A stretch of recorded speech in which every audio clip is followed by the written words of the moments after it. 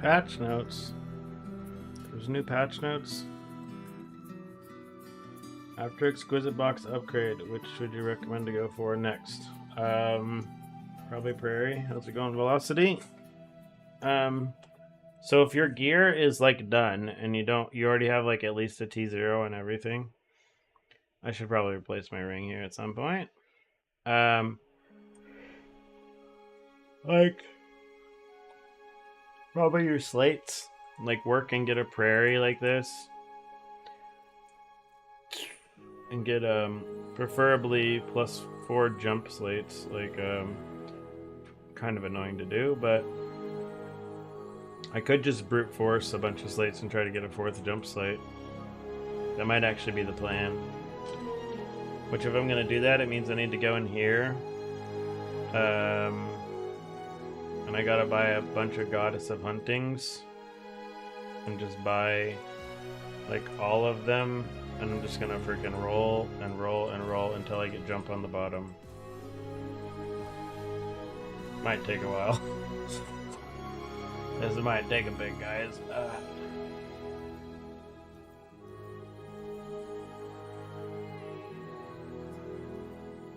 I don't know if I have it in me to be rolling these like a million times. I got it, but it's in the wrong spot.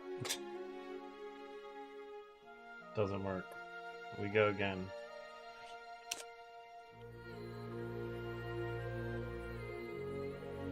Do you recommend Black Seal or Cube? Black Seal for sure.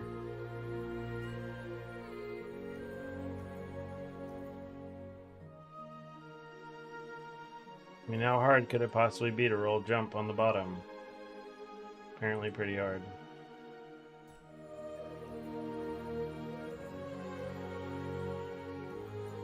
Okay, this one has a chance now since I already got legendary on the bottom now.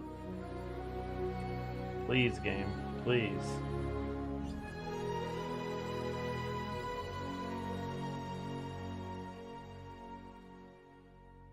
One-time dealer. No, denied.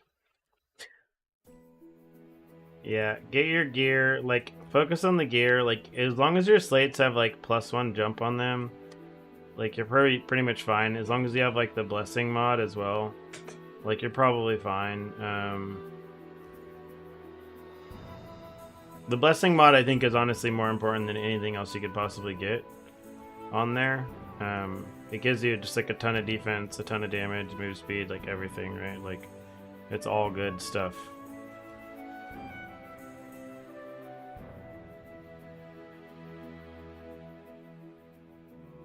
Dude, how am I gonna roll quad legendary on the bottom here and miss them all? Maybe this won't be as hard as I think. Like, it seems like these are actually trying to roll a decent amount. They're trying to hit the mod. I mean, I feel like I'm gonna end up with a very junky slate when this does end up finally hitting because of the fact that I'm like speedrun clicking everything else. Your current slate is focused on order and lightning damage. I don't know. I know there's some people that run that whole setup, so I don't think it's bad. I think it's kind of fine, to be honest, to do that. So you might be okay running that strat. I think you just have to go kind of like all in on it though. But I don't think it's necessarily wrong to do that. I would ensure you get a blessing slate still at a minimum.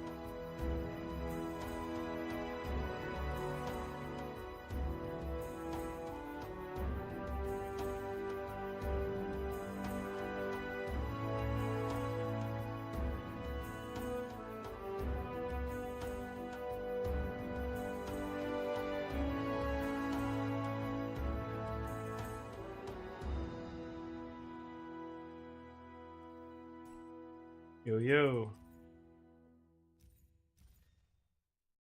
We're gonna speedrun to try to get a slate with +1 jump on the bottom. That's what we need. We keep needing this legendaries at the bottom, but we keep missing.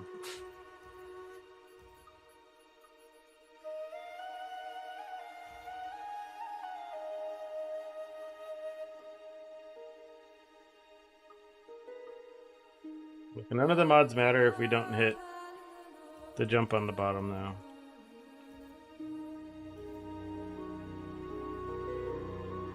Well, this is actually good. Now, please jump on this, and I'll be very happy.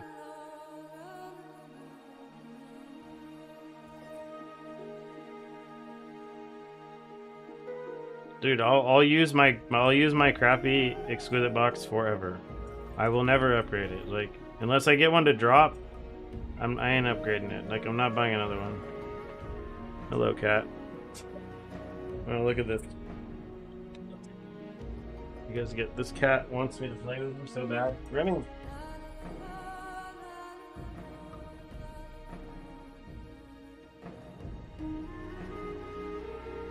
You gonna be lazy now? Too lazy. Here. Come here, Remy.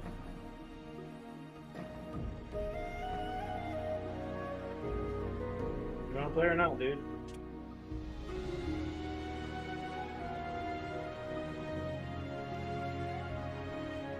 Nope. He wants to be lazy. Saw a box up for 3.1k.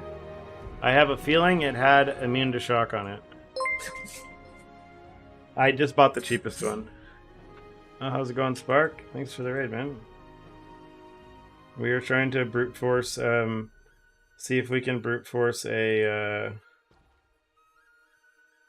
bottom jump slate with all my stupid divine things. That's 13k FE. What did you end up hitting? Is that is that like Grudge with the lightning mod? NCDR or something? All three of them? Nice. Good job. Congrats, bro. That is nice. Have you been pushing the depth in there? Like, are you like pushing the ladder? Nice. This is where I've pushed to because this is this is how I do Eterna. I sit at 6 rooms forever and I just farm Eterna tier 40 and I just do this shit for candles and that's it. And I never go past 6 rooms, like almost ever. I'm a candle enjoyer.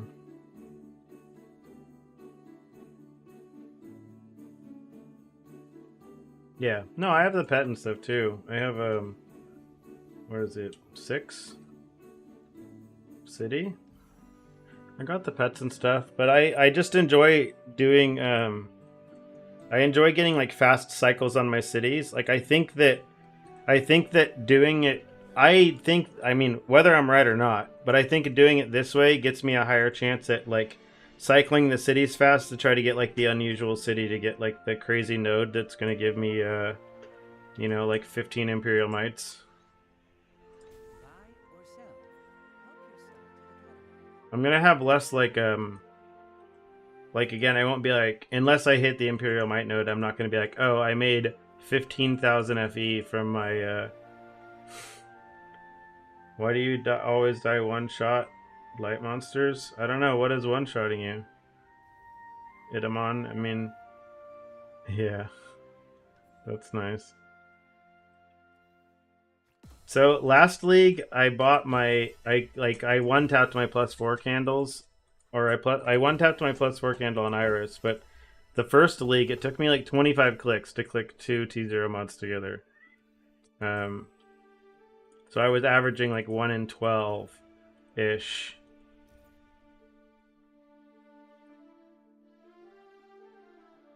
Okay, max damage. So the first slate that I got when I was trying to do this hit jump, but it hit it on the top instead of the bottom. On Erica, you have 500 billion. You spend 35,000. What do you mean? Just go get Imperial Box. You won't get one shot, dude. Easy. The only thing that really kills me the most right now is that cannon thing. Whatever that cannon attack is.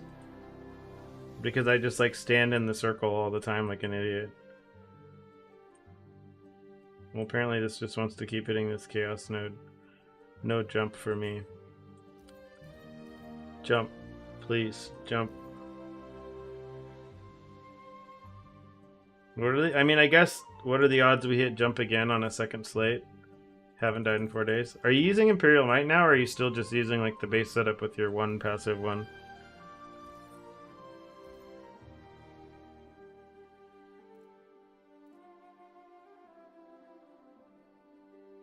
Oh, nice. Yeah, that's going to be my next purchase. I probably should have bought Imperial Might before Prairie, to be honest. But I should be getting Imperial Might today. Oh, I messed this up. Once these are there, they can't go legendary anymore.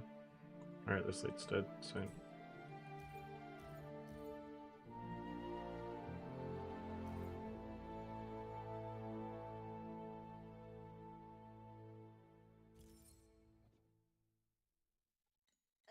Another emulating flame. Nice, dude. You are popping off. Are you still doing... Are you back to doing your deck, KVZR, or are you doing like my near space stupid stuff that I was doing?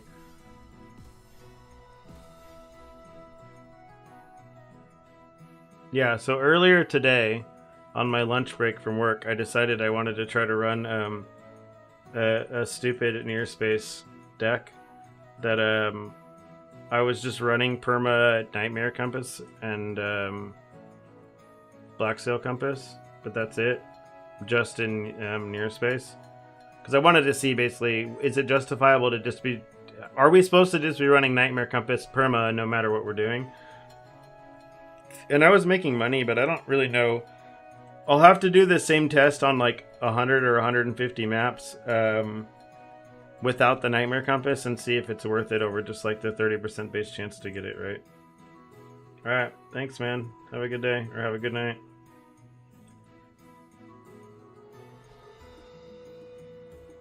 Alright, we'll have a... Oh, this is going to be our last set of slates that we can try to vaporize into this.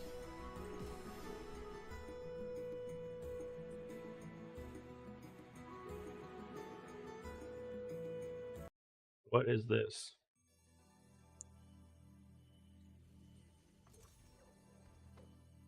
Look at all these dead slates. None of them rolled jump where I need it to be. Giant graveyard. Okay, this slate has a chance. 2 more attempts, guys. Nope, I missed. Please, game, please.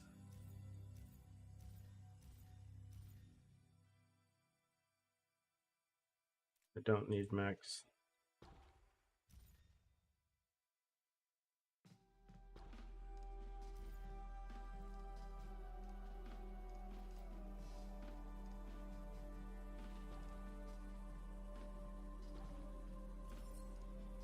Denied. No getting my hopes up, it's not allowed.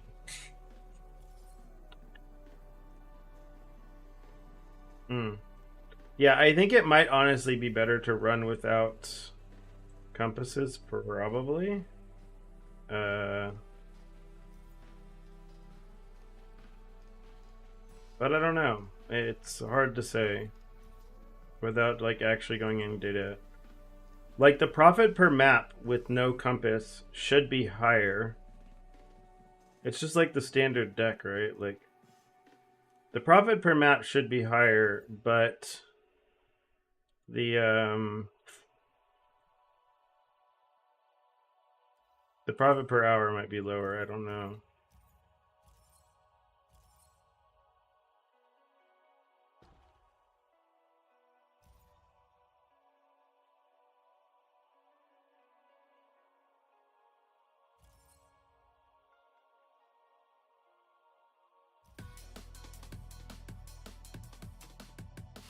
Yeah, sure, dead inside. Go for it.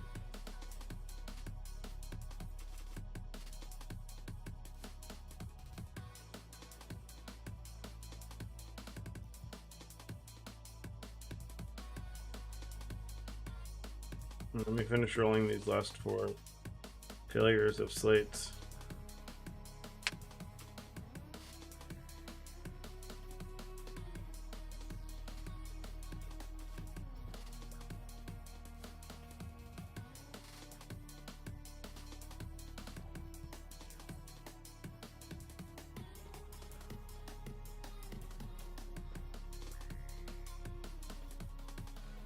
Dead slate number, whatever that is.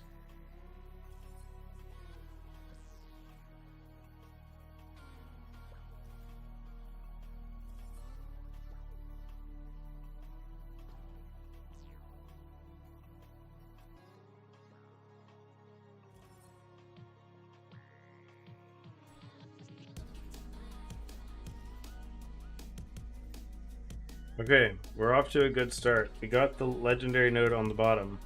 Now we need it to turn into the right legendary node.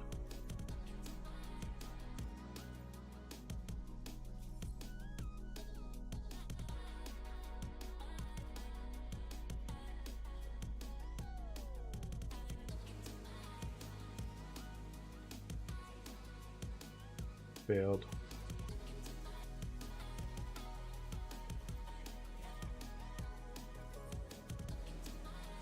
Oh, I already fucked this slate up. Slate's dead. Okay. Recycle all the junk. It's all dead.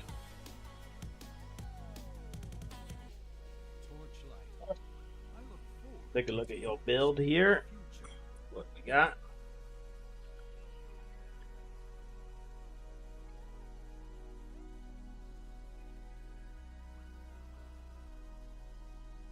You don't have CDR in your boots? You need more CDR, dude. T0 CDR on everything and get rid of this chest, dude. Why do you still have this thing on? Didn't you have this on last time? Like, literally any chest would be better than this right now. Like, any item in the game.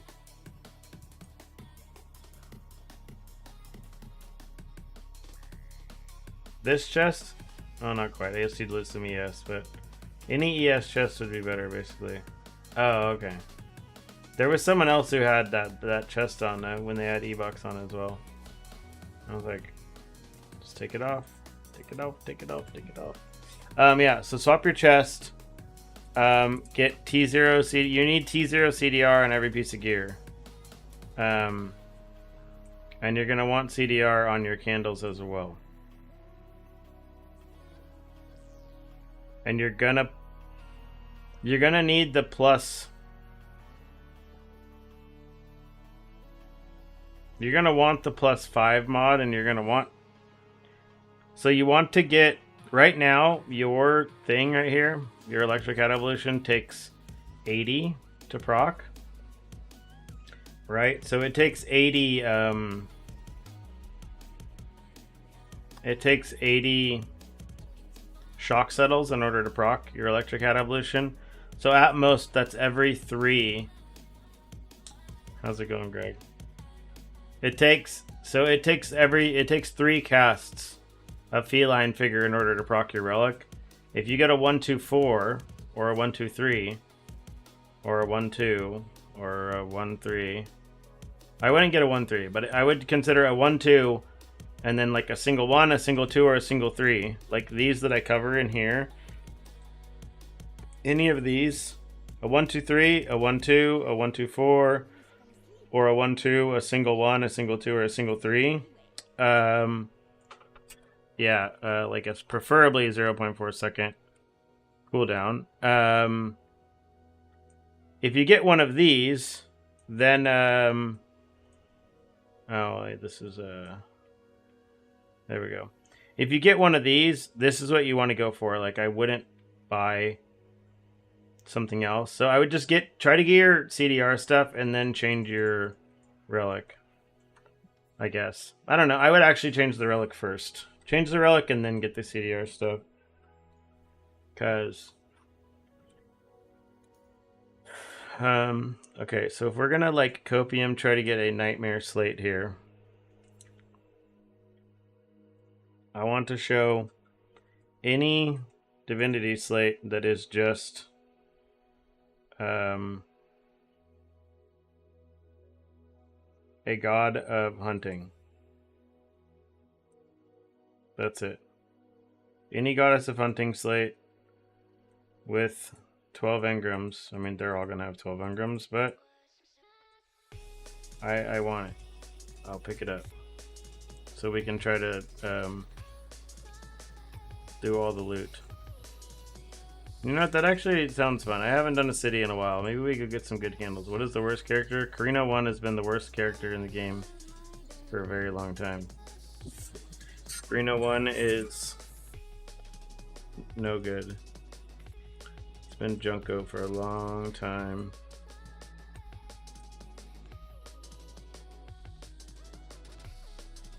What of these do I want again? Deacons? I don't know what the deacons do.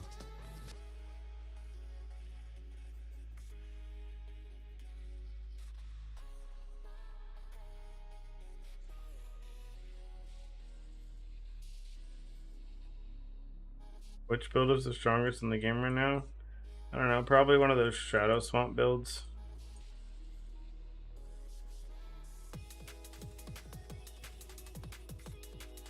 Probably Eel Shadow Swamp. Shadow Swamp Theo or one of those? I don't know. I don't know. We can see what's most popular on Bilibili right now. What pops up the most on Bilibili? I mean, there's gonna be a lot of Ericas, but there's gonna be like the craziest ones are gonna be some Shadow Swamp stuff. SS4 Jigglypuff. Huh? How does this build handle high fizz? I don't know. You get Imperial Might.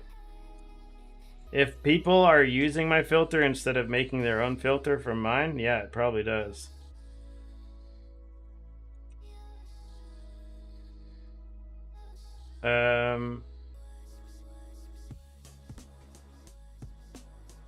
This was a bit of a deviation with them in the mechanic. They don't really have any issues with the mechanic, I don't think. They said they're going to adjust it for next season to where like the mediums drop earlier and stuff. And it's like scaled a little bit differently because but right now what the heck is this? Gemma 3? Gemma 2. Oh, this is Gemma 3. Oh, this is like the similar build to what Shady Broker's running or whatever, right? Bonkin build. It's bonkin time. It's just showing us money, man. What about the build? Oh, Lee covers the build probably here at the beginning, huh? Maybe. He's a fire machine. Have I commented on the season mechanic? It's okay. It's fun. It is a bit hard, and the rewards could probably be band for band. Huh? The reward should probably be tuned up.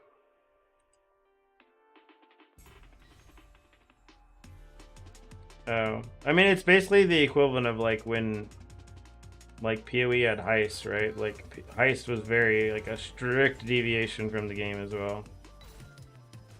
Yeah, give me a second, Link. Let me finish this city node here.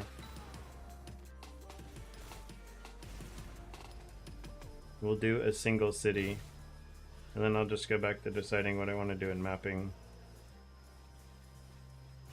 He was talking about gambling candles, and now I feel like being a gambling man. Because I have like 7 or 8 stashes full of candles that I should probably smash together at some point.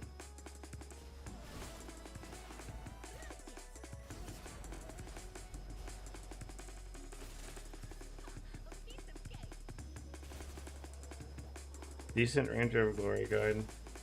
I think the only Ranger of Glory that works is whatever Blazing Bullet or something is the only good one. I think every other Carino build is not good.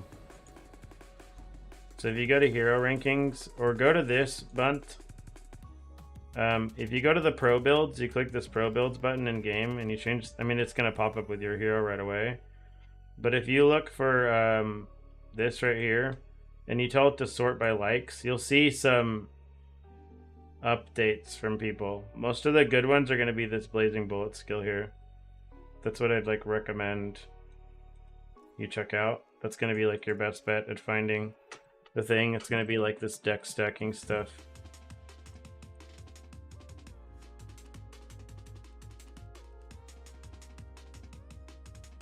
And it looks like they have a entry for doing this with Karina with some sketchy gear or whatever.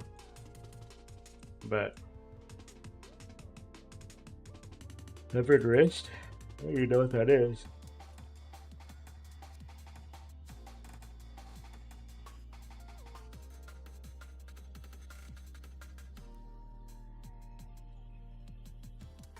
Hmm.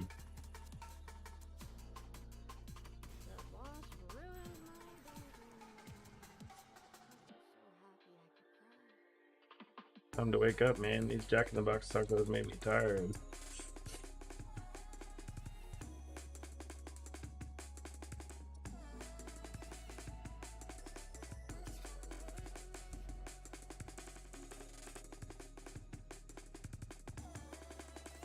It's like not sleeping probably also made me tired.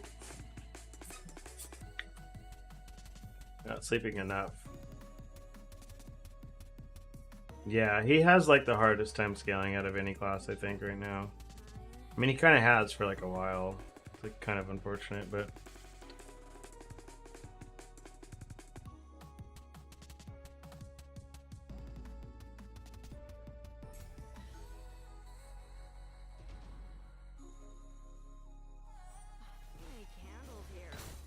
yeah, everything should be really cheap on him at least. That's the bright side.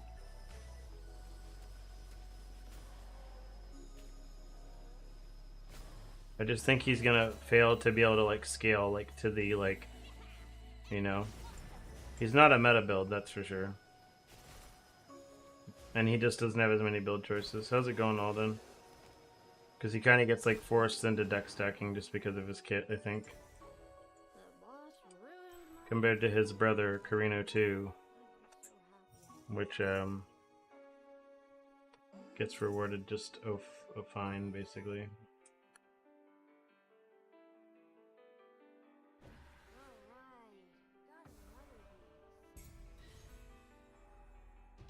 How is it going?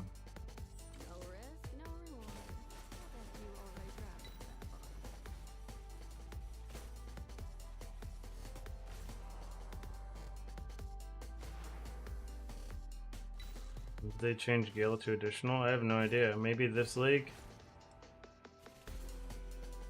Boss farming. Any luck with drops on your boss farming today? Are you doing actual boss farming or boss rushing?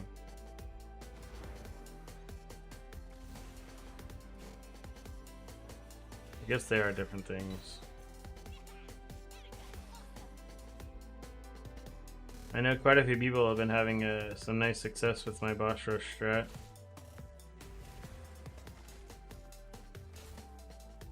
Nice.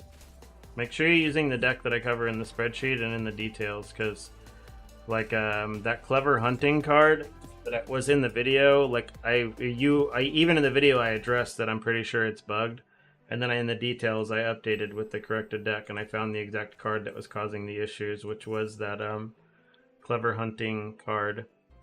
There was a person who commented and basically fixed it, so I credited them for their brilliancy.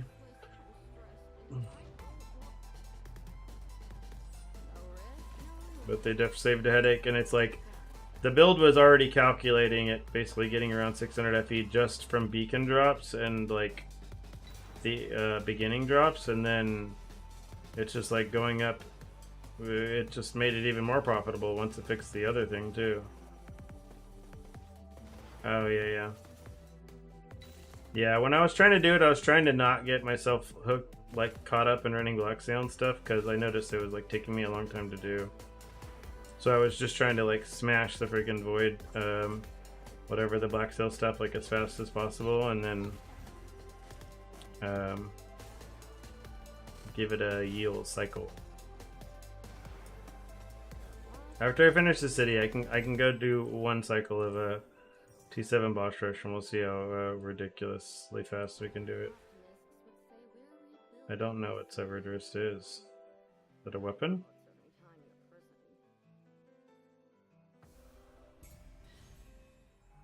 Alternative, yeah, just run anything. Like, those cards don't matter, Alden. You can run whatever you want there. Like, honestly, the Dark Surge cards with the Dark Surge boss chance are probably good, because you only need one tier of the Dark Surge stuff. Come here, Remy.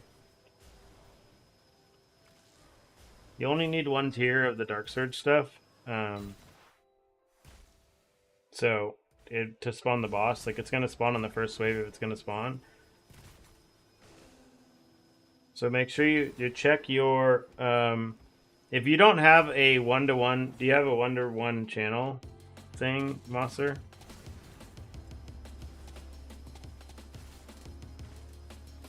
I would probably just buy 2 of them, Bunts. So if you have a 1-to-2, you just have to buy a 2-second one, basically. Just buy a 2-second one, or like a 1.9 second one at worst, and then go with that.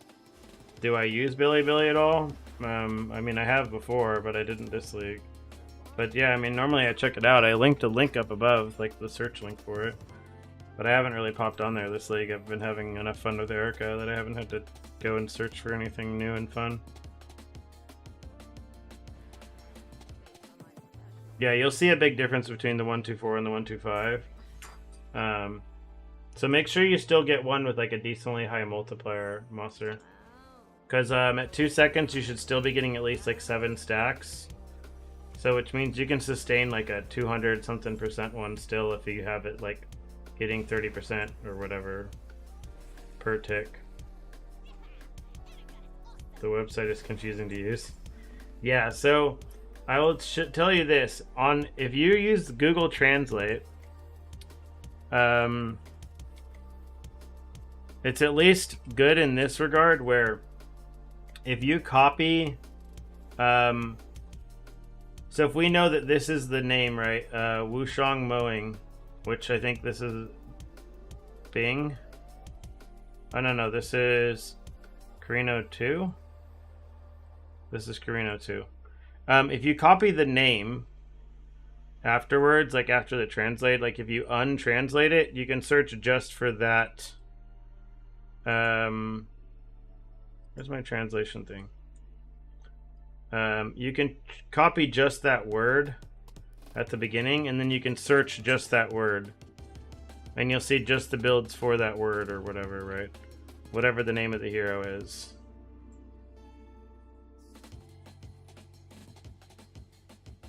So if you're trying to search for a specific hero, you can do that. So like you just got to figure out the name of the hero, like, because it translates weird.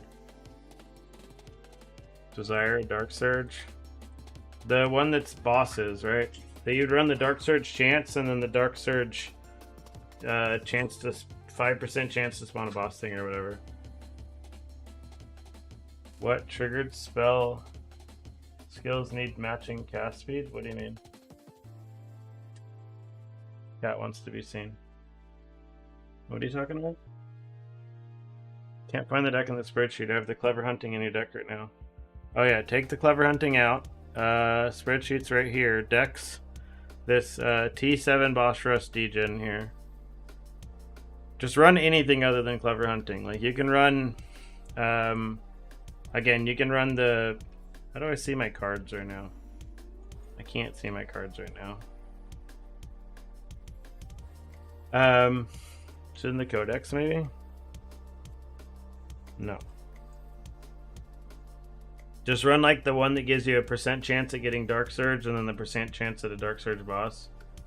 Yeah, you'll have to link it on Twitch though.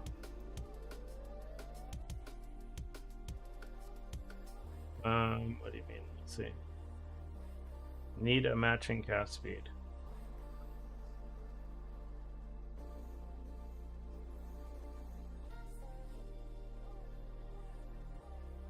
Like for Chain Lightning, just without Erica 2 works because of the you just want like a single big hit in order to get like the giant shock that Feline Figure is gonna copy all the time. So that's the only reason why you. No, you still run Goddess of Hunting. You just take off Clever Hunting. That's it. You only take off Clever Hunting. The single card Clever Hunting is the one that's breaking things. You still run these 3. You just don't run Clever Hunting. Clever Hunting's the one that's breaking the beacon drops for hunting. Someone else was saying that you can do the God of Might thing and basically just instantly do like one wave of it and then like walk out to fail it and still get your 40% chance at a beacon that way as well.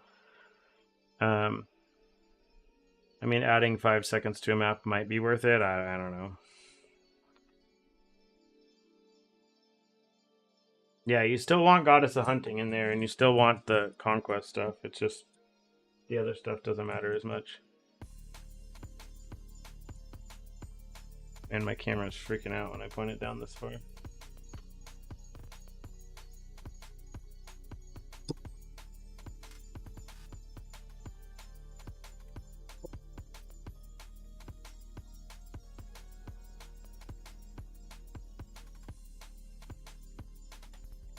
Linked it on Discord.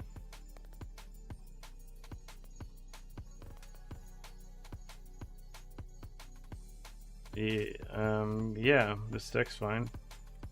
Yeah, Conquest and Magnanimous, yeah. Desire, Dark Surge, and Magnanimous. Yeah, Longing's fine, or whatever you want to run for the last card. Realistically, the only cards that really matter are the three Compass cards here. These Compass cards, your chance at getting God of Might, and your chance at getting God of Hunting. The rest of that, you can run whatever you want. If you want to run chance at Dark Surge, chance at God of Might, like extra Flame Sand or something, whatever you want to run, it's like fine. Like the core, like 8 cards or whatever, is going to be the majority of the value. I think I guess my Eterna pet didn't work properly because he didn't give me any things. This happened before, one of the last times I did this. Where he it didn't proc any. I didn't see this chest icon, so it wasn't working properly. Unfortunately. Oh well. I don't know why it does that, but it does.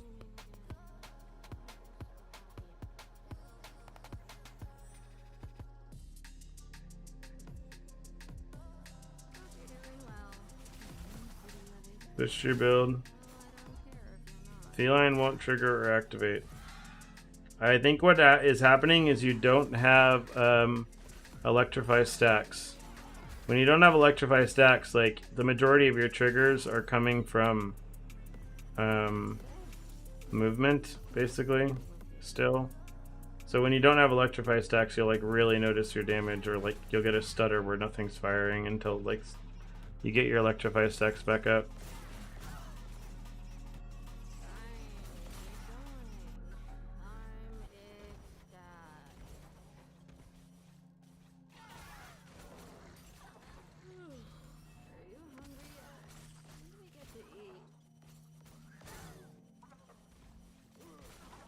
If I had to guess, that's what's going on.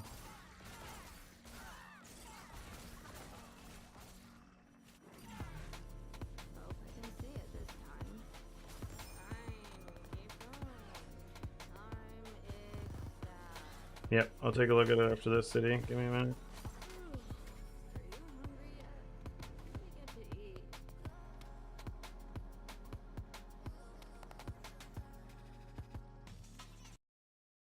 Deflection stacks? Yeah, it does.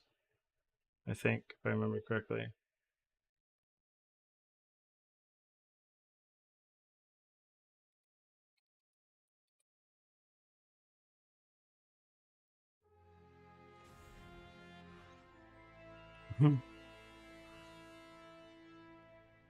Yep. Yeah, if you use it with that card that makes it to where you don't lose deflection stacks or whatever, it's nice.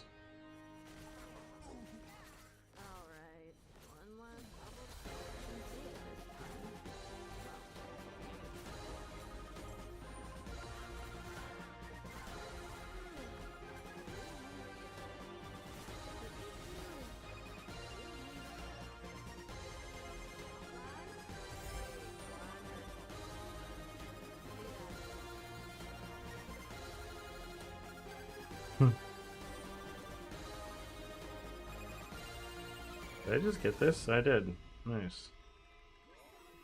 Another +1 jump. Another +1 jump.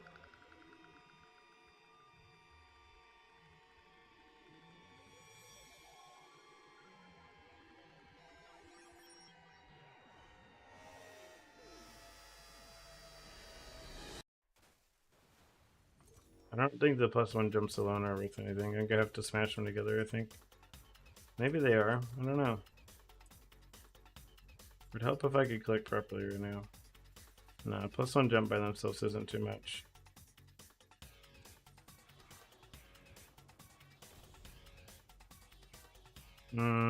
Couple hours, kids SD, probably.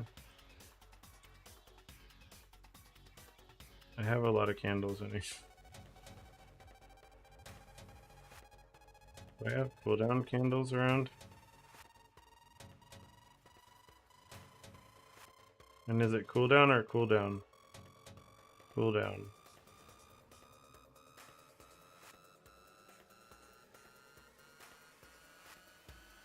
With a capital C.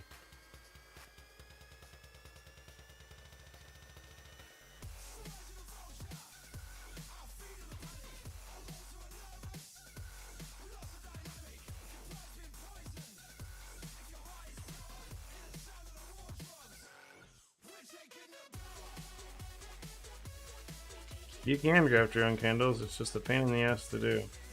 Probably easier to buy them, which is why most people do.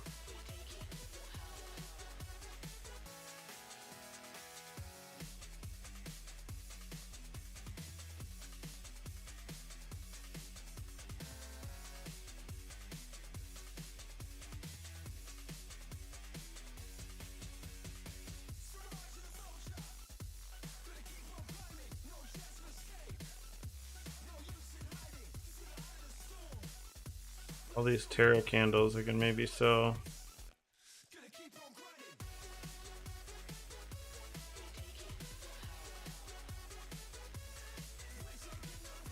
So many tarot candles.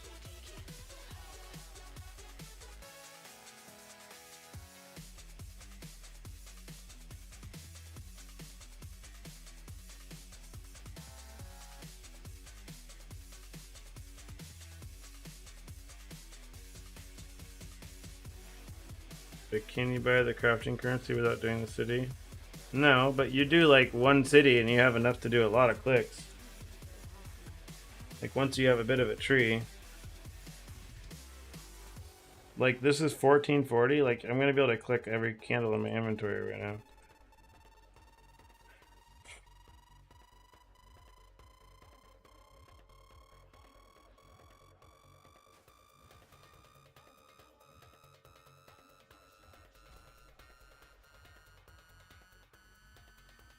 Where'd that cooldown recovery candle go?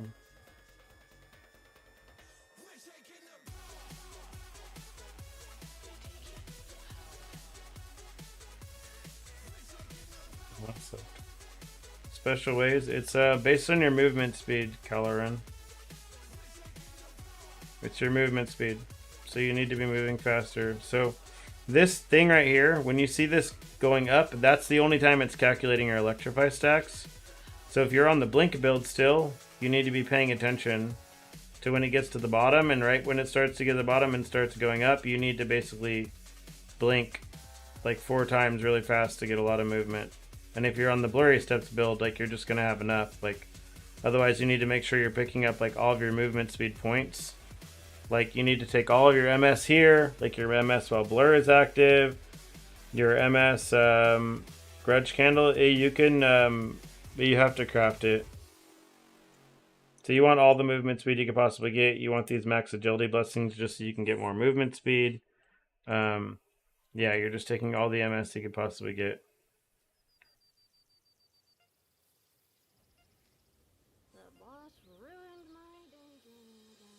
Where's my little baby cooldowns now?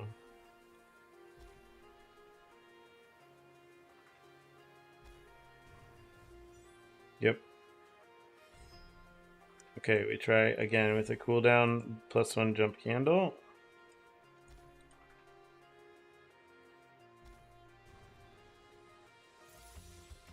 Do I have a fervor boot mod? Nope. I don't have fervor at all.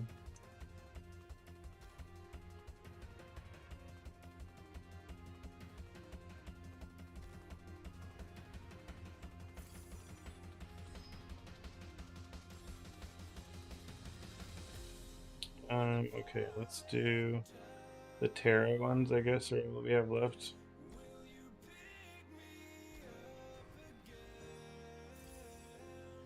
Next Terra Quant. That should be nice.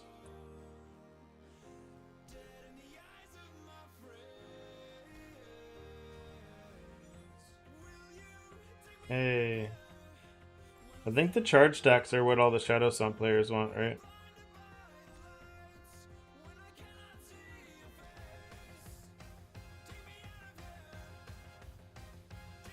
Clever Hunting being bugged. Take out the card. It's breaking. It's making you get less beacons. Take the card out of your deck. It's no good. Where do you settle it? What do you mean? Select it? Or make changes to it?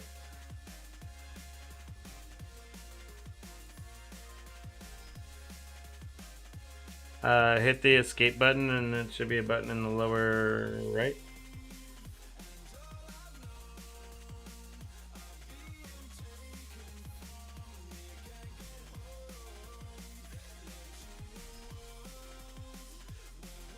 Yep, Clever Hunting is bugged. Take it out. I guess it's not bugged. I guess it's working by design, but it's still not good for the deck.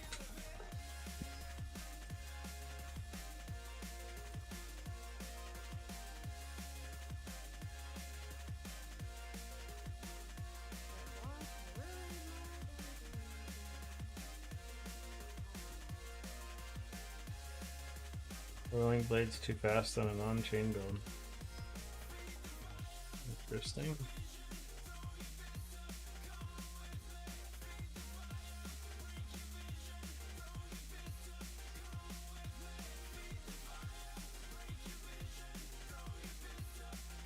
But I can click it. Filter. This. You want to make changes to it? You click edit and then you have to like click on a specific thing that you want to edit. And then like you would adjust it in here. The filter video I did like a season ago kind of covers this still, but I'll do an updated one because they kind of changed the filter conditions a bit. Like from how they used to work. They changed it, so it's a little different now. Not too much, but it's changed at least a little bit. Alright, let's sell all these candles and then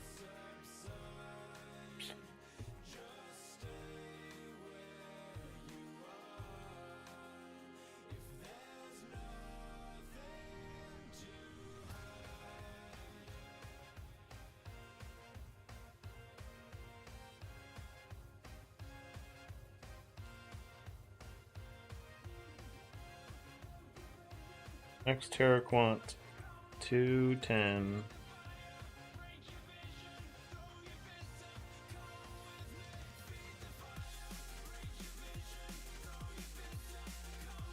Give me a good overall filter. My filter is pretty much overall filter.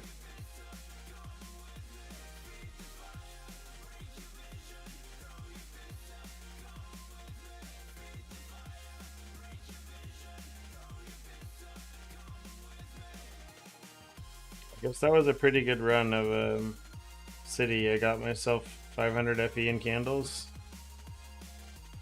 Take it.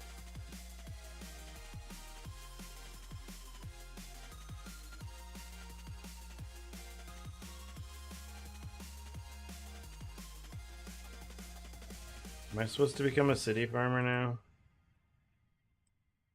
Wait, this one's junk. I can get rid of all these ones that are T2. So one thing to do keep in mind is that any of these nodes, like even if they're bad, these like additional regain interval things or whatever, these have a chance to turn into these can turn into a grudge candle. Like anything can turn into a grudge candle.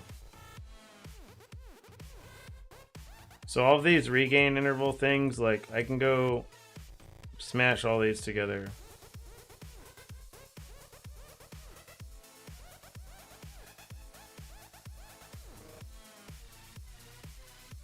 Let's go regain interval smashing real fast. These have no other good use.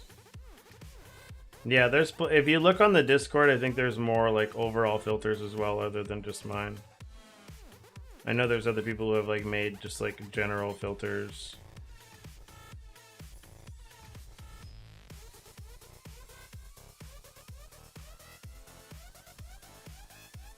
Not this Discord, the Torchlight Discord. I think it's just Torchlight Infinite or something. Entry buffer.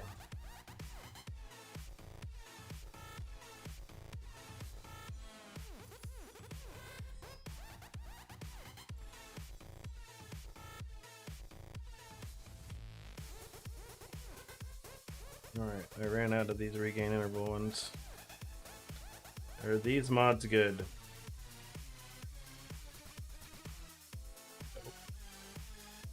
What about injury buffer? Nope. Okay.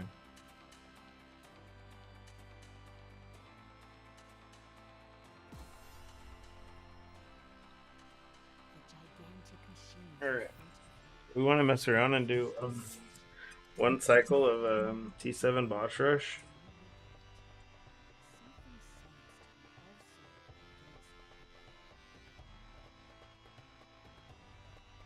Oh no, I did that with compasses on. Oh god.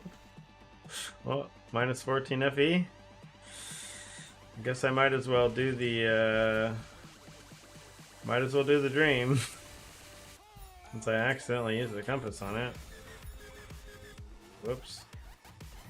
That is the one thing I still have not gotten used to, is the fact that compasses will continue to autofill, like even between tiers and everything.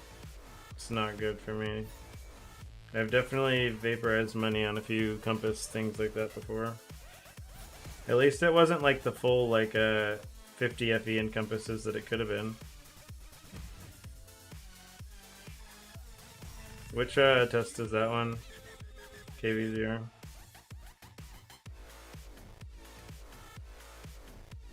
Nice.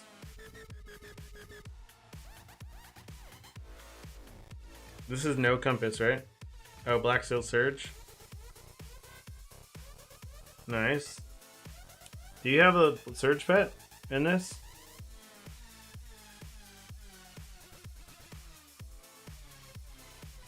Nice. Did you even get a... Oh, you did. Did you get a... Were these your nightmares? Or did you even get a nightmare? Oh, you didn't even get a nightmare, did you?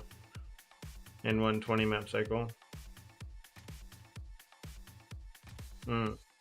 Oh, both these? Oh, these were actual nightmares that you got? Oh, right here. Invading Dream Boss? Yeah, so when you get the Invading Dream Boss, if you're actually paying attention to it, you should swap your things to... when you get your Invading Dream Boss, you should hit the hotkey to change your things to your Nightmare deck if you have one. Like, I have one. I know most people probably don't. But, like, I know mine is hotkey 4. It changes to my Baubles build. You'll get more loot from the Nightmare monsters or whatever, I believe.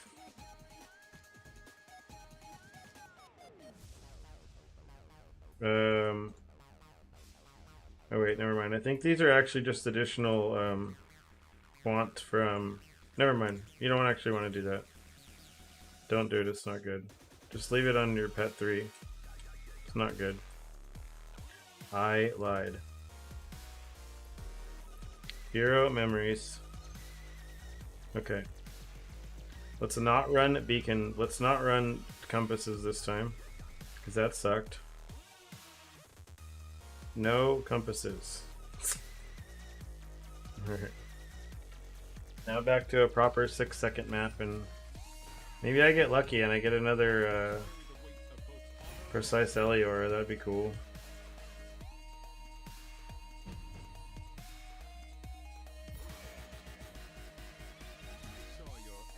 We'll just count how many beacons I get in like a cycle, right?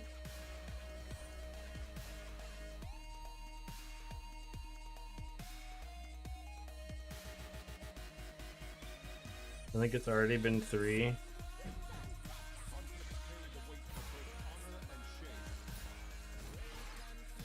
I mean, it does help him getting like hunting and might, or hunting and war every single time. 4. The ground is clean. Oh. Yeah. For some, that ground is too clean, just heads up.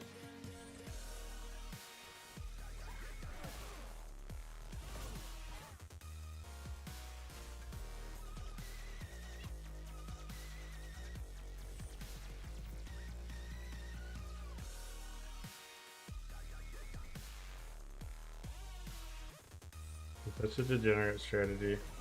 What build is this? This is Erica 2 Chain Lightning. If you type in exclamation point YT, it'll link to my YouTube. I have like a few videos on it there. Oh yeah, no, edicts are worth a ton. Like Dark Surge is definitely like very solid. Like Dark Surge is solid enough to the point where it's tempting to go and dig for like the Dark Surge boss or the Dark Surge pet, because it's in there. Like you could go get the Dark Surge pet right now.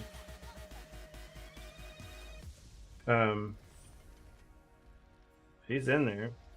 It's like I don't know, one of these back here somewhere. Yep, she's there. It's under this past memories. It's this one. Wait, where did it go? Pact Spirit. This is Dark Surge, right? Yeah. Which is kind of insane. Like, if you're running Dark Surge, she's kind of nutty, so... But look how many times you have to pity, though. You have to pity 4 times total to get her. So you have to draw minimum 240 or so. Yeah. There's a lot of pulls.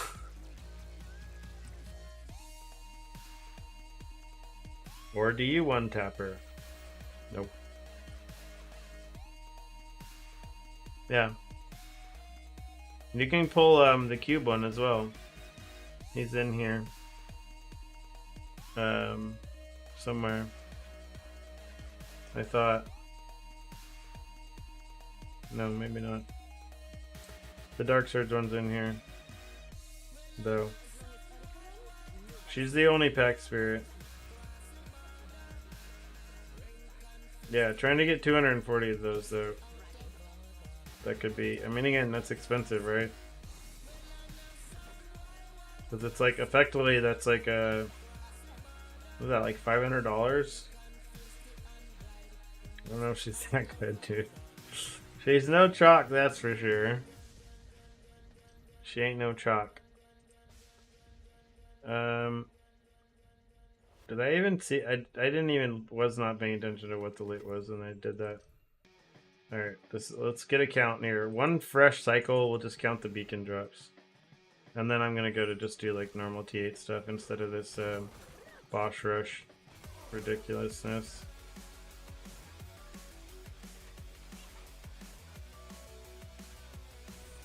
Well, she's like she's just strong because she gives you +2 rewards like when you first start the map. Like instantly, basically. Like a 60% chance at +2 rewards is like pretty high.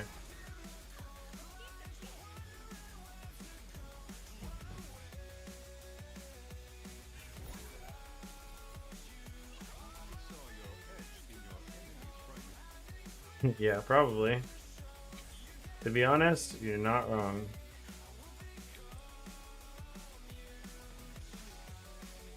I mean, you can tell based off of the design of the Dark Surge, like, banner versus the new banners. Like, the new banners basically never require you to pity more than twice now. Like, the old banners required you to pity 4 times, right? Like, the new ones, it's like, nah, you gotta pity twice at most. And it's guaranteed, right?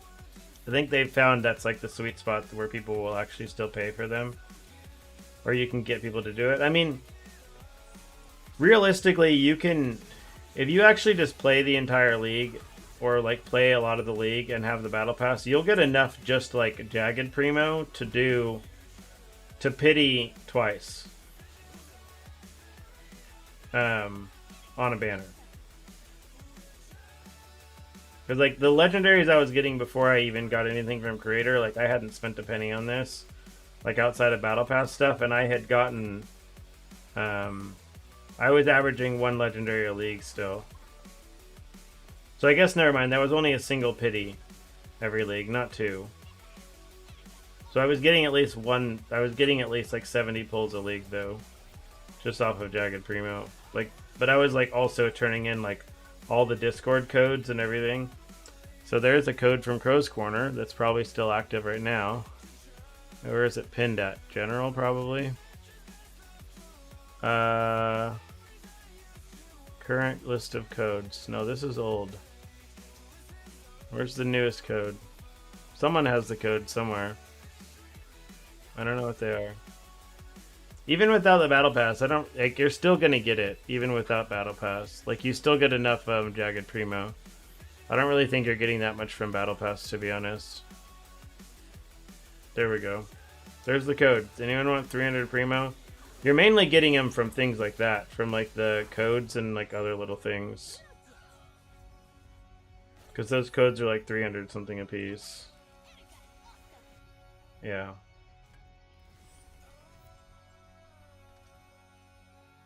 Codes OP indeed.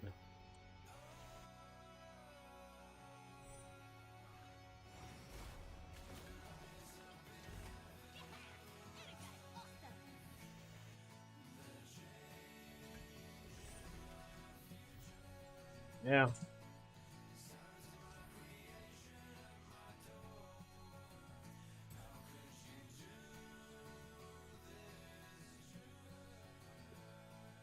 Wait, it's already dead? I guess it has been a week since that. It has been a week.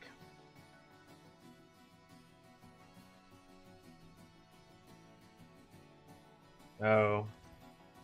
There was one of the last ones that they actually left it up for quite a while. I was kind of surprised. Oh yeah, so this is the Dark Surge deck I was running earlier. Wait, what? No, this isn't. 8-3. Oh yeah, this was my stupid compass strat earlier. So, okay. Let's remove these.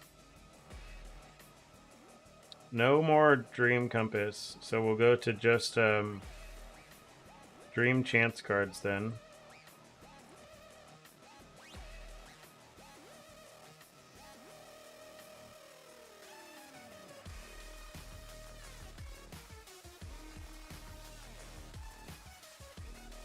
And we're still gonna run Black Surge Compass. We're still gonna run Dark Surge Compass, which means we get to run Magnanimous and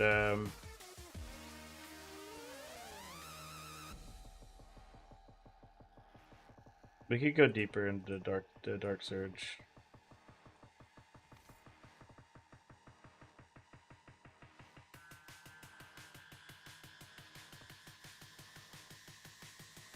Precise Nimbleness. Precise Sadness. Precisely sad.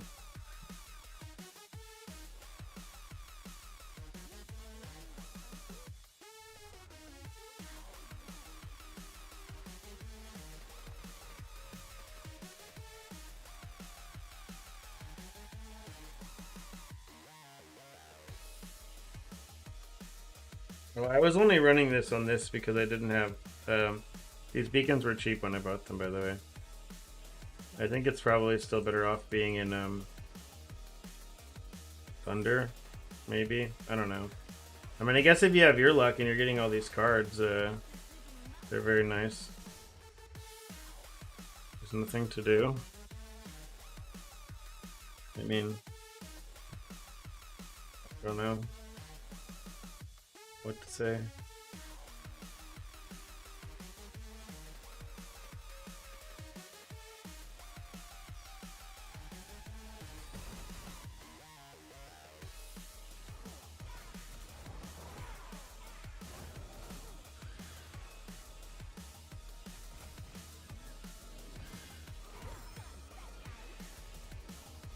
It's a good thing you have Diablo 4 in like 3 or 4 days, right?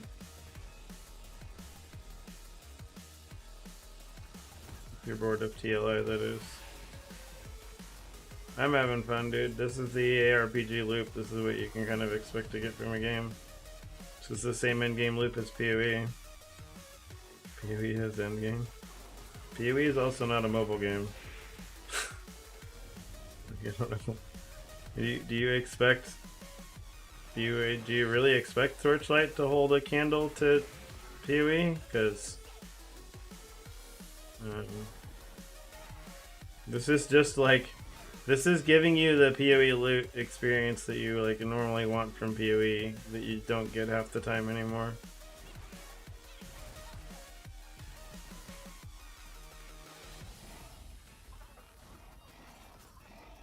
I mean, if you want bossing, go play PoE.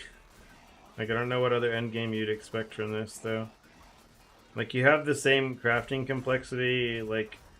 I guess not the same, but similar crafting complexity and, like, crafting aspirations. If you want to push your stuff that hard, you can do that with your gear. But if you want to just like zoom and blast, like you're gonna typically get better out of this than you are in most PoE leagues. Like this PoE league was like different, obviously, right? It was like kind of ridiculous with how much you could like blast, but and the league before.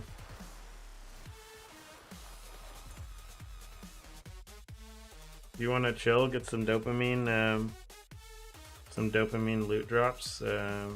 This gets that fix. This hits that spot.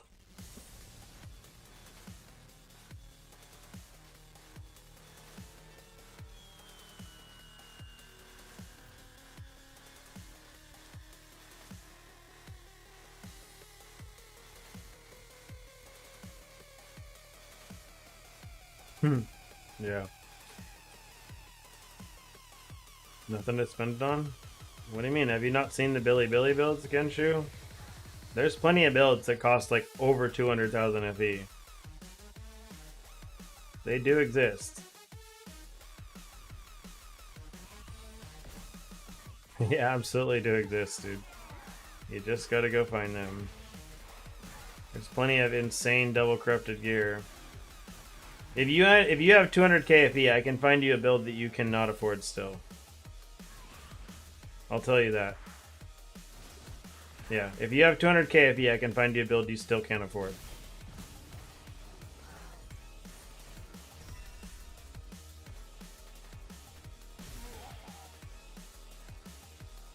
The most well-rounded endgame build? I don't know. What do you mean well-rounded? Do you mean trying to do everything? I don't know. Erica 2, or not Erica 2. Iris has like it's pretty well-rounded, like defensively and offensively. I'm pretty sure that Shadow Swamp build, whatever it is, you gotta get lucky, man. That's all it is. Part of it is luck, part of it is playing the game a lot.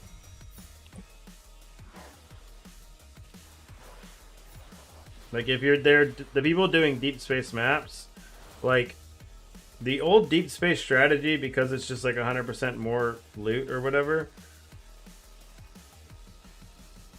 pretty much.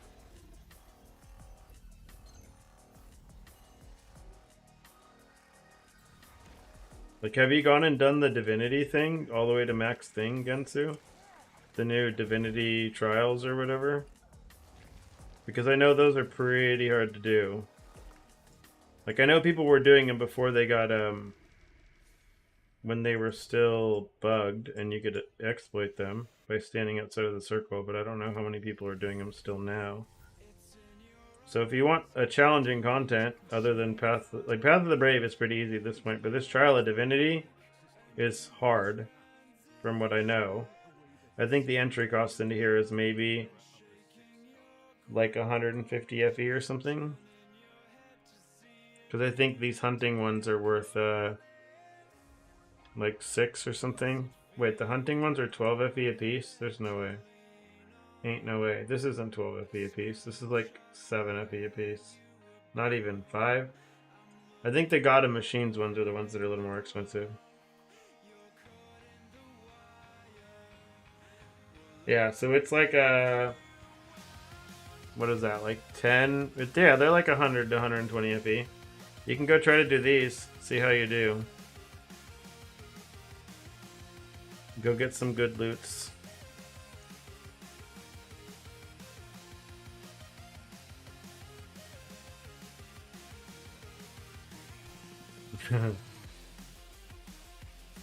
Well, there's like the few people that have builds that can like consistently farm all those, like without any issues, and those are the ones that are like probably doing the most out of those. Yeah, so right now all my money, the next thing I need to buy an Imperial Might. I'm just gonna buy a cheap one, I don't really care about too much. I'll probably want to change my slates once I get it equipped, but my goal is to try to get this or whatever I end up playing next. Like this or whatever I'm playing next will use Imperial Might anyways. How much was an un-ID'd Imperial Might anyways? Like 10k or what?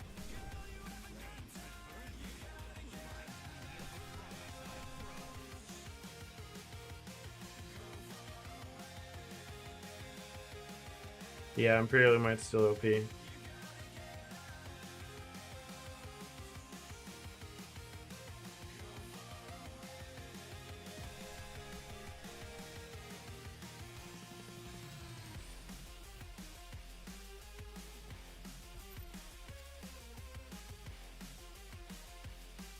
$8.6k.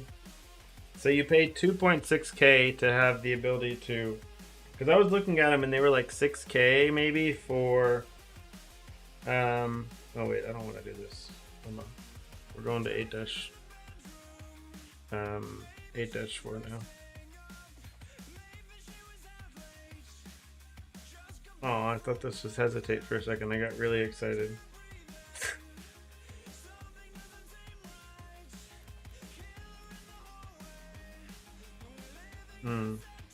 Nice. Yeah, I'll probably buy an un-ID'd one then if I can. Or just a non-corrupted, either way. We'll check the un-ID'd versus non-corrupted prices. I should be able to get enough to get one tonight. We'll see. It depends on drops and stuff. And what stupid shenanigans I want to do.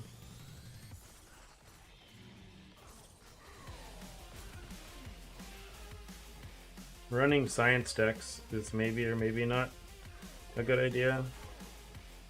Doing compass or what's it called? Farming is probably a good idea, to be honest. Going into city would probably be good.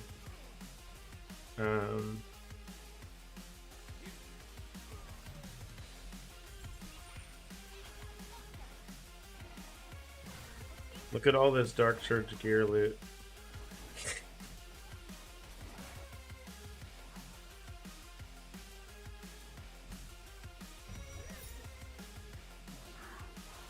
Yeah, it's kind of crazy. Dark Surge is one of those things, like, when Dark Surge misses, like, you get basically nothing, but when Dark Surge hits, oh my gosh, does it feel good. You get an absolute loot implosion. When Dark Surge hits, it really hits.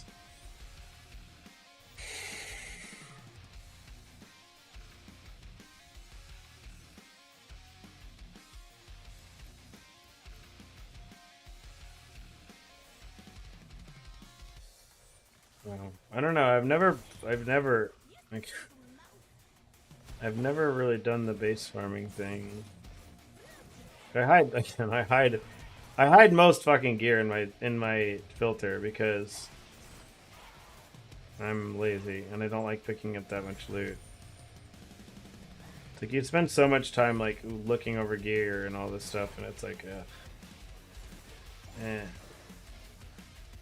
no maps. Yeah, that's so the way that the rainbow nether baubles work, you either get like a shit ton of beacons out of them or you get none. They're very kind of weird like that. I've had the same thing. I thought they were, yeah. At this point in the league, like, you're good luck trying to sell gear, but or like base just basically, but even at the very beginning of the league, like you can try to stealth stuff. It's still just pretty hard to do. For most stuff, you get like baited by a lot of things. You're like, oh, this is 10C, like it's gonna sell, and it's like it's not actually gonna sell. I mean, that's why I typically the only like gear that I honestly look for in my build right now is like sellable gear, is like specifically for like Gemma 2. Uh, or like things that I know are used on a lot of characters, right? It's like, oh, people are going to be looking for like aura effect and minus sealed mana on a helmet. You got a third one? Damn, dude, congrats. Or did I just get one?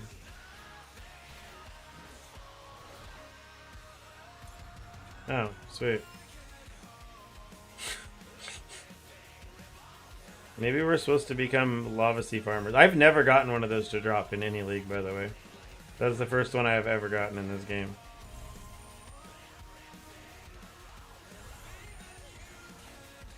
See, look, this is Dark Surge actually hitting. When Dark Surge hits, it's like...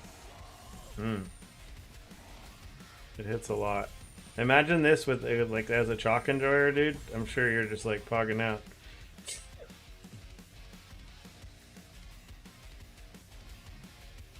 One day I get chalk. Again, once they send me the creator funds, I should have, like... I guess it's not even that much. I should have, let's see. What will it end up coming out to? I think I'll end up having 20,000. 20,000. 10,000-ish jagged primo. So it'll maybe be like $100 worth of primo that I can I only stream to farm creator funds? No. No, man, I stream because I would love to be able to quit my job. I would love to be able to stream all day instead. Don't we all, right? I mean, pretty sure almost everyone's goal in life would be like, yeah, if you can get paid to play video games, that's what you want to do. Like, let's be real.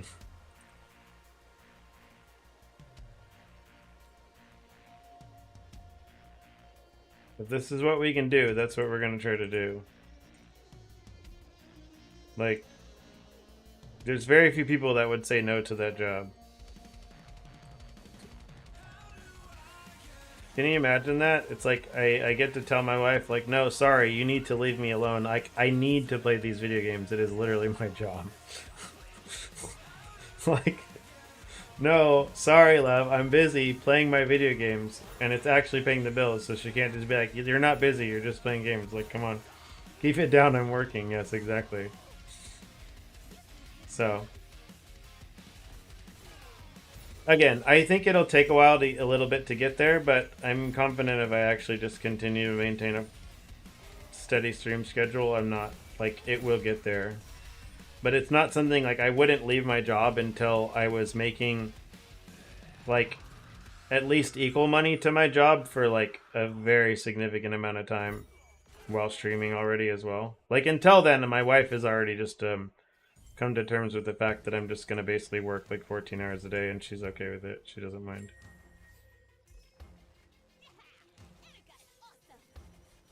Or as Quinn says in his stream all the time, that his wife is just hanging out with Tyrone. Or I guess what stream says his wife is doing at least. I don't know. My kid is 19, Gensu. So she is old enough to be doing her own thing. So that's the difference. Yeah, I have a kid, but she's an adult. Like,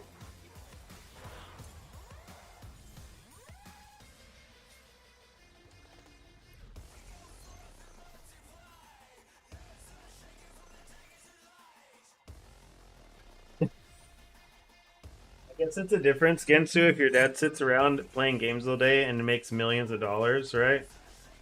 Or if your dad is sitting around and making, like, minimum wage, right? I am 36 PPW.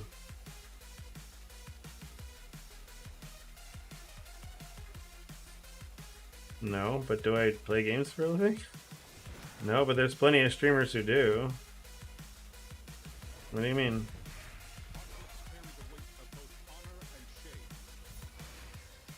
I mean, there's quite a few streamers on here that make more money than, like, every single person in this chat combined.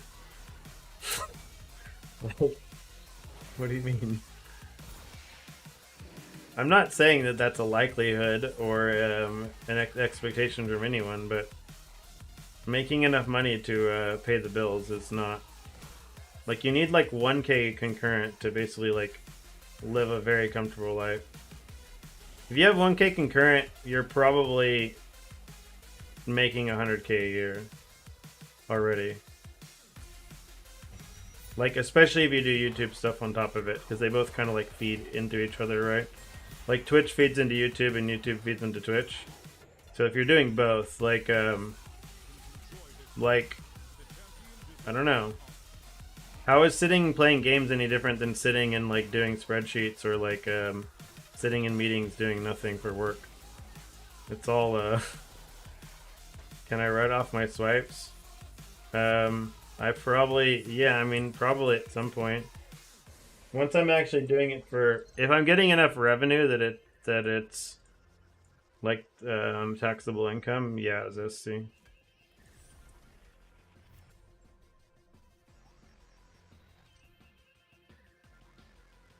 When we get to that point, then you'll see me turn into Asmongold, right? And be like, oh, it's fine. If we get to that point, then you'll see me do the biggest heel turn of all time. We'll go from never spending money in any video game ever to just to being an absolute degen in all the gacha games. Nah, I'm kidding. I wouldn't. I don't think I could let myself do that too far. Either way, no matter what, like.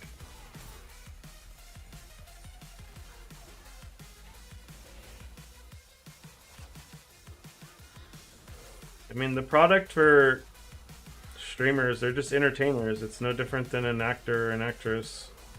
They're just an entertainer. Like, people need entertainment. Because life is grim. Life is freaking hard, man. Like, people need things to decompress and, like, things to, like, escape from the crushing realities sometimes. You know?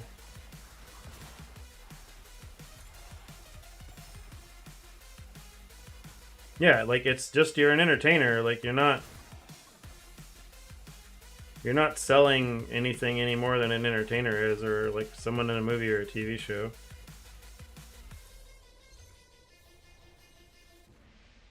I mean, with this, honestly, you're giving much more of yourself, which is, I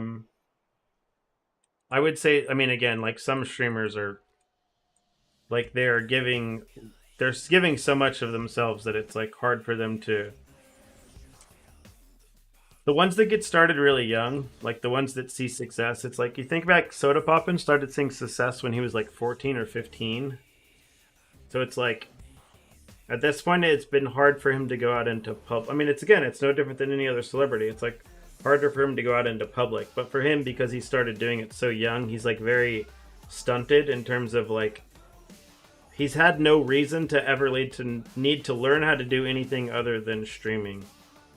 He doesn't need to know how to do laundry or do the dishes because he's been able to pay someone to do it.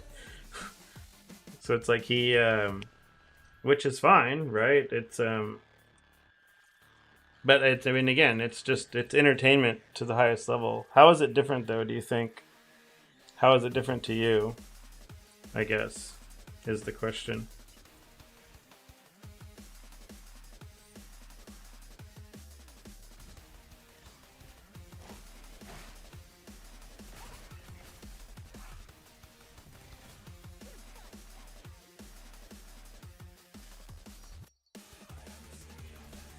I don't think it's really any different because it's no different than basically TV shows and movies aren't as much. I mean, some movies are basically made to be an ad, but a lot of TV shows are, I mean, every single TV show is literally made just to sell ads.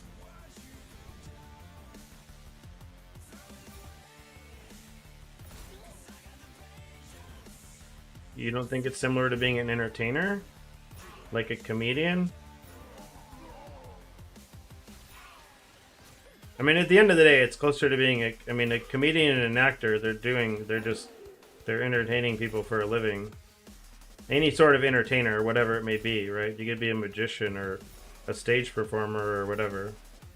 I guess in terms of like what is it adding to the greater good of society or to the world? Again, like there's a reason that entertainers have like existed for like all spans of time in society, though, is because like society kind of needs entertainers because they can't just be thinking about the crushing realities of life at all times. Like people need things to take their mind off of like real stuff. They can't just people just go crazy if they don't have anything to like unwind and relax to.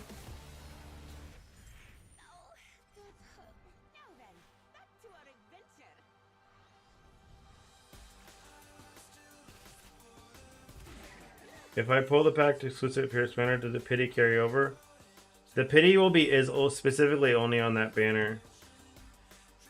Rad. It's per banner.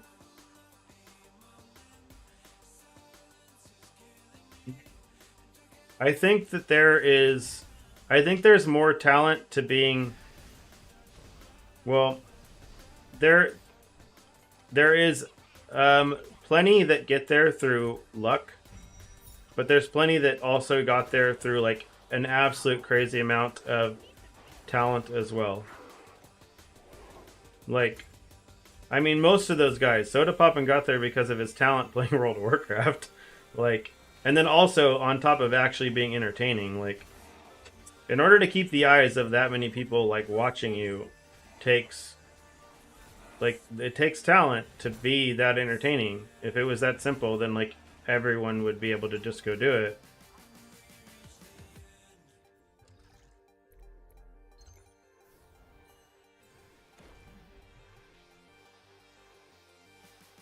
Again, there's a reason why it pays as well as it does, is because it takes, like, you have to have something. Whether your talent is being, you know, what the heck is all this?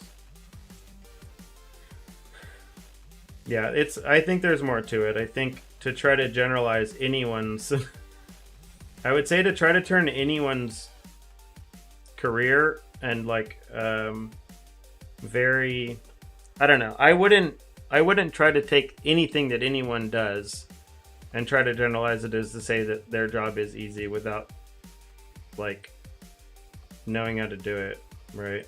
Or having done it myself.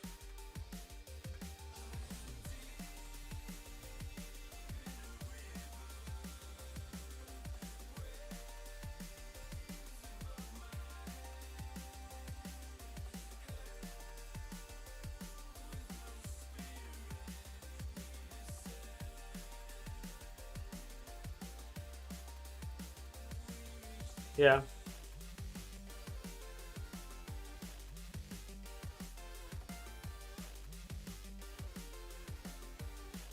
Yeah. There's definitely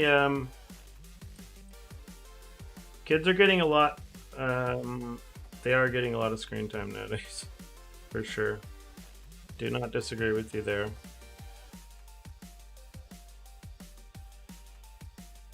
Oh, hold on. Someone else asked me to look over their build earlier too, right? Did I miss that before I started talking about some existential stuff in regards to people being entertainers?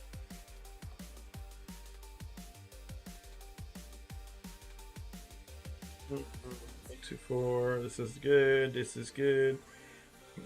Mhm.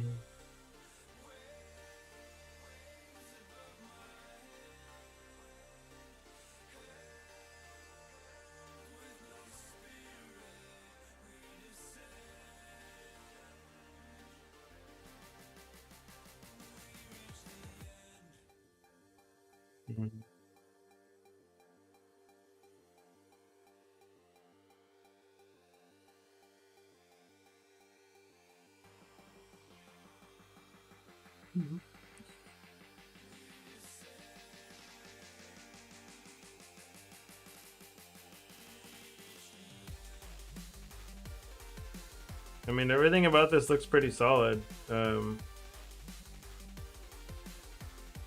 RGS. I think basically the only thing would basically be like upgrading your either. Oh, you already have Imperial Might as well. Yeah, like you basically just upgrade your slates. Go get Prairie now. That's it. And I think you're done, basically, right? I mean, your gear is looking solid. Is there anything you're not able to do right now? Like, are you dying or having issues anywhere? Because your gear is basically where I'm trying to get my gear by the end of today. I mean, I guess you could get some higher MS on your boots, but that's like, or like a better Malevolent gloves or something, but everything else is looking solid. I'm sure your activation medium and stuff is good because you have Imperial Might, right? Yeah. Deep Space one-shots you? So if Deep Space is one-shotting you, I would try swapping Electric Conversion off and putting on Steadfast, since you're using Imperial Might as well.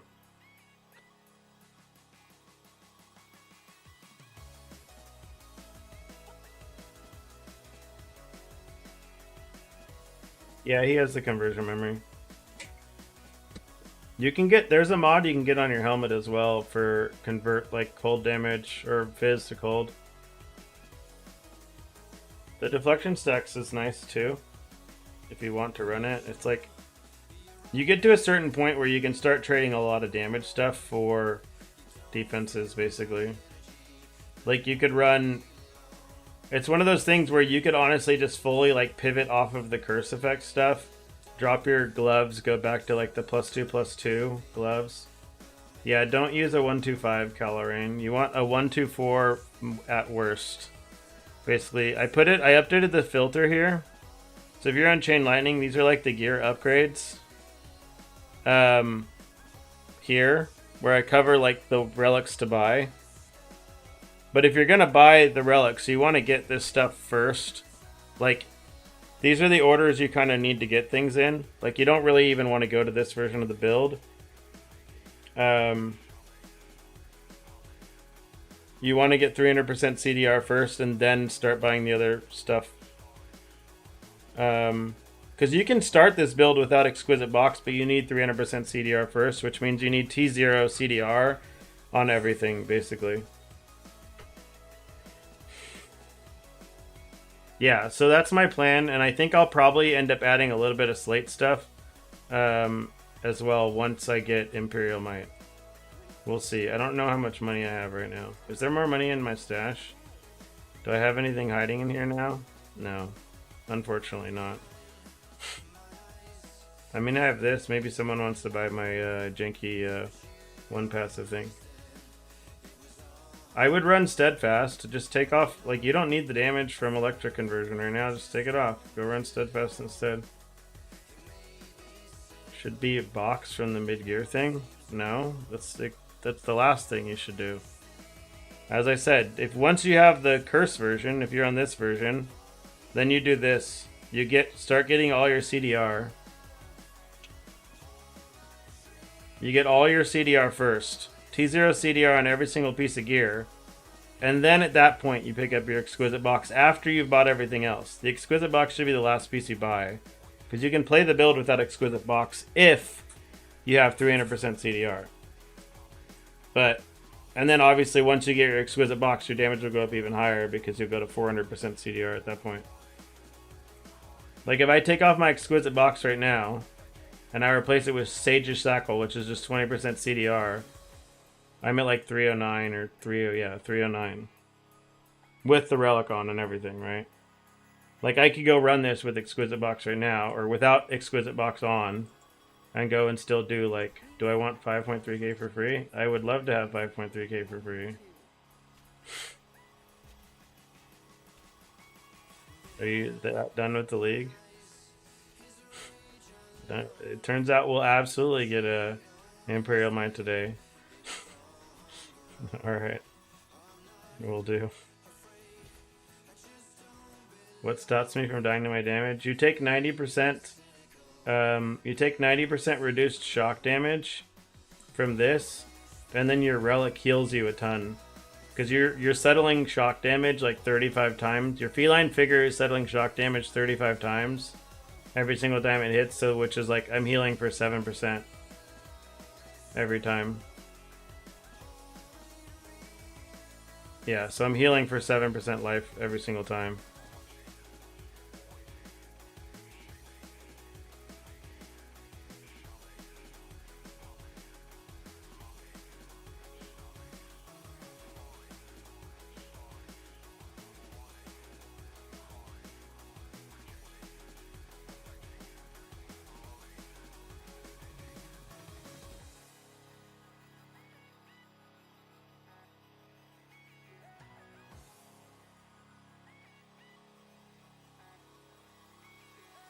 How do I make those gear sheets link? Yeah, it will get text. By doing this per build. So you go do this PPW. So you're going to go to this website here, Maxroll. You're going to have to sign in here in the corner if you're not signed in. And you click this button here that says import character.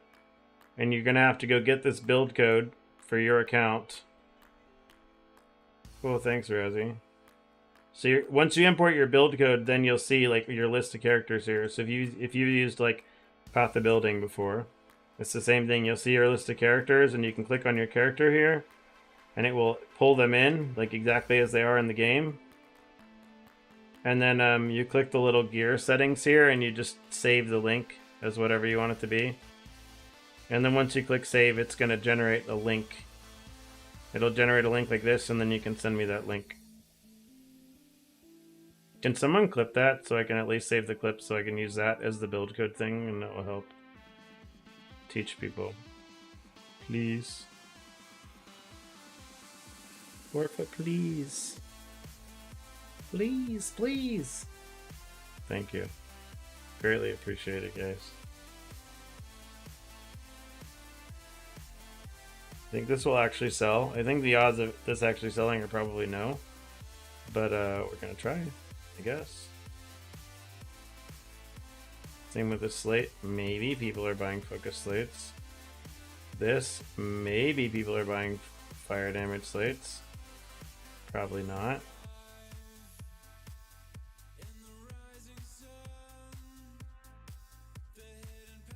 Oh yeah, I still have Sage of Shekel on. But as you saw, I was still hitting DPS cap. My damage was significantly lower. Oh, my damage was significantly lower because I forgot. I need to actually cast my, I don't have activation mediums on these last two. So I need to actually hit my buttons. But when I actually hit my buttons, like my damage is still kind of insane on this version of the build.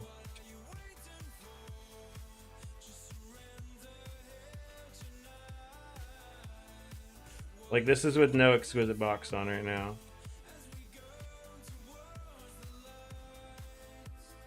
Let's see what this comes out to.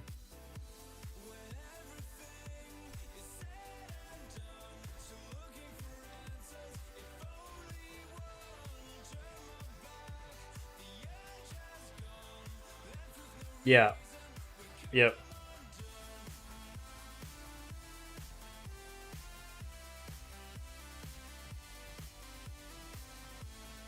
So I would move off of Light Hunter and go get a CDR belt. Probably. Because you're probably not at 400% CDR. No, you're definitely not at 400%. Yeah, get yourself up to 400% CDR is going to be your first course of action. Link, that's where you're going to see the biggest like improvement and stuff. So that's not too bad. This is still like a 3 trillion-ish or something, I think. Do 300%. Yeah, so you want to get yourself from 300% to 400% basically, which is just getting like T0 on most all your gear. T0 CDR on belt, boots, helmet. You can just buy the mods like already with T0 CDR. I think my helmet when I bought it with T0 CDR, T0 Curse, because I had to buy this, it was like cheap. Yeah. I mean, this is even looking at higher old only stuff. 200 FE, something like that. Oh, I don't even care about this being this specifically this base either. 50 FE, if you don't care about the base. So, yeah, I don't think you want Long Night Sorcerer's Mask because I think you actually want your Focus Blessings. Because you need the double damage sources. If you have double damage on your staff, I guess you can probably use a Long Night Sorcerer's Mask, but without it, you're probably better off not using that base.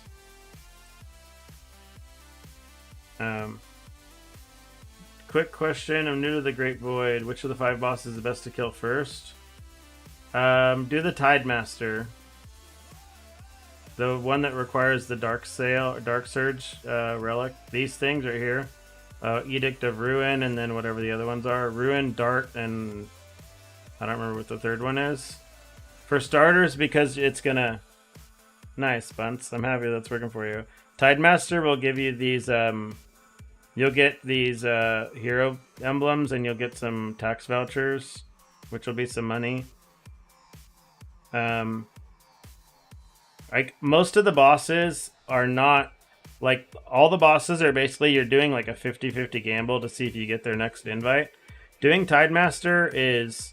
Like, it's like a 50-50 that you get the item to double craft. Or to do like a double craft, basically. PPW. The reason why we have +1 jump on everything is because +1 jump is a more multiplier for... +1 jump is a more multiplier for Chain Lightning. So on Chain Lightning, you can read here that every remaining jump gives every remaining jump here gives 15% additional damage, and it's multiplicative, right? So it's actually multiplying this 15% additional damage every single time, right? So it's not just like it's not just adding like 15% repeatedly to itself. If it was like when you're at 15 stacks of jump, it would only be plus 150% damage, right? If it was additive, it would be 15% times 10, and it would be 150% more damage. But instead, it's getting multiplied every single time, and because it's being multiplied every single time, being at 15 jumps gives you 814% more damage, right?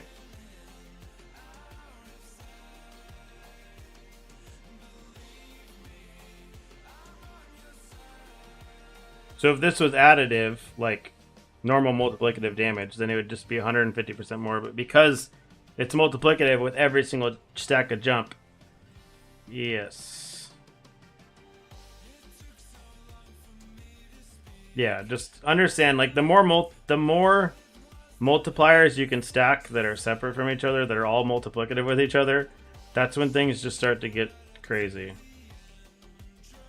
If you played D4 and you remember all the... So Chain Lightning, all you're doing with Chain Lightning is you are proccing a single big shock, and then your Feline Figure is doing basically all of your damage PPW. Feline Figure is what's doing all the damage, but Feline Figure gets the base shock amount that it's attacking with off of your one Chain Lightning that you do. Which is why, like, it's important to... That's why it's important to, like, get your one single big Chain Lightning hit that has, a big multiplier on it. That's why we use Instruction on here to make it to where we're getting this, this full multiplier, 268% more damage. And then we're getting a crit with it, and we're getting double damage with it, and we're, like, high rolling because it's lightning damage. So those are, like, all the things you're leaning into, which is why you'll see crazy damage variance on this character, like, even from test to test. Yeah, this is once you go to this version of the build with all the cooldown recovery gear and everything. Before that, you just do it with Spell Burst, which is still good. It's just not as good, right? Because with the Spell Burst version, your Chain Lightning is doing more of your damage, and then Static Meteor is doing like the other half of your damage.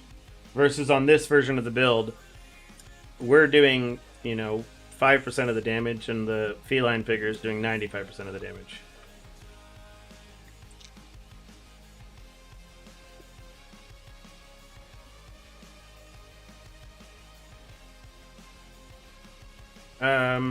When you're playing the other version of the build, you only need to do the same thing. Like, you only need to cast it every few seconds, PPW. Like, you should just be blinking around and then maybe clicking, like, every 1.5 to 2 seconds. Like, you basically only want to be clicking it once all your Spell Burst stacks are back up. Other than that, you just want to make sure you keep moving. Basically, again, so every 1 to 2 seconds you click it. And other than that, you just wanted to make sure you keep moving, so you're keeping your movement speed stack things up. Yep.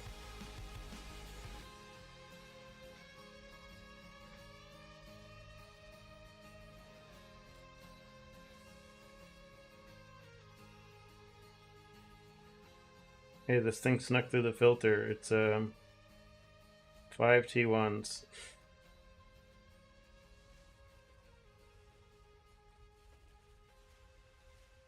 So your current state? I mean, I'm still technically playing Chain Lightning, but Chain Lightning is not the main driver of my damage. Chain Lightning is merely the vessel to pass on shock, I would say. Chain Lightning is the vessel. Yeah.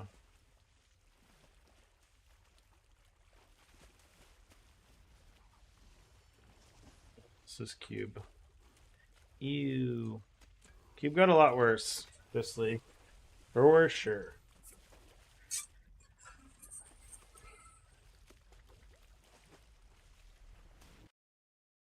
Do we think this Dark Surge deck gets like a certified pass already? I kind of feel like it does. Even like non-chalk, non-anything else, like it's just solid still. Oh, I ran out of Dark Surge beacons. Buy or sell. Oh, sweet. Look at those taxes, dude. Rest in peace tax money, dude. Oof. Do we have enough to buy a thing now? Imperial Might?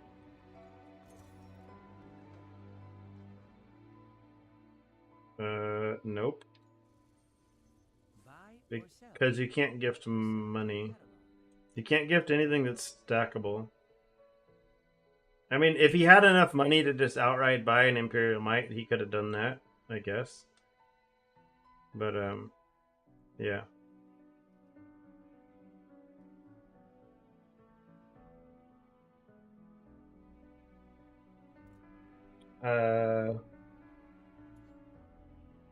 It's not, I mean, it's kind of special, but it's not.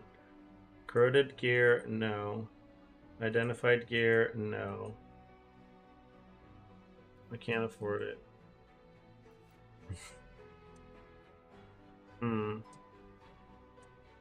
What is your pedigree, anyways? Oh, that's cool. Oh, did you just have this build basically fully done? Just gave it all away?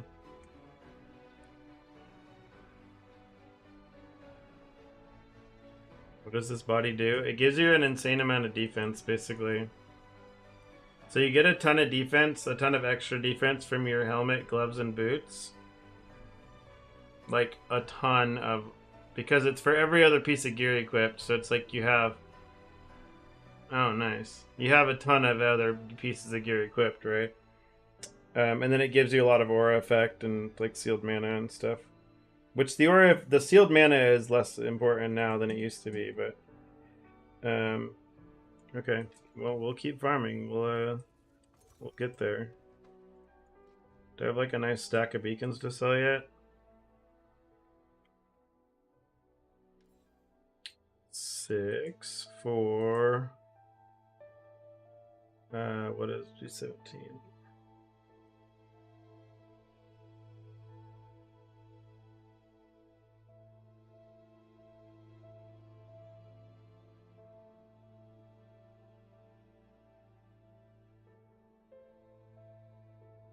Yeah, it does. So yeah, you'd have to only gift things that would actually be usable. So if you can gift it to that was that Carino 1 or Carino 2 build?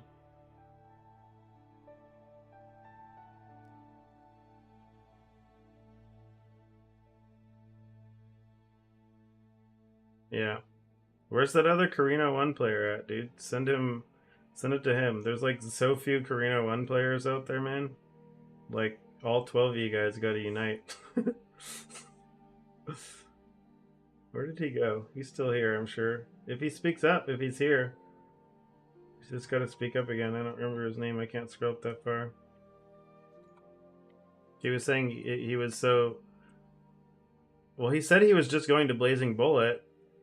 I'm sure he'd use it, dude. Like that's like a build around thing, right?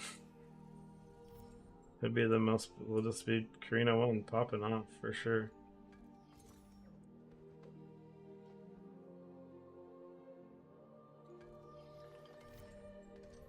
He's not. I don't think he's here though, so he doesn't get to. He doesn't get to find out. Gets to miss out now.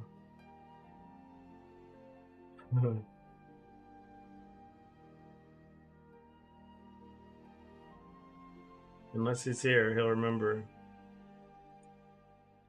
Oh, there you go. Bunce defaulter. I'm not doing. Yeah, are you on EU, Bunce? I don't remember. I don't even know if Raziel's on EU. I don't know what server he's on. That would need to happen for that though to happen. No, I'm not running the same deck. Are you in NA, Bunce? You might get the biggest hookup of your life from the fellow Carino 1 player who's done. Oh, so sad. We'll see. If a Carino 1 pops in, they might get the reward of a lifetime. I mean, I could probably add this deck. Yeah, ruining the new player experience. That's the thing too, is like almost no one's gonna play Carino 1 probably.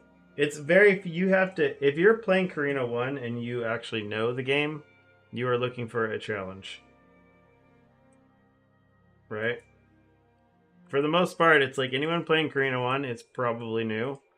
And if not, there's someone who's like, I know Carino 1 is like not in the best place and I want a challenge and I want to make it work. Oh, I believe it. I know there's builds to do it. He just like, doesn't it cost a lot of money to kind of get there though, right? To like really, really pop off on him.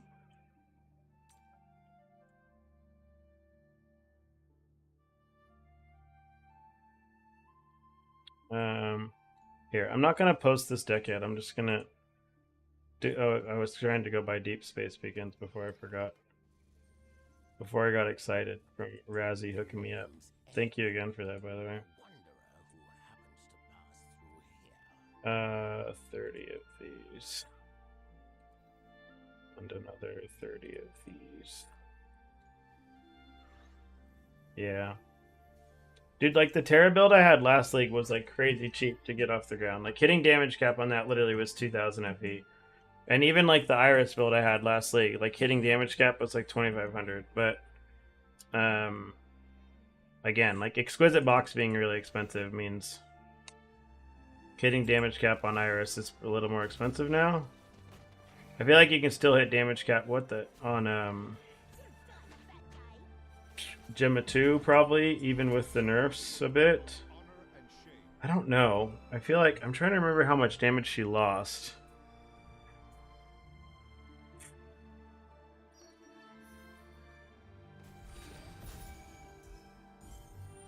I mean, I had it in the spreadsheet for what she lost, and it was actually a little. I think she lost 30 something percent, maybe. I think she maybe loses. She was losing half, I think, over the cast while channeling or cast on crit version. Because the cast on crit had like such a massive multiplier that it was hard. But I mean, I know people have still been doing it. I've seen people hitting the damage caps. You gonna get it FE when you reach T8? Are you in T7 right now, Bunce? Did you watch my video from yesterday? Or watch what I was doing even earlier? Just doing like the T7 boss rushing stuff? If you're capable of doing T7 stuff, you can make some solid money pretty quickly doing the boss rushing stuff. Like it's probably your best bet at like making some solid money early on to like get your character into enough money to be able to like comfortably do T8. Oh, nice.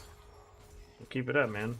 Once you get to yeah, so basically right now, like just make sure you keep chasing your cards or whatever, your chaos cards and maps, because those will ensure that you're unlocking more cards basically. Like the choose your own cards that you can actually use to choose the card you want to run in your deck. Where's my hotkey not working? Is my A key broken? My A key's breaking. Let me try cleaning. Clean the keycap. Yeah. Freaking caps, man. The only problem with having, like, when I leave we put the two younger cats in here at night, and one of the cats, he like loves either sleeping on like my laptop or right on my keyboard, and he's just like always on here. I'll have to take compressed air to this tomorrow or something, or this weekend. Okay, it's better now.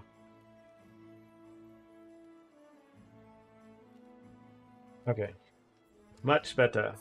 E2 to 100, play a bit of D4. Yeah. I'm definitely going to be checking out D4. I'm going into Diablo 4 with the expectation being like 1 out of 10. Yes, when you get to time mark 7. But for now, just keep chasing all your cards, because you need to unlock all your cards in your deck anyways. So just go follow all the cards and just keep unlocking all the zones and everything. So my expectations are D4 bad, and the D4 is just not going to be... I'm going into D4 with an expectation of like 1 out of 10, so like I will have a good time with it no matter what, right? Yeah, I mean, my expectation for the league is that I will play it for like 2 or 3 days, and I'll be like, all right, like, you know, the new loot is like, it's either cool or it sucks, and then, or like, you know, whatever. But I don't expect to get too much out of it. I don't think they're changing that much, but, you know, I'll check it out for at least a couple days. It'll be at a point where it's like, they'll be shortly giving us like a preseason league for TLI anyways, you know? Like, I feel like they'll be giving us they'll be giving us a preseason league, like, probably before the end of the month, I think, right? They're, whatever. They're fun to do for the events and stuff. The events are pretty, like, fun to do just because it, like, they had an SSF event or something, I want to say, in between there as well last time, which was fun to do. To be like, oh, I want to go do... They did, like, an SSF... I think that one was just T7 Traveler, but... Yeah, SSF T7 Traveler kind of race thing, which was pretty fun. Which it actually did... They did the race thing properly, where it only actually tracks your time in-game. Instead of it being like, oh, who can do it like the fastest from the start, right? So like I was flying, or I was like going out of town, so I was like working like when the preseason server first came up. So it's like I ended up getting my like whatever hour run in, but it was over the span of like 5 days or something. It's like I didn't even end up finishing the race thing until like day like 4 or something of the 7-day event. And I did half of it from, like, my laptop out of town. It'll be kind of funny, because, like, I'll be going back to Sacramento here next week. So I'll be out of town again next week, and, it'll be funny if they end up dropping some event again, like, right when I'm going out of town. After the build swap? Nice. I work in IT. I'm just going out to hang out with friends from... my hometown.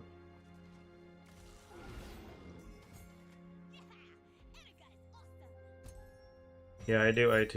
I work remotely. I've been doing that since like a year before COVID. So I was already remote, and now it's just like way more common, but...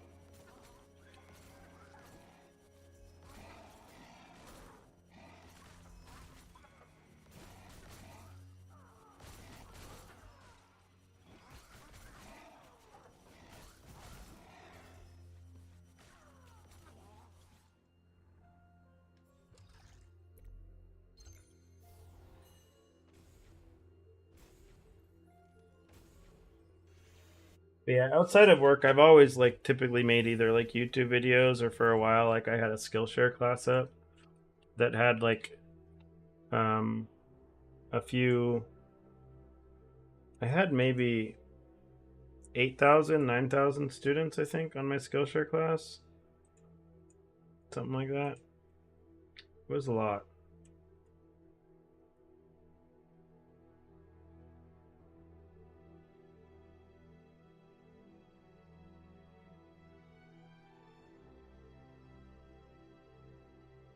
Let's see. How many students did I have on Skillshare?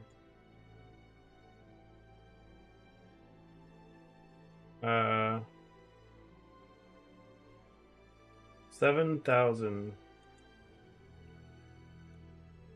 Yeah, so I had like a Skillshare class for like Unity programming stuff. Just like I work for an MSP, Alden.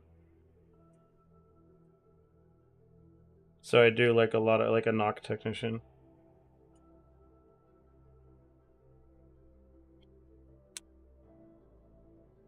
Nice.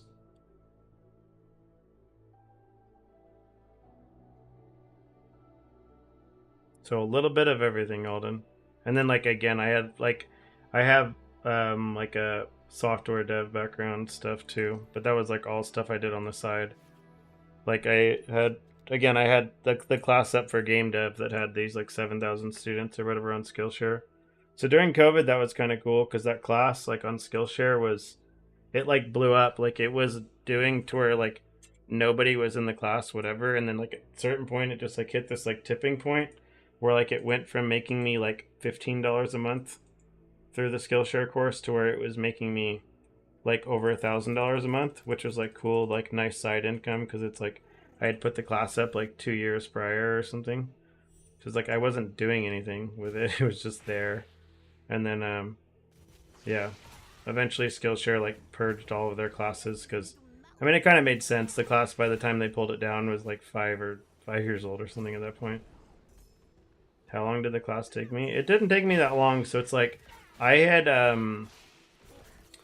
already basically made a bunch of like little games when I was kind of teaching myself how to do stuff, right? So let me see. I can just find the folder. So I had just I had made some Unity assets. Like I have an auto like a patcher for Unity that I was like selling the assets for, which still sells a lot today. Um, but I had just made a lot of like just little games that I had made while I was just wanting to teach myself things, right? Like I would see a game and I was like, oh, I want to learn how to make that. Like that, there's some interesting stuff in there. I'm curious what it would take to make that game. I'm gonna go try to basically remake it myself. Um, so the basically in the Unity course, the first class was basically just teaching people how to make like a a Flappy Bird clone basically thing called Flappy Firefly, which was just like a yeah, it was basically just showing people how to basically make that game. Except we added like a little mechanic where like you had to pick up these little light. I added these little mechanic where you had to pick up these little light globes, otherwise like your screen would get dark, and it would get dark and it'd be harder to like see where the obstacles were. So it kind of like forced or it made you have to go a little out of your way sometimes to grab that along while getting your path or whatever. So I had already had those classes made when I decided like, you know what, I'm going to make a class like covering all four of these. Like I had 4 games that were like each one was a little more complex than the other. And so I made the videos off of that, but the beginner tutorial was like worked out really well. Like people really seemed to enjoy it because I kind of covered it from like a perspective of people knowing nothing. So I went over a little bit of like the C# variables and like actually programming in C# and everything. But I think that's like a good approach for people just trying to start to get into things. Like if they've never touched any programming in their life, it's a good entry point because it's something that the people are gonna be like more interested in, right? They're gonna be more engaged with it. So nice. Alden, do you just work for like a single company or do you work for like an MSP or something as well?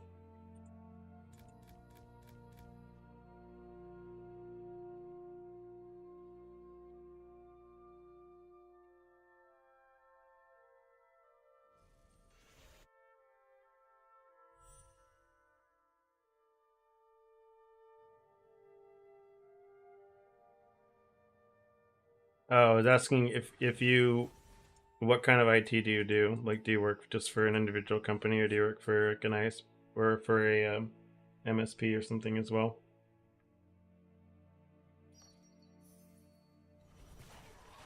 Nice. I have a friend who does that for. I almost ended up getting a job doing that for like PayPal like a long time ago, but I didn't have a degree, so I couldn't get through HR. Even though like I had a friend who was, in the knock, basically, you know, pure nepotism hire that I was basically going to be allowed to get a job, but I didn't have a degree, so HR would not approve it. There's kind of it was sad at that point, but I mean at this point it's fine. Like I'm very happy with where my life is now, but that would have been cool. But it was definitely like it kind of sucked when it was like, oh, like this is a for sure thing basically. Like it's not even an interview. It's basically like, hey, you want the job, you get the job. Um, but HR says no. But that was like I didn't want to like I don't know. I never got super deep into trying to like go like do cyber sec for Amazon or like one of the bigger companies type things, because like there's a lot of jobs doing that. Like I have a friend that I used to play Lost Ark with, who does cybersec for Amazon, and like he went from within just the span of the year that when we were playing Lost Ark, he went from like making like 90K to making like 260K a year or something crazy. Um, he got like moved up pretty fast into some cool stuff because he was just still continuing to do like whatever their training and everything was to just continue to train in whatever they wanted him to train in and just move him up and further. Like part of the requirement to get his new position or whatever was to move to Austin or Seattle. So, but other than that, it's still like it's like a sweet opportunity for the people that are like really passionate about that stuff.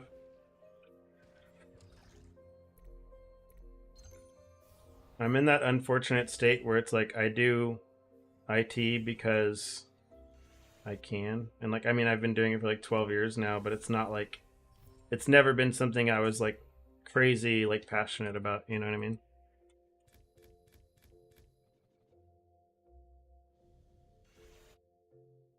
I've definitely been always been more driven to like again like whether it's like I think the good part about the IT stuff that I do is like I really enjoy like the problem solving part of it, and like every single day I will typically come across new issues that like I've never seen before, so it's like okay, like it's I enjoy that puzzle aspect of it, which is like the same thing that I got out of software development and like web dev. Like I forced myself to like learn Node.js and like do like a full back end like stack thing. Like I had a company called Hearthrank that I ended up selling um, to like a company in New Zealand, which was it was basically set up to do play like Hearthstone like competitively or like gamble on Hearthstone basically.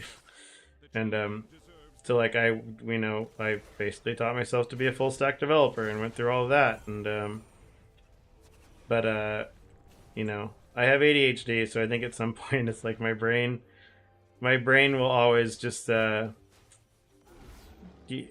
brain will just always like get bored and be like, okay, I'm over it. Earthrank, Zesty.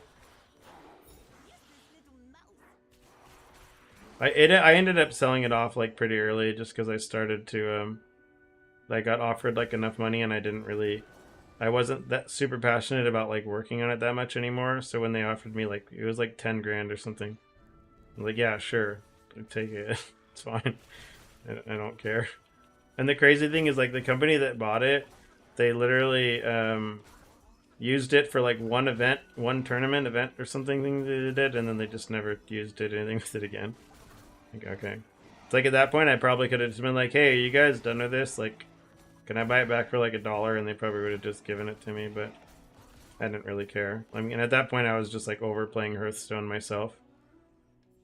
And like I'd worked on it a lot. I mean, I got what I wanted out of it, which is I wanted to learn something, right? Which like I did. I learned a ton. Um, so I was happy to learn it, and like everything I learned from it was obviously like good for my job moving forward as well. And it pushed me into doing other development stuff, like, you know, which is how I started doing like the game dev stuff, and then learning the game dev stuff pushed me towards realizing like the thing that I enjoy doing more than anything, and the thing that I've been doing for a very long time, is like I enjoy teaching people things. Like I enjoy helping people out and teaching them stuff. So it's like even like my oldest videos on my channel are me teaching people like how to play Blade and Soul. like yeah, like all of my oldest stuff here is like teaching people how to do like these things on Summoner. Like, oh, how do we do whatever on Summoner? How do we PvP against destroyers on Summoner? Which you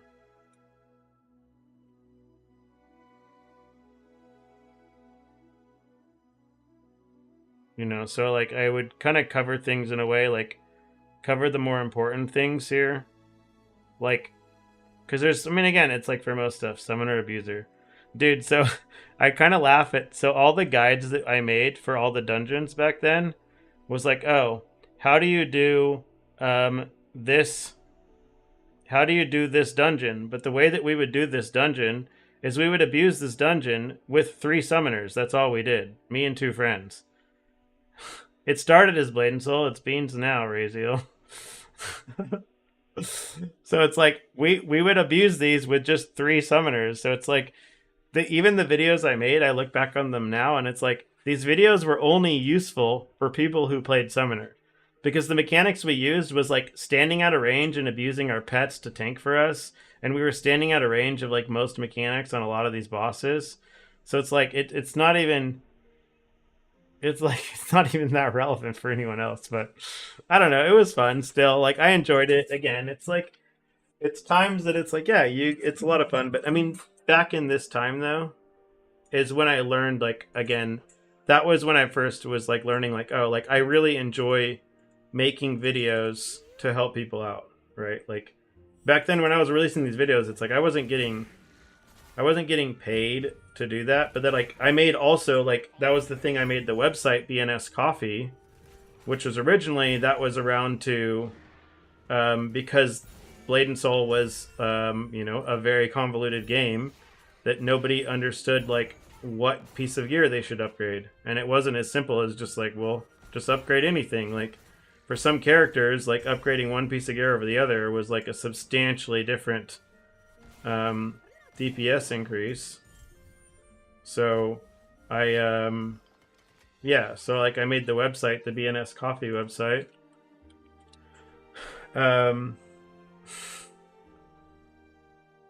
Oh. Whoops. This makes me feel bad. Someone's like, oh, what am I supposed to use instead of BNS Coffee? Because it's down. Sorry. I stopped using it. I stopped updating it, and no one told me. So he's like, oh, the website is down. My bad. I didn't tell anyone I was closing. I mean, I just stopped playing the game, but I didn't, you know, this was in a time where Discord and... No, Discord did exist. I don't know. Nobody asked me if I was still updating the site. And no one, I think, I tried passing someone off to just take it and continue to update it. And no one, I guess, was capable at the time. No one was capable and willing to just take it and update it. But yeah, between like the website and the YouTube stuff, that was when I learned, like, definitely that was when I was like, yeah, you know, like I get enjoyment out of making these videos and helping people out. Like I'm kind of, I mean, you guys can kind of see it. I'm kind of incapable of not answering people's questions if they ask for help. Like, I can't stop myself from helping. It's hard to not. Yeah, Blade and Soul was fun for sure, though. I thought someone was saying they're either releasing like Blade and Soul classic servers or something, or they're releasing Blade and Soul 2 or something. Someone was talking about it at some point.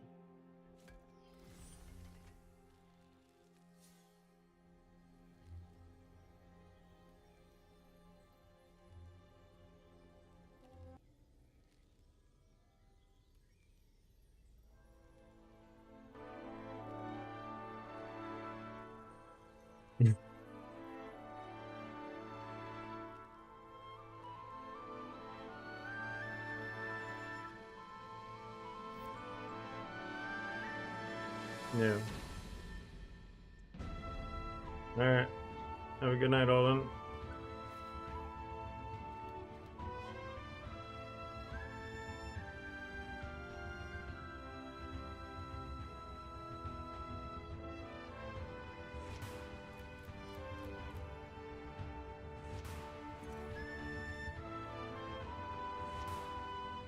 Yep. I try to do the build reviews. Oh man, these are dropping in price pretty fast, huh?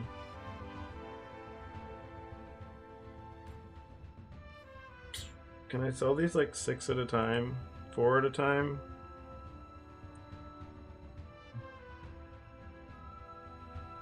$400 even. There you go. Buy all these.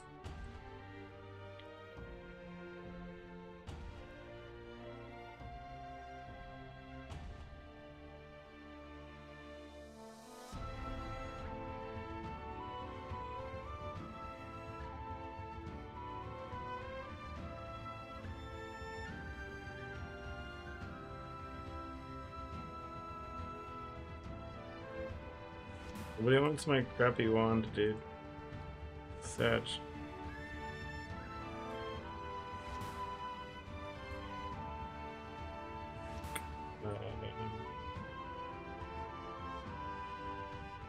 They'll probably still sell.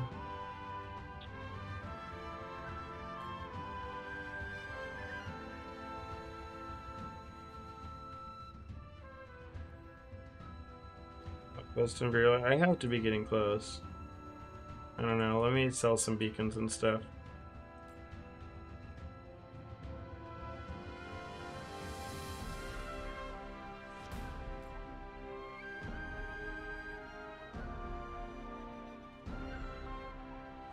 I didn't mean to sell that on a stack of 3.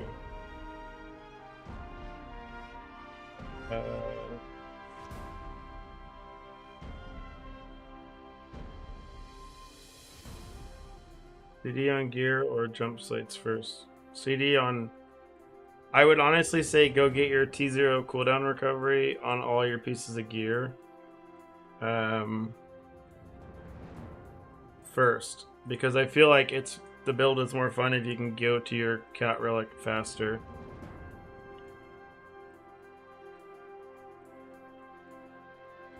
Yeah.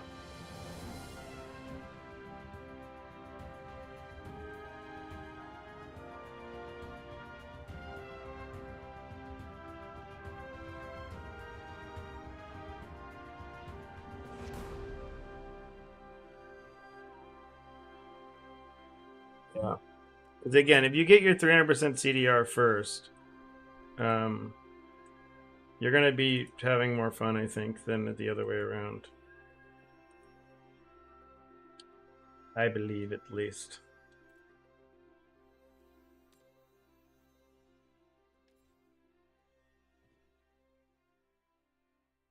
I need some stuff to sell, man.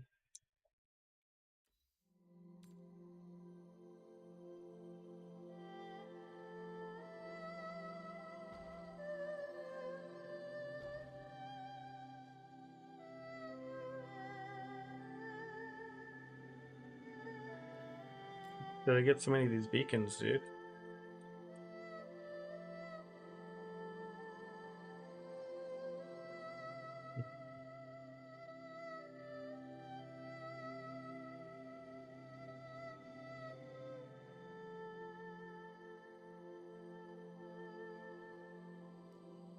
Lexo paid off. Nice. Congrats. Wonder if I'm gonna need to just ID this because no one wants to buy them unID'd. Alright, good luck to me.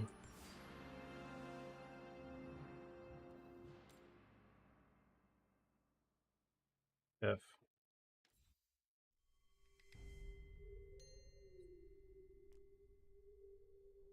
How many near space maps? I was trying to go into deep space only when the nightmare was at like 70% or higher. Buy or sell. Help yourself to the catalog. Yeah, I wasn't going into deep space before it was at like 70%.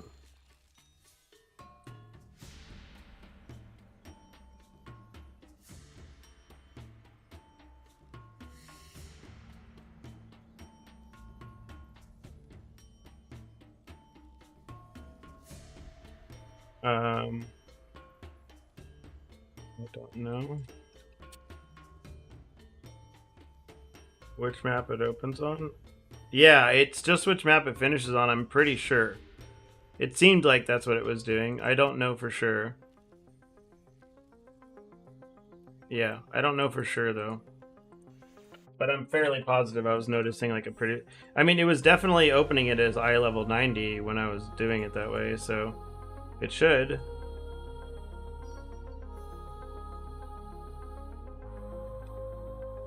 Yeah, worth a shot. It's not that hard to abuse, I suppose. Alright, so we have, what do we have? Just the Thunder beacons left? We have, before we start this, we have 4. Let's see how many we get after those.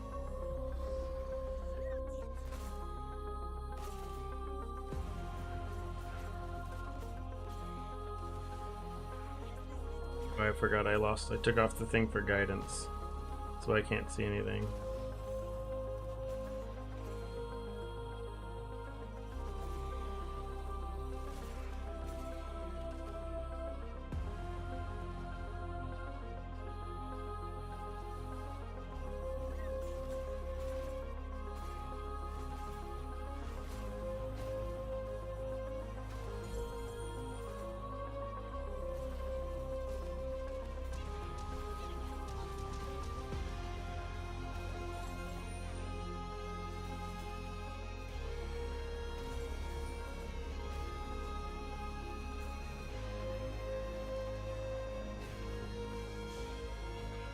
Yeah, Shep is definitely adding a non-zero amount of beacons for sure. Especially when you get these like full nether realms, you know what I mean? Like Shep and all the other pets. Not even necessarily just Shep, but like if you have none of the pets versus you know, all the pets, it's like a significant difference, right?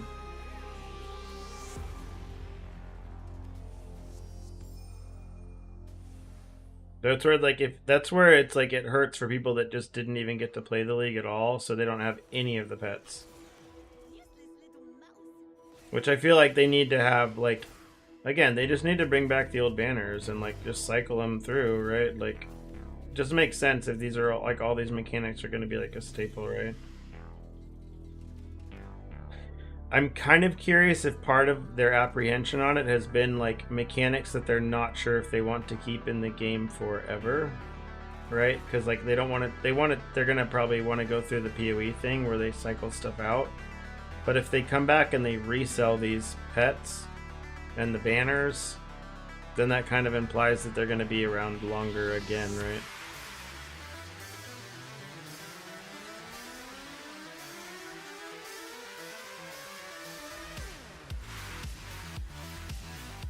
Versus if they don't resell them, they'd be like, well, like, this content was from years ago, like, of course it's going to be, like, gone now, right? But I guess maybe they'll never remove any old content, though, because of the fact of the pets, right?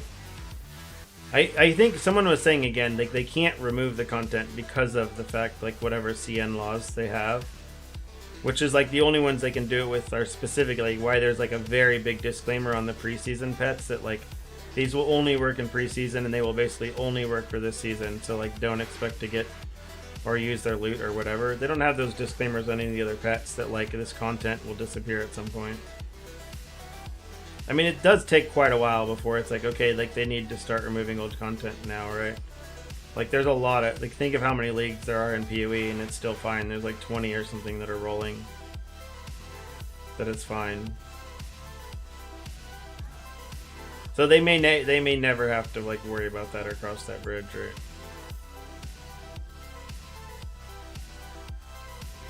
They can still do the same thing of like effectively removing a mechanic by nerfing it, like what they did to Cube this league.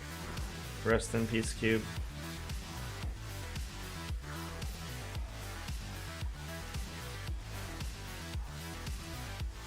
They made it sound like Cube was gonna be fine too, and then just Cube's not fine.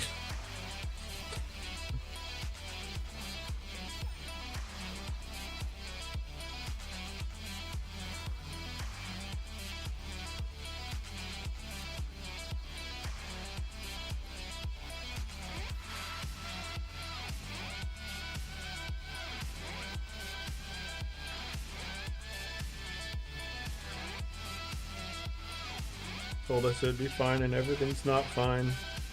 No, I know. Cube is okay in Deep Space. It's just not what it once was though, right? Like before it was like Cube beads are in every single Deep Space deck in existence.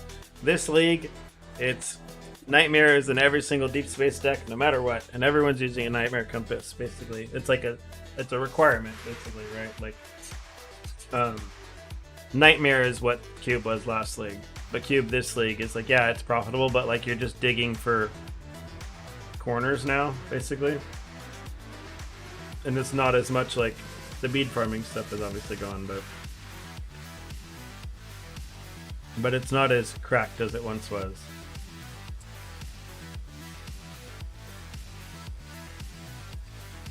They did it for a box, got your C30 to... You haven't seen an increase from 100 billion. Can you link me your gear and I'll take a look at it? Sounds like you're maybe doing something... What is... I think, if I had to guess, your activation medium, is it really fast or really slow? Because you want one that's like 2 seconds, probably, still. Like if you don't have a 1-to-1 channel medium, you want one like this that's 2 seconds. Yeah, you want it to be 2 seconds. Because when yours is 0.3, you're basically never even getting more than one of these stacks on your Chain Lightning. So you're getting like 27% additional instead of 200% additional. Yeah, you definitely need a 2-second one. You need a 2-second one. So go buy a 2-second one that has this. You're gonna get roughly 6 or 7 stacks. So honestly, if you can buy a 2-second one that is high of this as possible, that's all that really matters. Because on your 2-second channel, you're only going to get whatever. So just buy one that has a high this. It only needs to go up to whatever 7 times 30 is, 210. It doesn't need to go above 210. Because like you're not even going to be able to hit 210. You're going to get 6 or 7 stacks basically. 7 stacks I think at most. So whatever 7 times 27 is what it needs to be too. No, if he's on a 0.3 second cast, he's probably actually hitting 189. Yeah, so you can get one that even only goes up to 189. No, he has the wrong activation medium on, so he has one that's hitting every 0.3 seconds, so it's just never getting the multiplier. Yeah. When you swap your activation medium, you'll see a massive difference. It will fix it.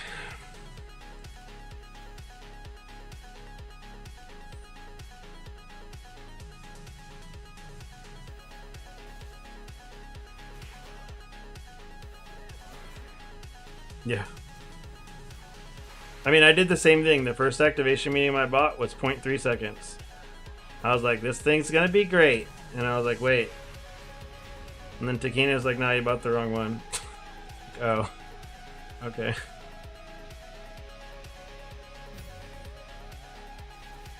Oh. For Frost Terra, I don't think you'd want to push all the way to, well, I don't know if you want to do it. You might still want a 2-second one, Riot. I don't know though because I haven't played them.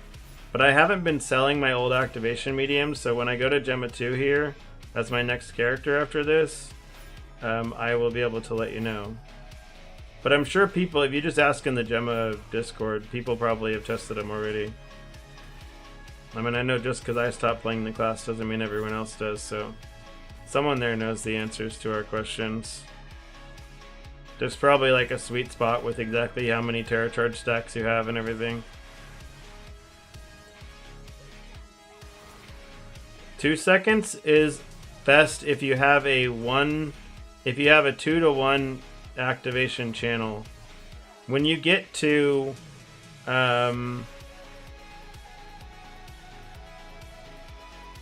like a 1.3, 1.4, somewhere around there. So when you get to a 1 second channel medium, you just look at your Path of Flames and you see what your cast speed is, and you just multiply this by however many stacks you're trying to get to, right?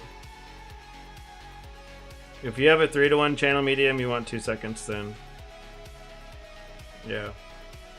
And then you want to buy a 2-to-1 channel medium when you can afford it. Yeah, it's 2 seconds no matter what. The only way you can move below 2 seconds is if you get a 1-to-1 channel medium, so that you're hitting your max stacks like in less time than 2 seconds. What do you mean multiplier? I'll show you. Give me a second. Let me finish this map so I don't get distracted and have to keep pausing and get myself almost killed. Even though dying does not matter. As we can see, I'm at 0% EXP and I have been for a while. Upgraded your boots for more MS. Oh. Did that actually increase your damage when you removed it? Because I know some people have been having... Okay. Do you have the belt mod as well? Because I know some people were having issues. Like, when I was testing it, I showed that your chain lightning can almost fall off. Or your shock on you, rather, can almost fall off if you don't have... if you have too much avoidance. Like, because a lot of people are running this 40% avoid mod. So if you have like a 2 second activation medium, you can get your shock to fall off. Yeah, so that's what it was. You're at like 67%. Yeah. That sucks. Nice. Oh, that's awesome, KV0. That used to happen all the time, dude. Before. Oh, yeah. So, if you have a 1-to-1 channel, 1-to-1 like activation channel, then you want to look at your cast speed and just double it. But otherwise, you're just gonna buy like a 2 second. There you go, Benny. Oh, you just upgraded your thing, right? Okay, well your damage is up now. Are you using blurry steps, Benny? Because if you're using like the build, like you really need to use blurry steps to get your movement speed. And you gotta use Path of Flames like with these supports and everything. Because it's important to use these to get extra movement speed and then just more channels or whatever. So Sholas, this is the thing. The way this skill works, again, you get an instruction every time you trigger. And so with channel, you trigger an instruction every... So for the people with a 2-to-1 activation medium, they're triggering it every 2 casts. Which, as you see, that we looked at the cast speed of it, and it was like 7 a second. So you have 5.5. So you get 11 basically every 2 seconds, or you get 11 every 2 seconds. What is the channel command? Oh, you can just find the builds here and the spreadsheets in here.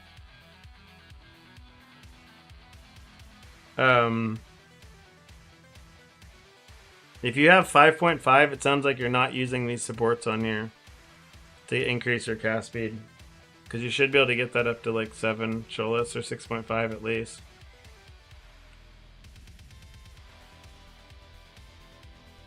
And then you basically want to find one that hits whatever your breakpoint is, right? So I need 9 casts here.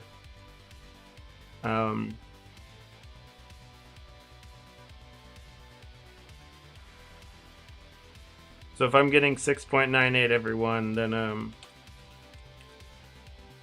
at 6.98 times 1.3, I'm getting 9, which is what I need in order to max mine out.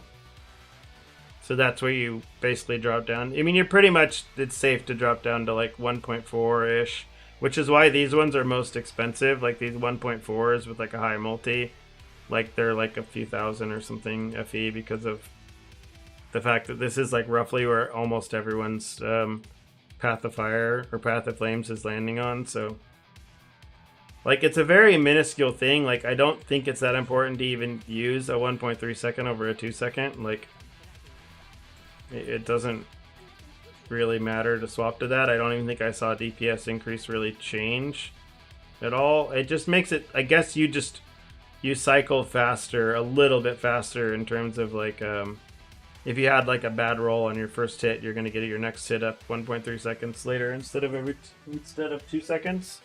So that's better, I guess. Yes. Yeah, I told everyone that, Takina. I gave you credit for telling me I was dumb.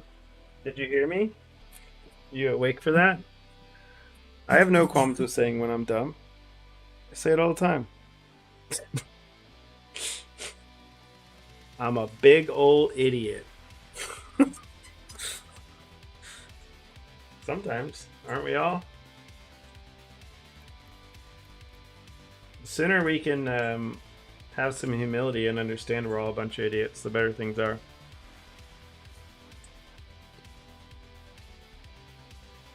The better off we will be. That's one of those things that I definitely got better with age. Is like understanding that like you're an idiot. Everyone's an idiot. Like I am an idiot sometimes, and being willing to admit it and like own up to it. Like it's all you need to do. Is like, I mean, the biggest thing is like, again, it's like, so I was the raid leader for Lost Ark for our guild, and like we were always like, you know, the first guild for progression on everything basically, and all this stuff like on our server and everything. And it's like the number one thing is like, well, I don't know, for most things it's like, well, getting mad at anyone over things doesn't help anything. For starters, no one's gonna play better because you started screaming at them. Like all that matters too is like playing with people that are willing to, like, that have the maturity, I guess, to admit when they made a mistake, so that we can figure out what went wrong and then like fix it for the next bowl. That's all that matters. It's right, like surrounding yourself with people that are capable of being like, oh shit, sorry I messed that up. Like, oh sorry I messed that up. Like that's a wipe. Okay, next bowl. That's fine. It happens, and it's like, okay, well, if something went wrong, then we're like, okay, well, why did this happen, right?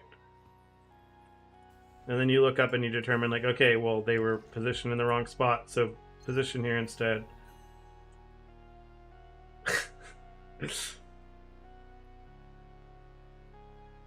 Yeah, they do, but there's a lot of people that just don't have the right patience for it, I guess.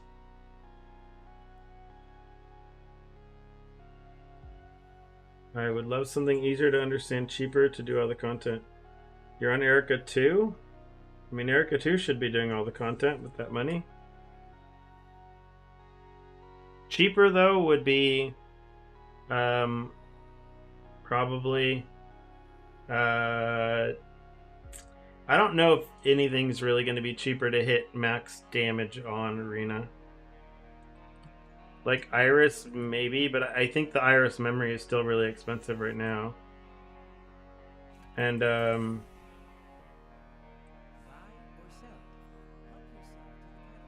I think Iris is still expensive. Oh, I guess all the swamp people are all the swamp people, all the Floridians are doing fine, I believe. Yuga 2, Swamp Boys. What were the links for Path of Flames? Guard doesn't really matter because this only works like when you start channeling anyways. But yeah, quick mobility, efficient cast. I don't know what else else to put on this. I don't even think blind works. Because it doesn't hit. Mark doesn't work because it doesn't hit. So, I don't know. You could throw some, nope, it doesn't hit. You can't even use added fire. Yeah, there's just like no real good fourth mod on this, to be honest. Increased area, maybe.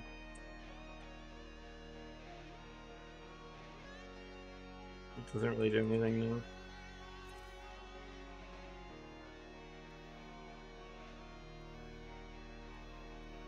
Wait, I thought I changed my filter to show all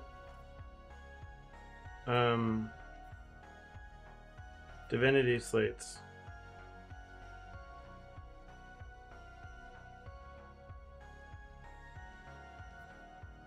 All hunting divinity slates.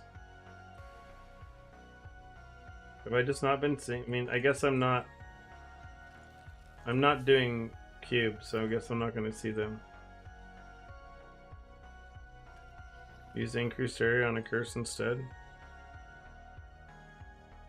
Well, I guess I could just... That's actually a good idea.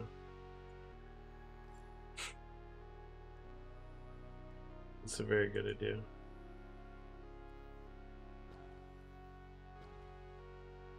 Oh, someone asked me a question though. Okay, oh wait, that was the first person I asked. Second person here.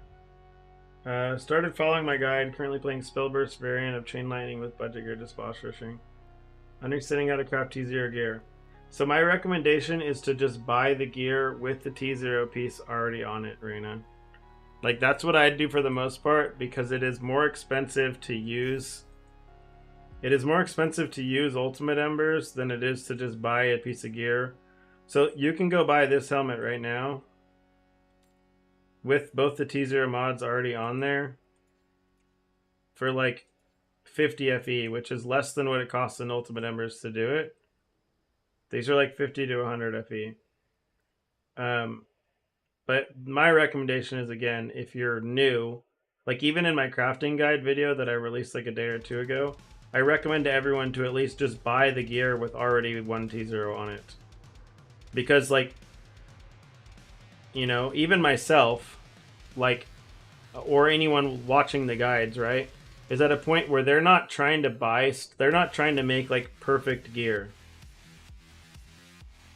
They're just trying to get like gear to get themselves off the ground. So they did it by vaporizing a lot of money, Arena. That's it. That's how they do it. So they buy a single piece of gear, right? So say they have this piece of gear here that has, we'll say this item here had 2 T1 mods on it, right? Yes, they spent a lot of money to do it. They're clicking this here. Oh, this is not even level 100. They're clicking this. They're spending an Ultimate Ember already to push that T1 mod to T0 while removing another random mod. And then they're clicking it again to remove another random mod at the chance of removing their first T0 mod. So they're already like a few hundred FE in. And then they're crafting like another one on here, and this is like a 1.6 or 1.75% chance to like hit T0. And then they're using like dream crafting to push the 4th mod typically. But I mean, I cover it. If you watch my video, Reina, like I released a crafting video like 2 days ago, which kind of covers how to do this. I mean, I don't cover the step of, I don't go over the step of like getting the first 2 mods on there, but like I go over how to buy like an item, you know, like if you're looking for specific gear, you want to buy it already with it 1 to 2 T0 mods on it, which is what I do because I feel like it's always way cheaper. It's always way cheaper to just buy an item that already has the 2 T0 mods on it, because like this, someone deemed that basically they're selling this cheap because this item can't be made perfect by their eyes, basically, right? So this was like a miss for them. where they removed their one good mod and they got left with the one bad mod they didn't want. So they're just selling it to start again. Because the people that are selling these are like, they're trying to craft items to make them perfect. They're trying to make their items perfect, so you basically get to buy an item that you know is never going to be perfect, but it's more than enough to do all the content in the game, right?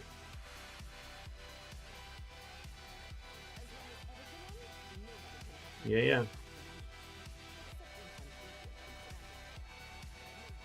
Yeah, the crafting stuff helps. It's like, even this, so I bought this item, it had 3 of these T0 mods on it. I bought it for like 1,000 FE, and then I was able to craft it. But because to someone else, like Takina, right, this staff is bad because it's not perfect. This mod is really bad.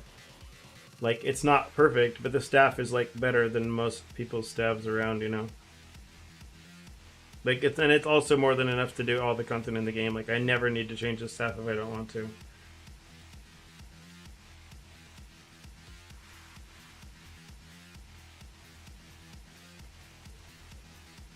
Did I get my money for my thing yet? Maybe? I should wait, though.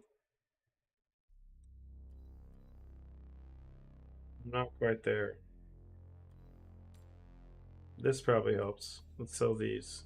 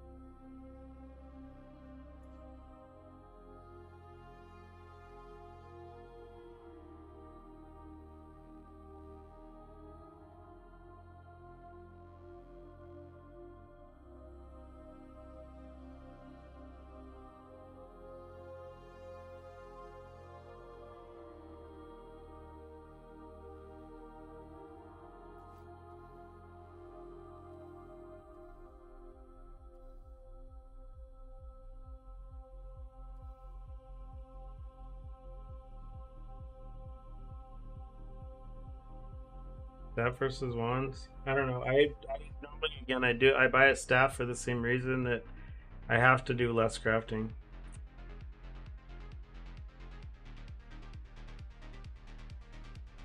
Yep. Time for a double craft.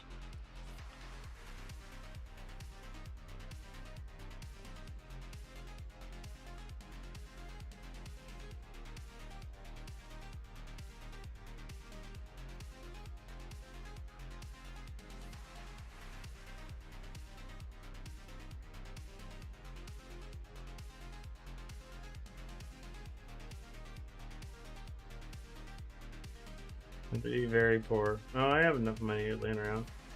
Because it might get cheap. 8,700. 8,600.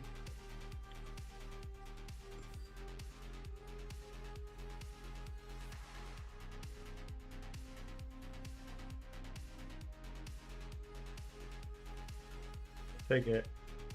That's good. Time to just sell it. Not gonna corrupt this one. I'm just gonna sell it, collect my profit.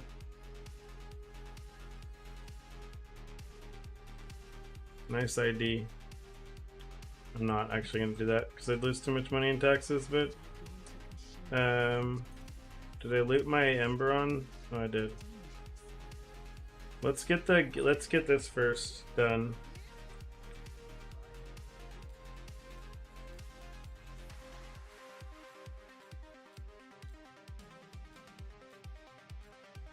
I will. Give me a second. It'll have a better corrupt if this is at 121 or 122. We gotta be superstitious. It doesn't matter on the second mod peak. The second mod is completely irrelevant. It don't matter. Thank you.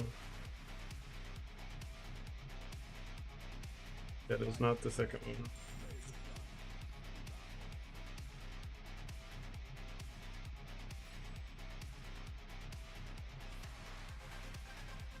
Just the first stat, yeah.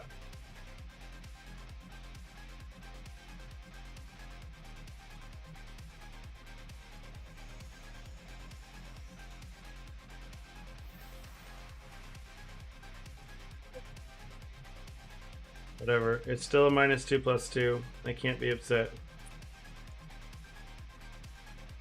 Not bricked. Yeah, I was like, just please don't reroll. That's all I care about. Don't reroll. Just don't reroll, and I'm not mad. I don't care. This is still worth more than what I just paid for it. I guarantee it. Like, there's no way it's not.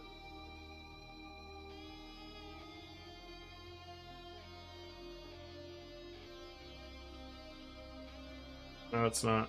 I lied. Reported to the authorities. Man, I'm gonna need to get more res again. So... Oh, no, it's fine.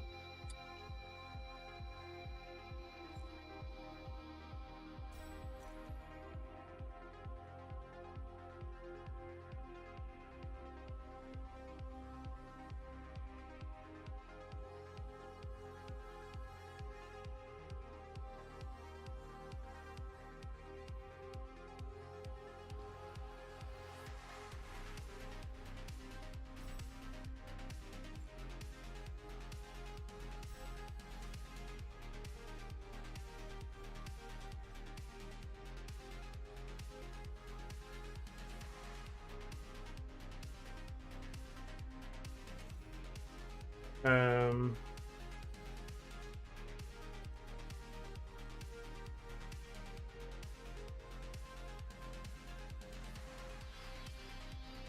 Yeah. Imperial does that. If you have nice ES like on your boots, gloves, and helmet, you'll get a lot out of it. So now this is where it's like I'm incentivized to get off of Malevolent Hands and to get onto some crafted gloves with nice ES on them.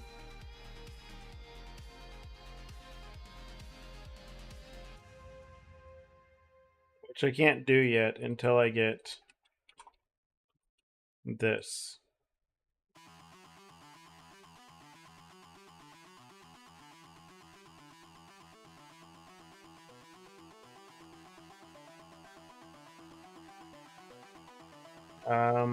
Probably KVZ.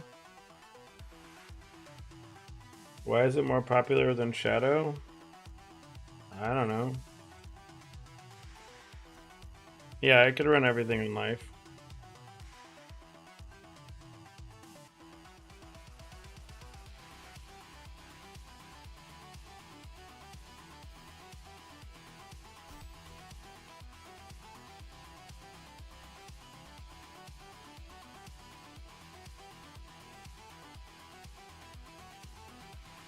But I want to be low life for something. I think because I want my blur effect.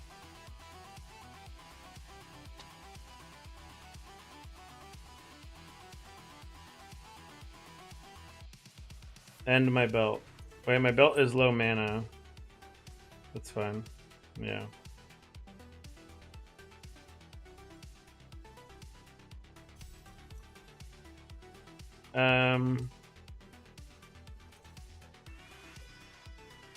My res got chunked.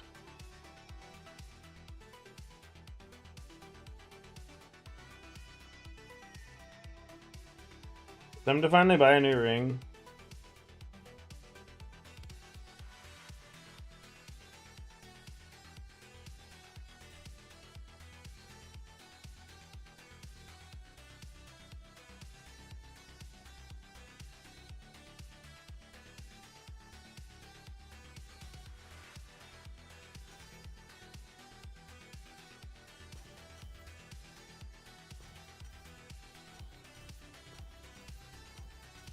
It would probably be cheaper to buy a new ring than to do this.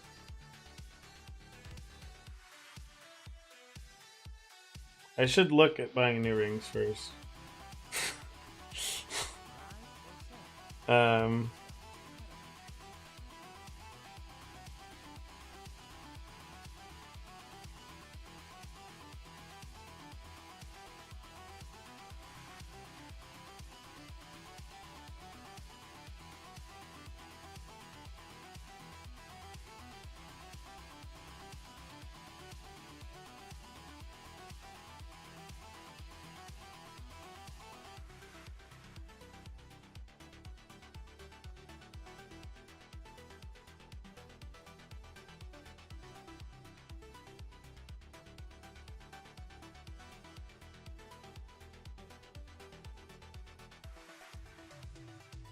I'm very confused about these values I'm getting down here on these res.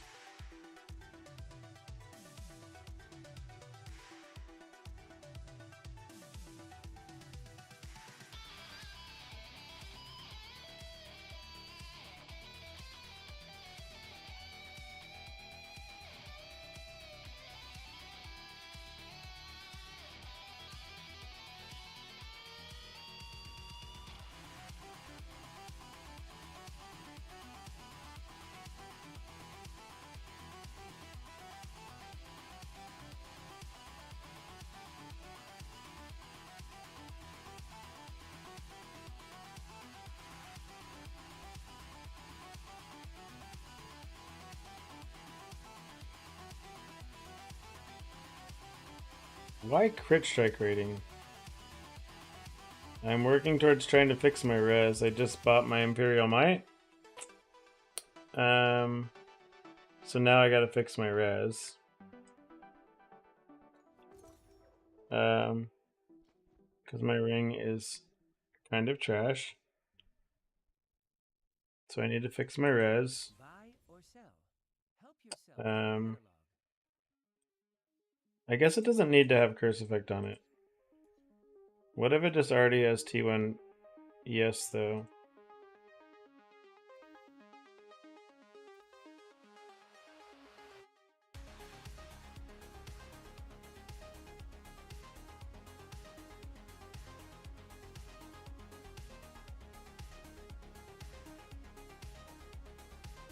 It's a legendary relic. I mean, you shouldn't be using shock on tree no matter what. You don't need shock chance doesn't do anything. Like, you shouldn't have any points in shock chance on tree. Because your hero trait makes it to where shock chance doesn't do anything. Because you can't shock outside of this base trait. Outside of the one shock you get guaranteed for every 1 meter of movement. That's the only way you can shock. But it's guaranteed, so you don't need any shock chance. No, you can't have immune to shock, though.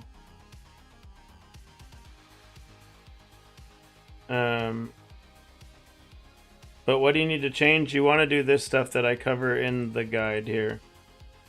This stuff over here. If you're trying to go to the channeled version with the legendary relic, this is the order of things that you need to do. You need to get 300% CDR first, which means you got to get T0 CDR on everything.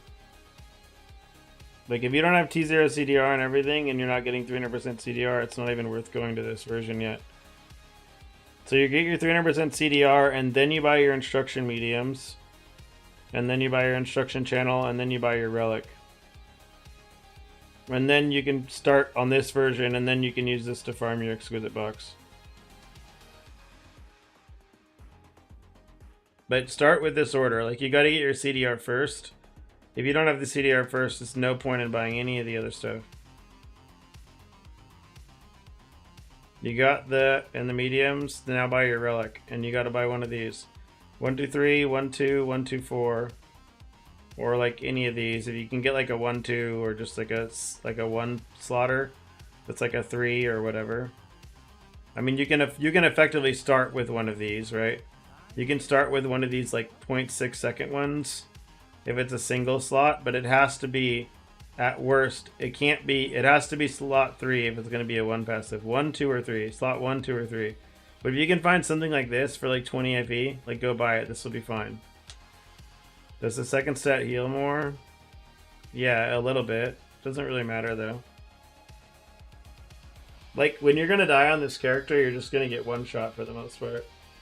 Like, the amount of healing you get doesn't really matter. Like, you're going to be topped off or you're going to get one shot.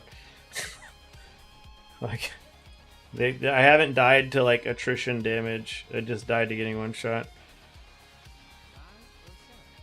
Mm.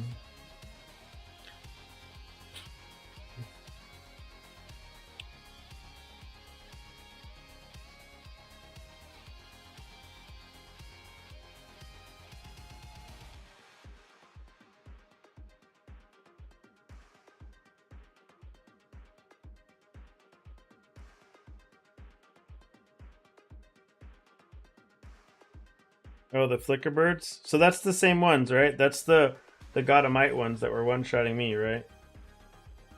The butthole mobs. Do I just buy this and ultimate ember it and pray that I remove the decks?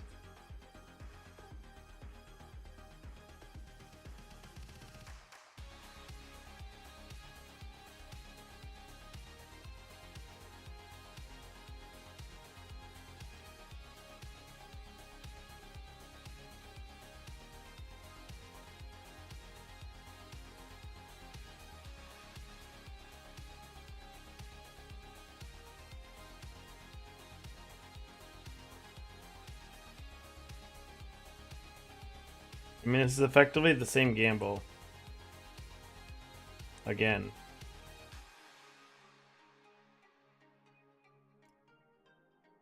Well, at least if this one removes the mana, I won't be upset. Because it at least still has some res on it. And I can res swap that off of lightning.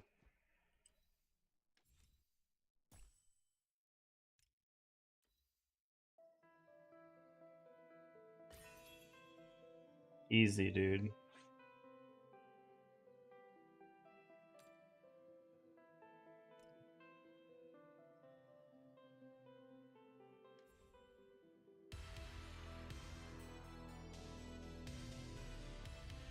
I don't think I can afford to have Curse Effect on my ring.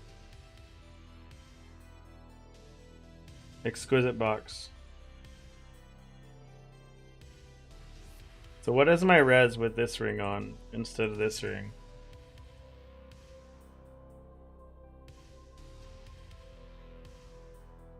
Let me roll this thing proper first. Sure, close enough.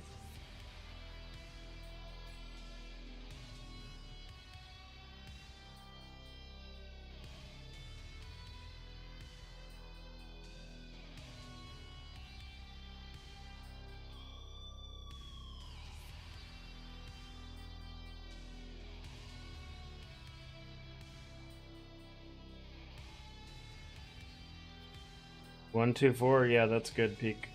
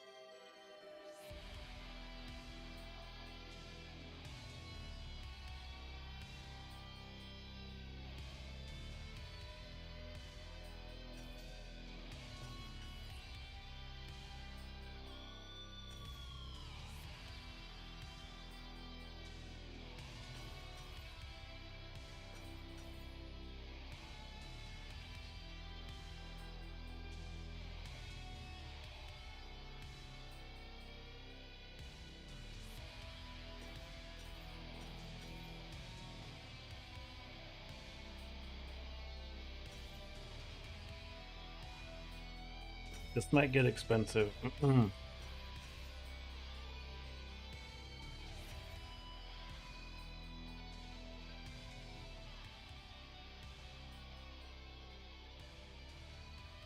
We are sad.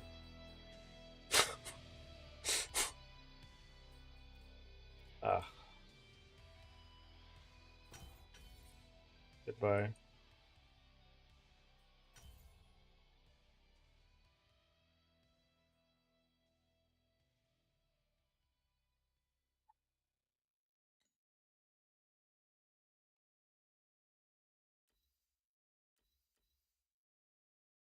Oh, I need to fix my belt too.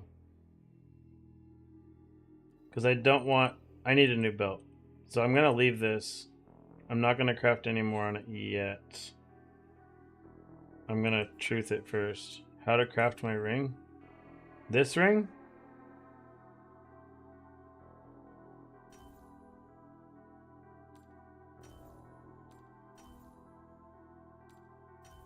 One second.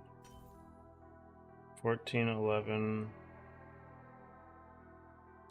No, I need 15. I need all the res.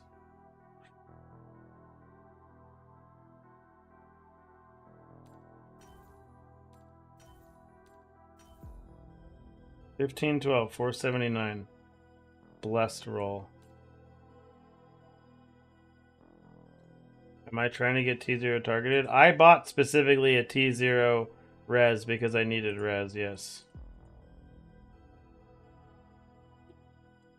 But I mean, if you are trying to buy cheaper stuff first, just buy your rings starting with, like, when I bought this ring, I just bought this with this. I searched for T1 ES and T1 Curse Effect is all I searched for when I bought my first rings. And you buy these, and you start with these. Like, if you're, you know, you don't have that much money, you start with these, and then you craft the rest of the stuff. But it's like you choose what mods are most important to you. Like, if you need res, then you choose res instead, right?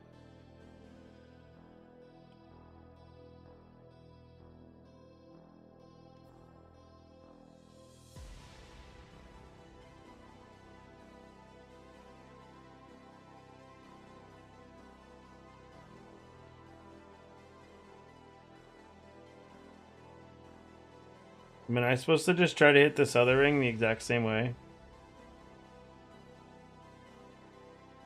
I mean, I kind of think maybe I am. I don't know. This ring's kind of nuts, though.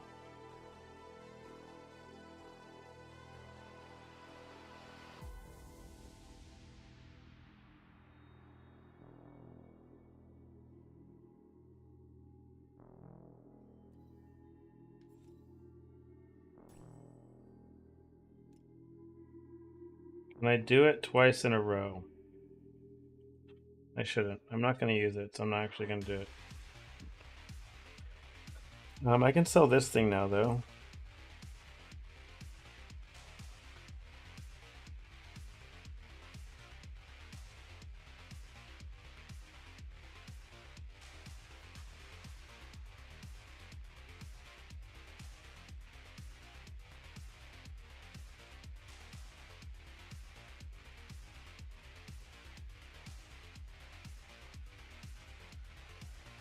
Recoup some costs.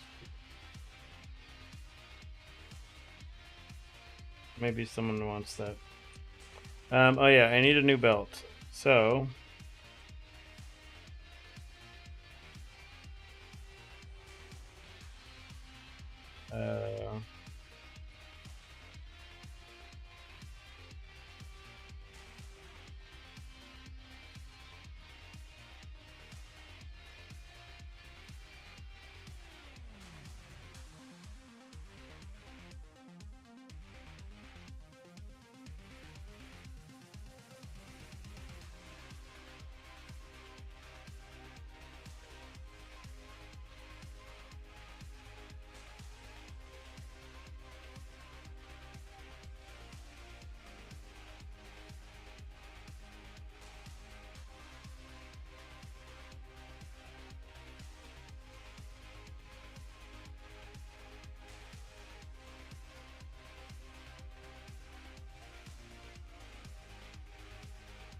I guess I would be okay with a Conqueror Girdle or an Arcanist.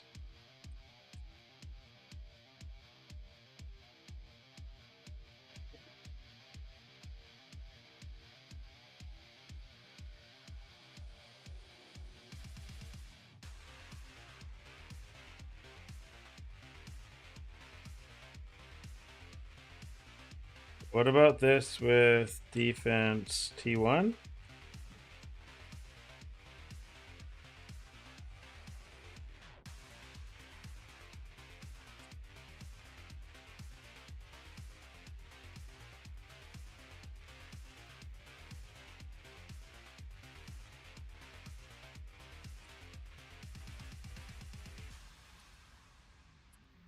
The 33%er.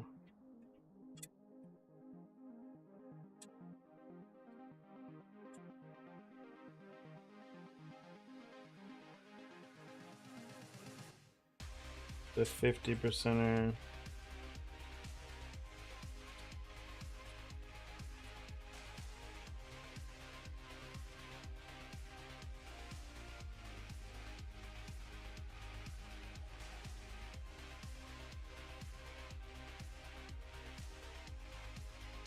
Someone has to have like already bricked on this and considered it was dead and they didn't like it. for less money. That's suffix? God damn it.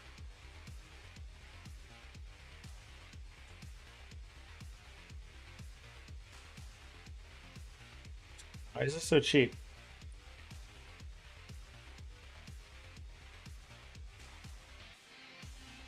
They forget a number?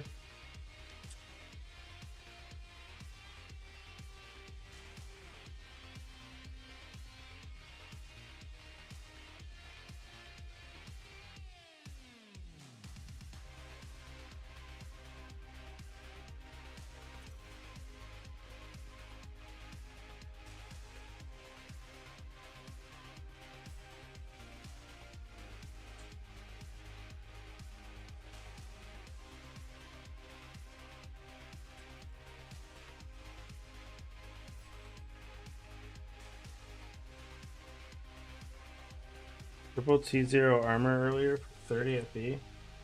Huh? Oh. Well, I guess that's a little different. But I feel like all these belts are like, I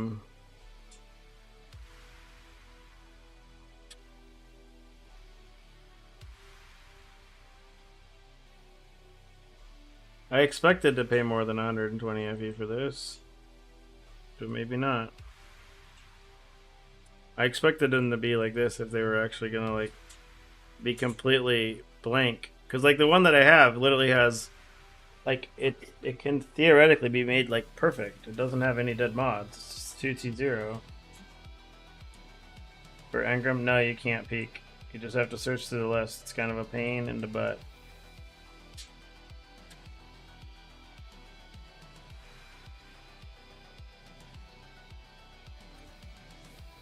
So I need erosion resistance.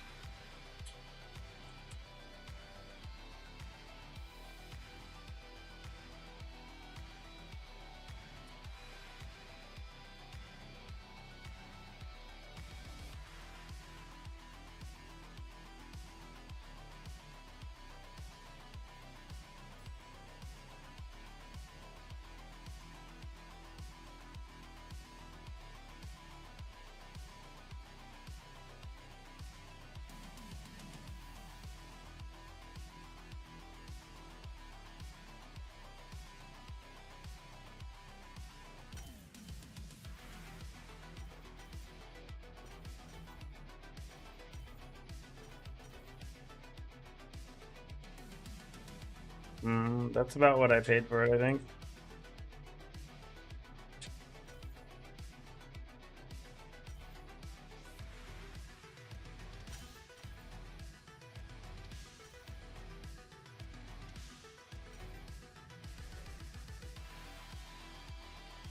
Can I just make this work for now? That's good enough.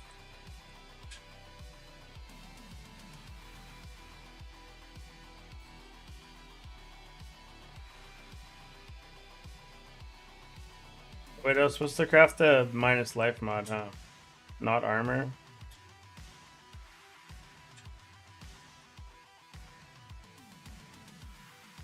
Or not ES?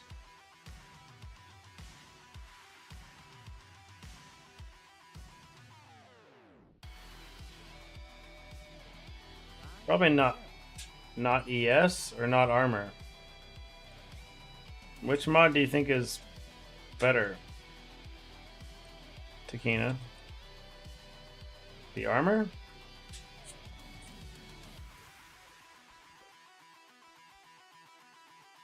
So it's defense, the minus damage at low mana, and armor? No ES? I think it's probably armor. Yeah, I have precise steadfast on. Yeah. I crafted this wrong. That's fine. The mods are shit anyways, so we go again.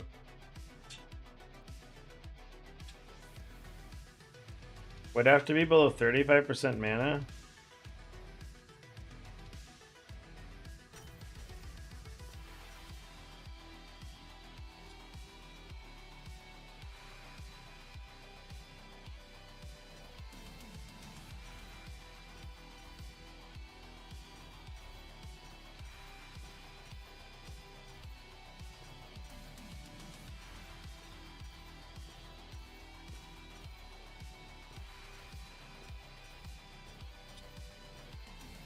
Game, please.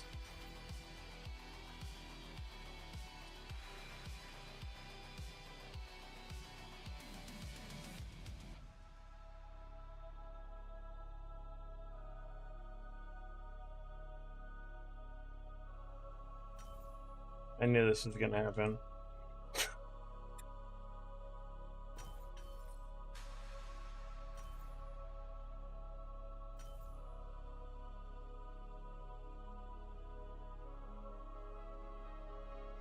Nice armor roll.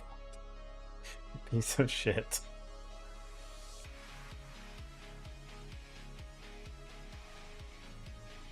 Whatever. I'm 177 armor boy now.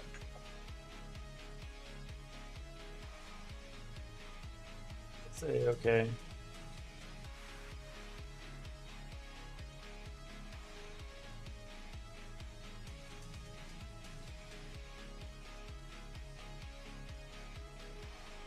I can. How much are these res swap ones are cheap, right?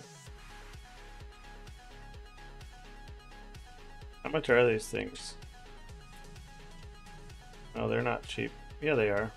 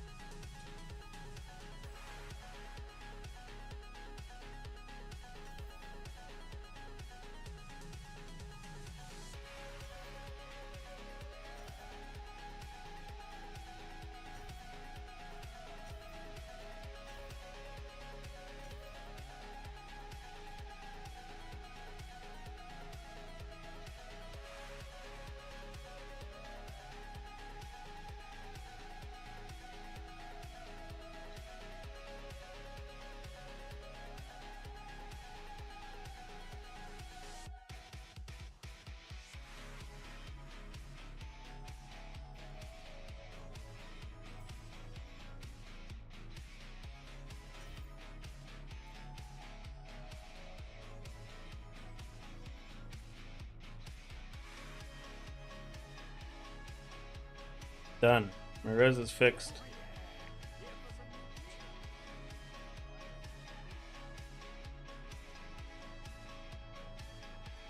I do need a new helmet at some point. Because my resist on this is kind of low.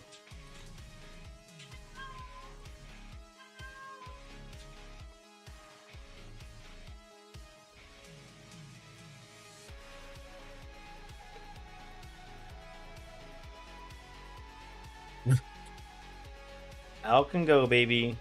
Al can go.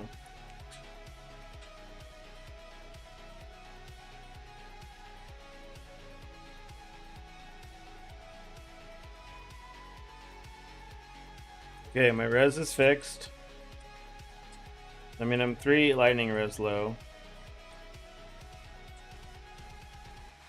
I can fix that by rolling this. Truthing this.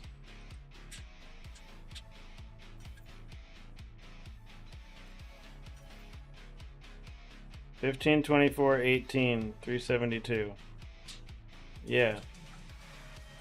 106, 78, 80, 90, 64. Okay, res is fixed. Which means I can go get myself pure ES and +2 jump, +2 gloves, whatever. I don't know. That's for a later time though. For now, I am not under 45% mana,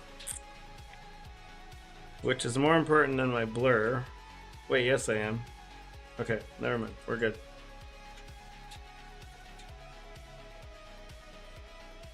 Mega Blood.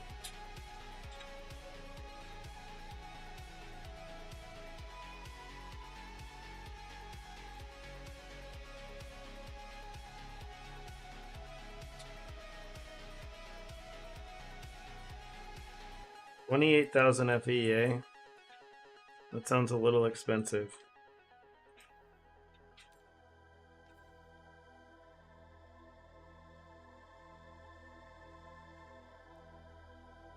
Am I gonna update my Maxwell builder after this? I mean, this is basically working towards Takina's version, so probably no. I mean, I can add it, I guess. What's on the spreadsheet? This version of the build? No, I mean, I can do it now, though. I'll just add it,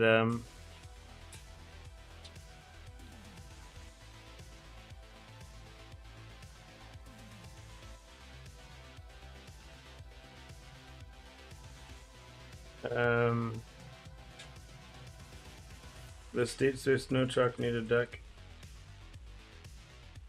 That's working, right? I mean, it's still working for you as well, Takina. You got the same confirmation that I did.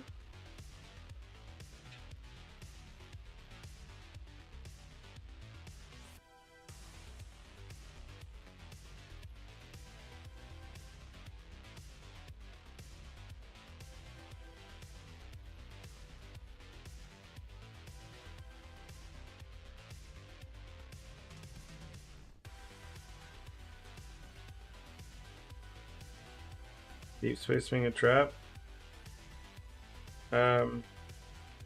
This Deep Space deck is Peepo said. This Deep Space deck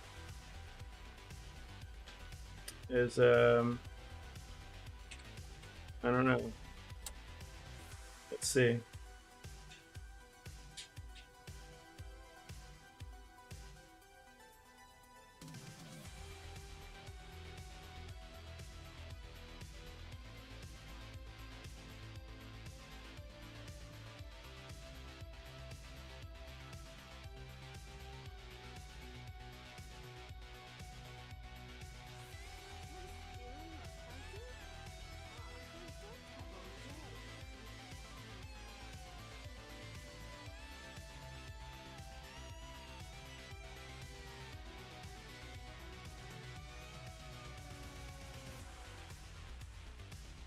There you go.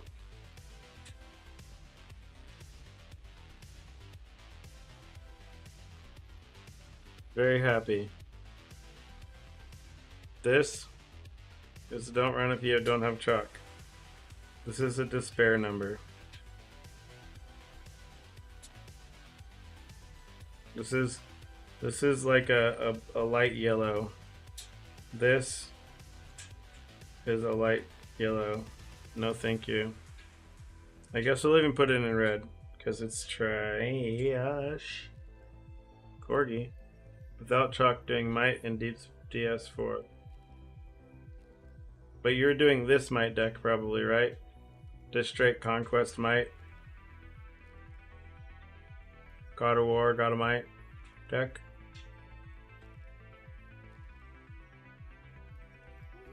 This God of War, God of Might deck is fine. Yeah, this deck is great for non-chalk enjoyers, but this one was Dark Surge and Conquest and Cube, and it was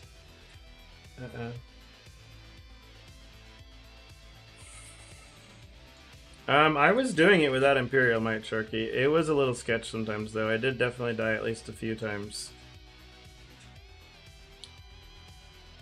I will admit, I definitely did die at least a few times.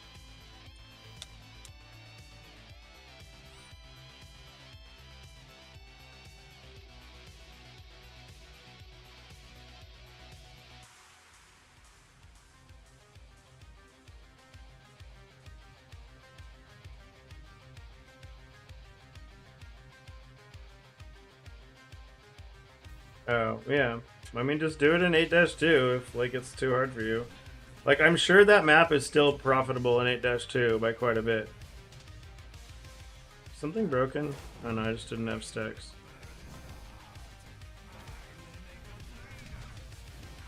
Yeah.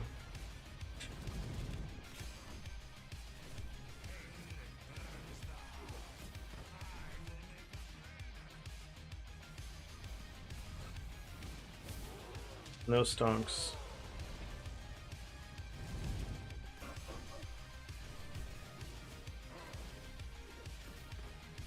I lost stonks again.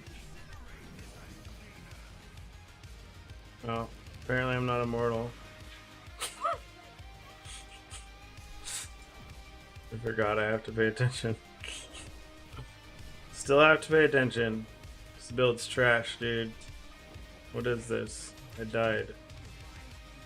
Minus 50 DKP. 50 DKP minus. Yeah. Oh. So before I even fixed my res this way, I actually wanted to.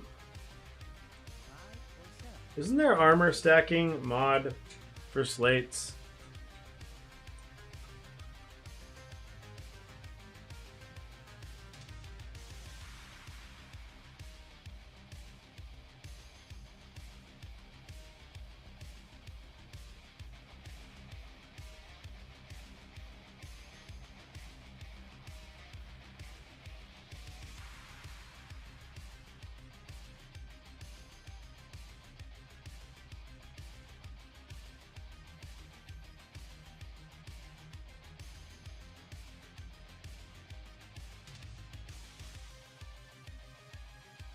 Like, this would probably be easy fix on res, too.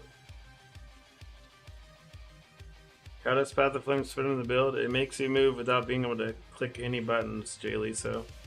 How's it going, Liz?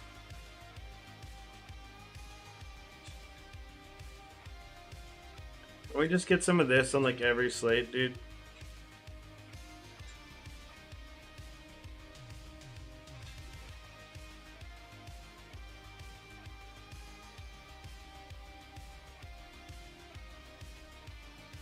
Yeah, how's that working out?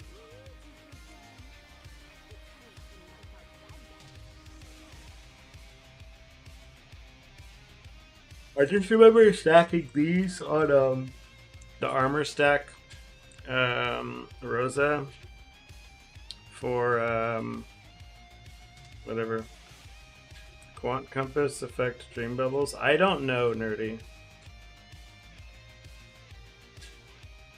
I'm not sure. Yeah, I'm not sure. Nice, that's awesome, Liz. I'm glad it worked out. Yeah, I'm glad that worked out.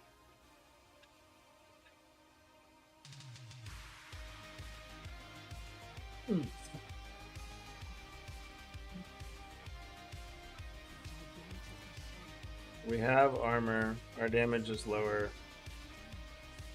Why did my armor go? Oh, because I have a lowered armor roll again. I have a very sad armor roll again. A very depressing armor roll. Nice. Congrats. Oh, hold on, give me a second. I gotta bring a cat tree in here. 1 second. Hello, Echo Boy.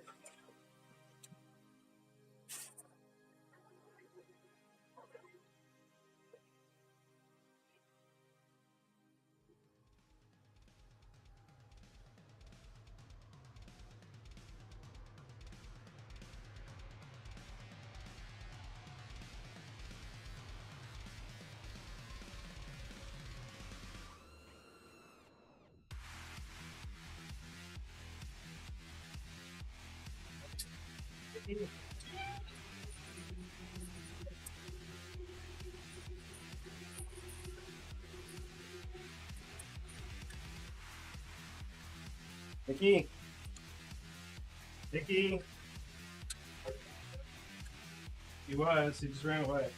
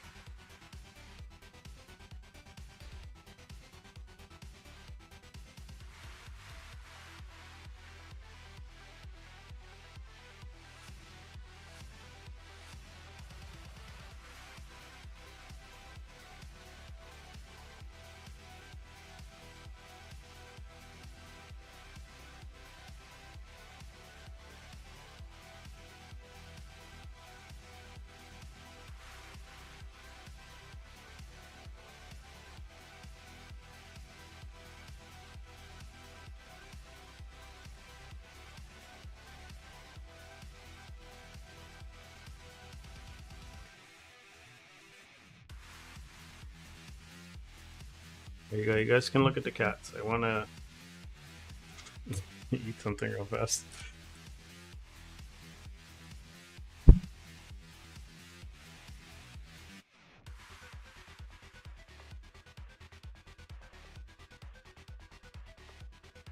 For that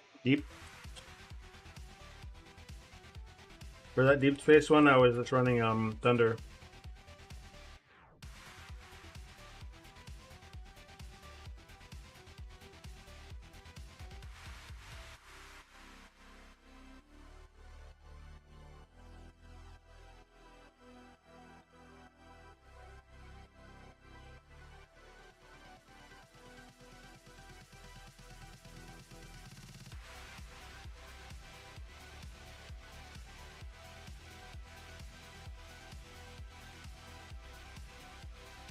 So the plan is I'm gonna put up like a cat runner that goes all the way along the top, so this black cat can get his energy out because he is insane. And I'm just gonna set up a second camera that's just pointed at the cats.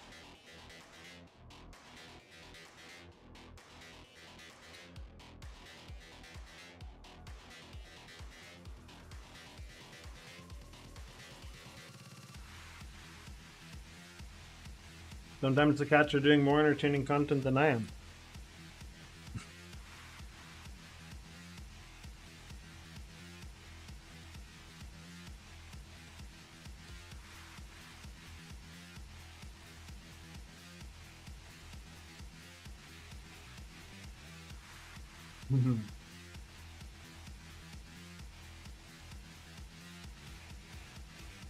Oh, were you still using the other mod?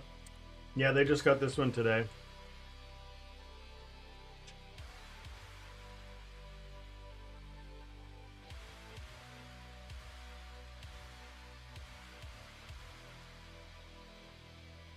Yeah.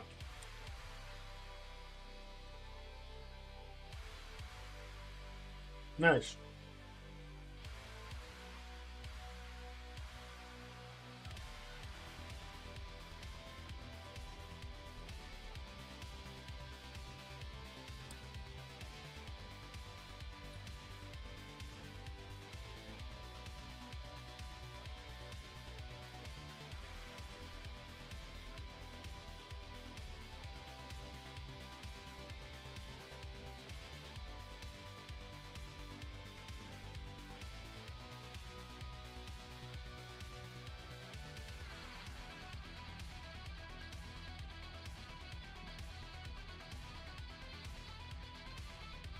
It's fine. Remy will be the entertainer now.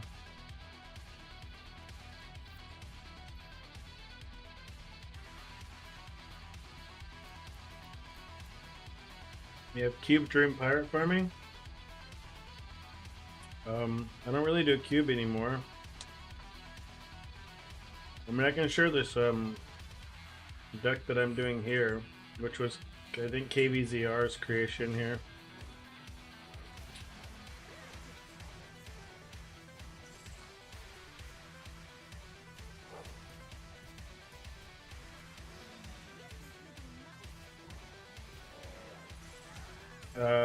The one that is the Cold Pulse one is the one you use for maps.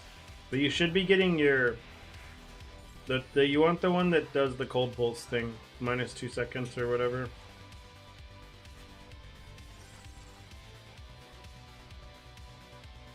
You pretty much always use the Cold Pulse minus 2 seconds one, except like on bossing you can swap it if you really need to. But most likely you'll have enough damage, you don't really need to swap it even on there.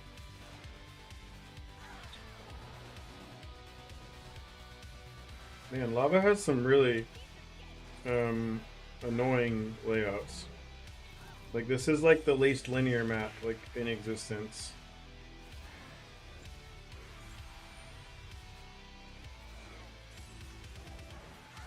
To hit all these mobs is like just a giant pain.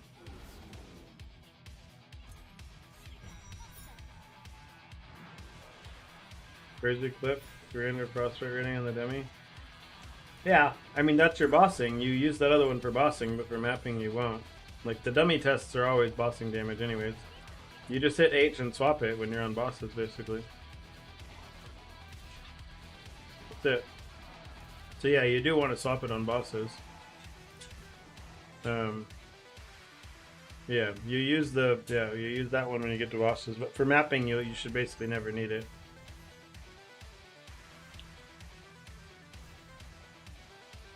You shouldn't need it at all.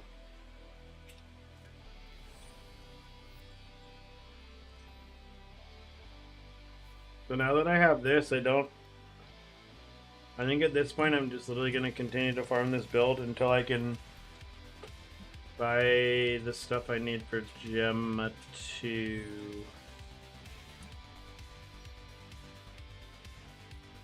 Yeah. I think that's the plan.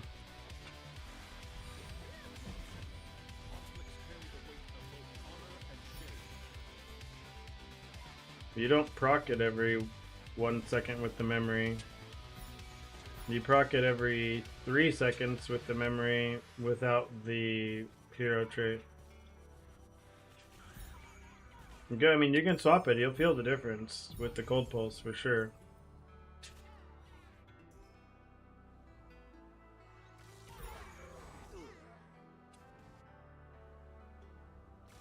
Like, your cold pulse is 4 seconds, right? Or did they change it? I don't remember if they changed anything. The base cold pulse time is 4 seconds, though. The memory that allocates the last hero trait. Oh. Okay. Well, then I guess you don't need it, then. Then yeah, just run the other one, then.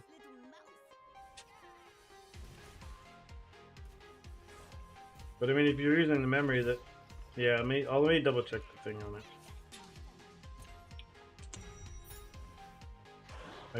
I don't think it triggers cold pulse every 1 second. I'll double check the notes on it though. But maybe I'm wrong. I don't remember. I don't remember it triggering cold pulse every 0.1 seconds, but I will double check the mod.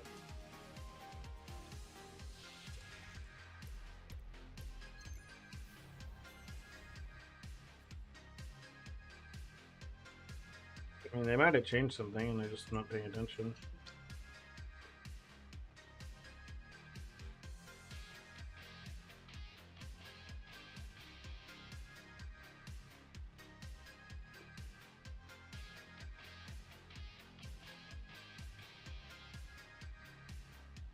Oh. Yeah. Yeah, no, you're right.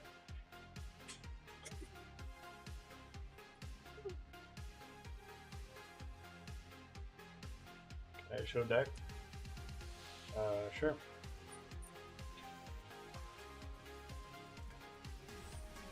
Yeah, then just use the freeze one. Rocket.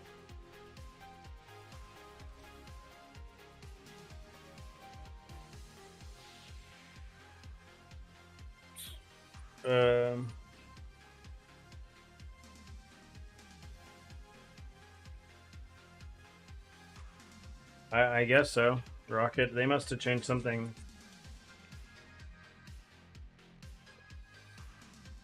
Target crafted a fixed here? Yeah, can peek.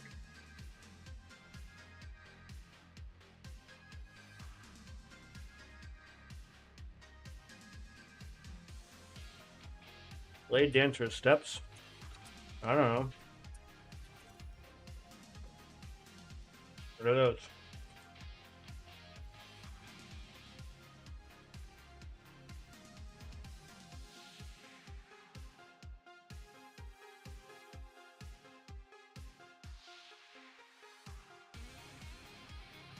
Probably not. I don't know. Check the price. Find out.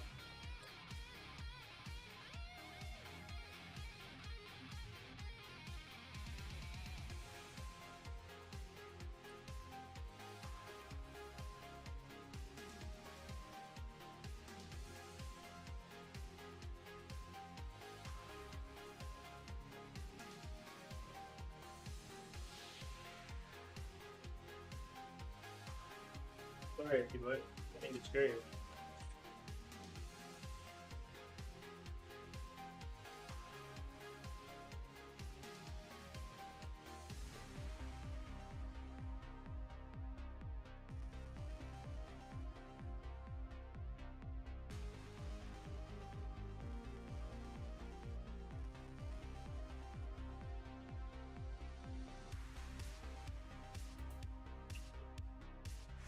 Now my head's in the way. Really? Amphora? Is it drunk? Yeah, I believe it. But that's on Gemma 2?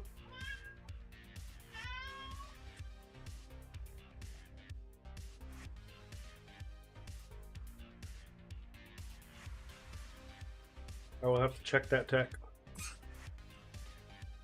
Nice. I'll give it a shot. I will take a look at it when I get over to her.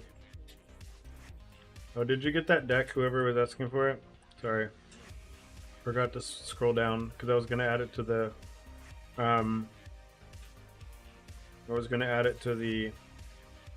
spreadsheet because I feel like it's been making enough money to pay for the 2 compasses.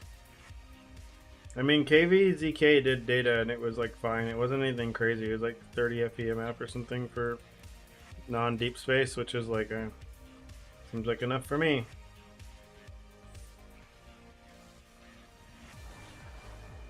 And that wasn't even counting like super big drops. Do they drop more loot than normals? I don't know.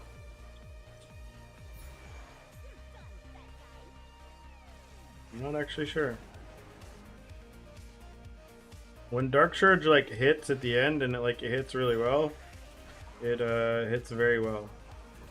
Though, I will say that. When it misses, it kind of sucks, but when it hits, boy, does it hit.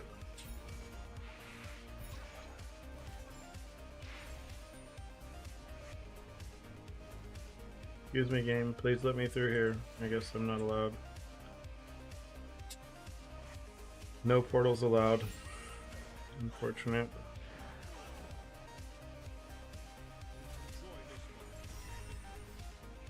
Like, I think at this point, if I wanted to make this Giga tanky, I literally just swap to using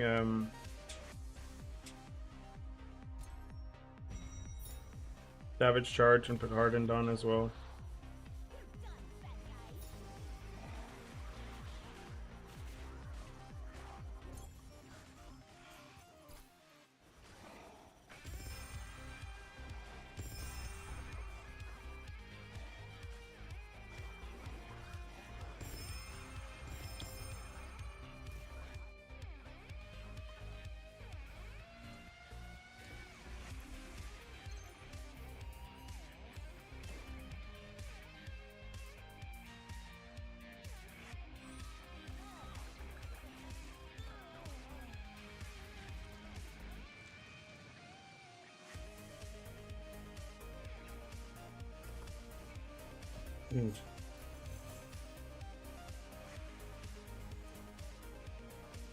Oh shit.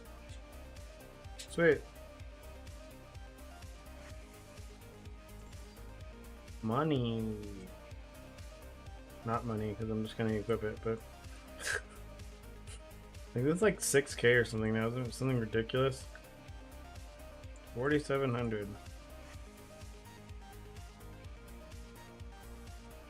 I guess I need to update the spreadsheet. I said the value was going to be like 30K-ish budget, 35K-ish budget now. It's 35K now. We build code. Streamer RNG. Watch, go ahead and update that to 35K now.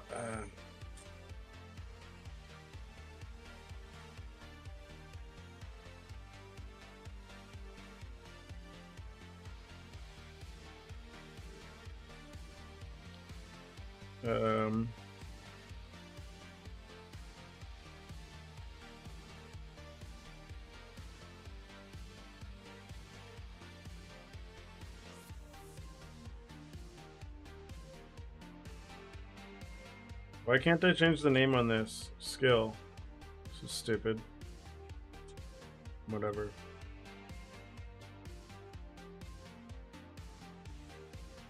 There we go.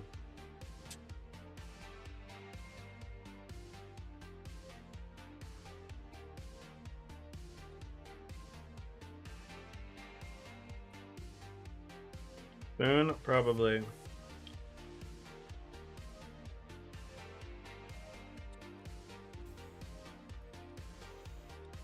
I'm so used to seeing the prototypes, I wasn't expecting it.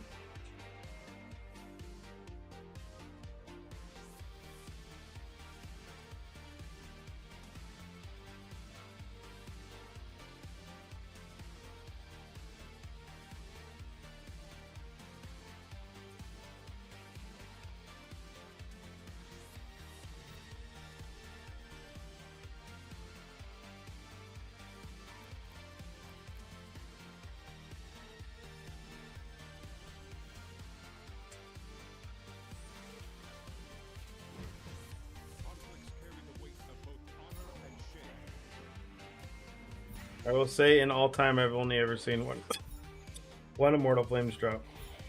They are, I mean, again, they're designed to be what, like 1/11th is, they're like 10% of the drop of a Cocoon Flame, basically, I think. Except the maps in Fire is a little more annoying.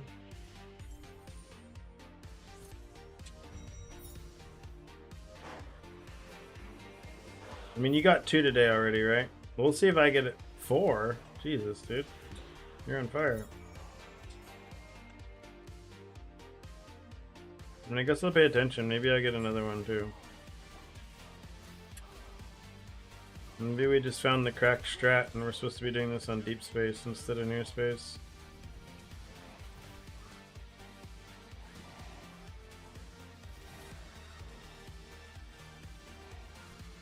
Yeah, I have one as well. Little weasel dude, level 1. Wait, I might be able to upgrade him. Did I get another idling weasel? Nope. Never to weasel, dude.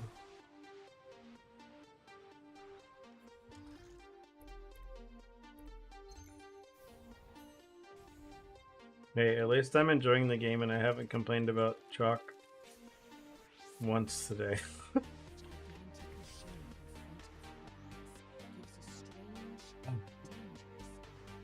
At least I kind of sit out of the way so you guys can watch the cat battle going on behind me. I need to just set up my GoPro so that I can zoom in to the battle that's ensuing.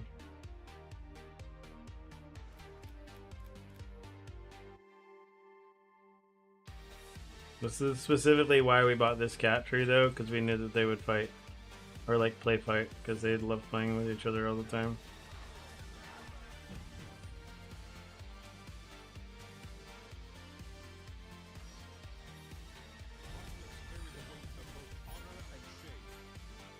Yeah, like the people that are trying to craft perfect gear, they're literally just buying their level 100 base that's like perfect with like their 1 T1 mod, and they're like rolling, you know, 20,000 sand if they need to get their second mod or whatever.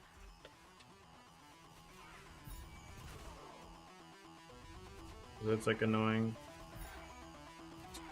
Yeah, you can sell them in stacks of 999. They sell constantly. They don't really sell in less smaller stacks than that though. That is the big thing, is they really don't sell in smaller stacks.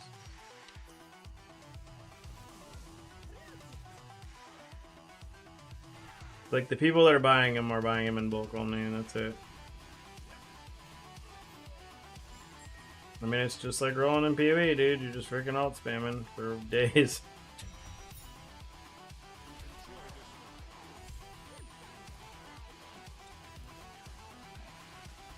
Alt spamming for days. No, not a Maine Coon. That cat, he's like really fluffy, but he was actually like, he was a foster fail. Like, he was a foster kitten, and he, like, when we got him, he was like half the weight of the rest of the cats in his litter. So we had to like force feed him like mass gainer food and all the stuff all the time. So, and he would like always get like really terrible diarrhea that would get stuck in his fur. So that's why his name is Icky, because he was like Icky Boy all the time. Because he was just always covered in shit. And, but then we spent so much time like nursing him back to health because we thought he was going to die, that it's like, we can't give him up now. We have to keep him. But he's really big. Like, he should be really big, but He was only like 8.5 pounds or 8.6 pounds or something. But lately, I don't know, he just turned 2-ish, and he all of a sudden he like finally started to get an appetite. Like I would always try to overfeed him, and he would never eat his extra food. He would always just leave it. And like I couldn't get him to overeat no matter what because I was trying to fatten him up. And but just lately he's like started to actually like have an appetite. So like I've been giving him more food than all the other cats, and he's been scarfing it down. So hopefully, so I think he actually gained like a half a pound or something, maybe in the last month. So he's like, I'm trying to bulk him up, because his brother, the black cat, he like looks tiny, but he's like super dense, like pure muscle, and he's like already 11 pounds or something. But he's just extremely dense, like, and he looks very muscular, and he's very strong compared to the other cats. So the other cats need some help because he already bullies them. Nicky Boy's the best fighter to protect the other cats because he's got the length.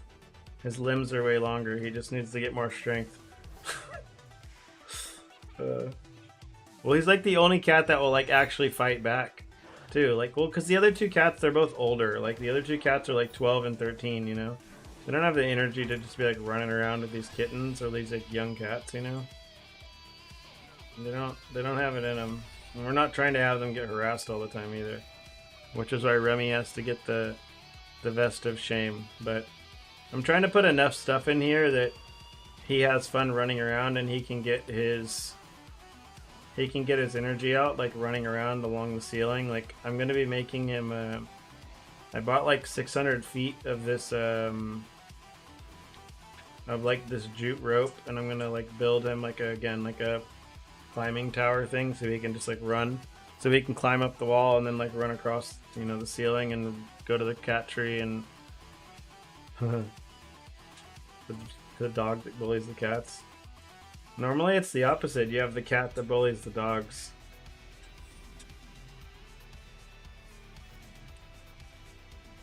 Depends on the house though, I guess. Yes, you need to get your lightning res to 106% peak. If your lightning res is at 106%, there's a reason your damage is bad. Your damage will be really bad if you don't have 106%. Yeah. Because of this mod right here. This doesn't do anything if you don't have 106% res. Yeah, if your res is bad, you need to use this. You need to use Lightning Walker for now then until you fix your res. Or just go fix your res, because like your damage is like probably really bad because you don't have it. Just use Lightning Walker until you fix your res then. Like Wild Lightning is really bad until you have, because this right here. Because math. I guess it's 107% technically.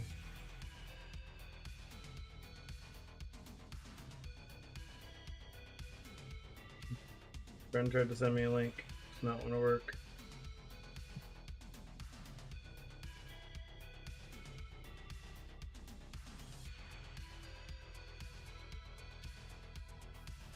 I think it's actually technically 107%, but close enough.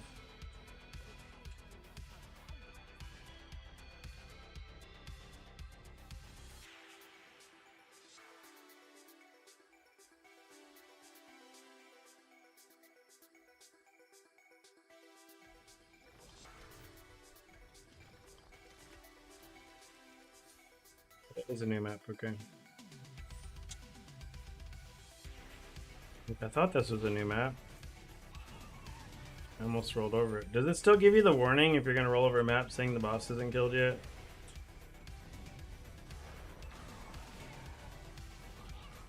I don't think I've rolled over a map without going in it this time.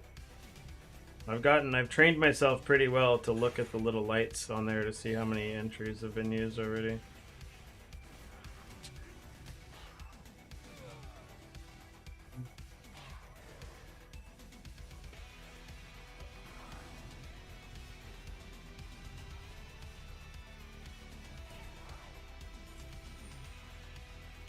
Dude, chests are OP when you get them. Card is always good. Lone Walker boots, some real streamer RNG. I mean, I would use Walker at least until you get like closer to 100% peak. If you get to like 95, then it will probably be better, but I would recommend fixing your res like as soon as possible. Like I would drop your res in other things before I would go running lower than 100% lightning res. Like if I would run 40% fire res and 106% lightning over running 76 fire and low lightning, personally.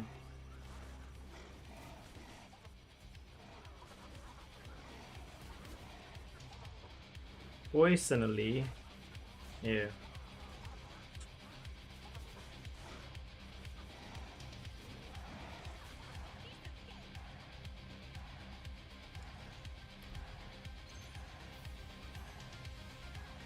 Still using my level gloves, yep.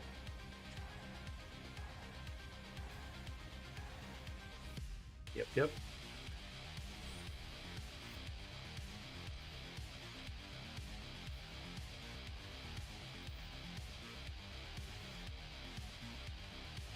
Yes, sir.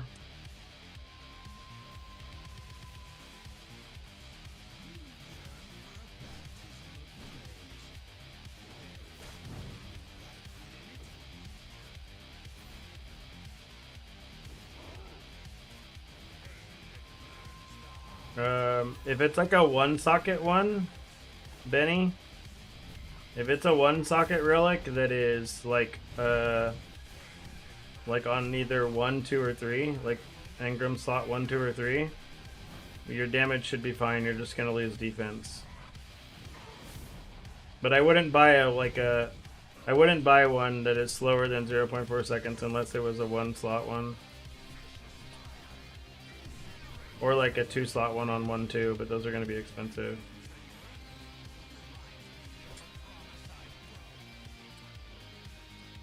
Yeah.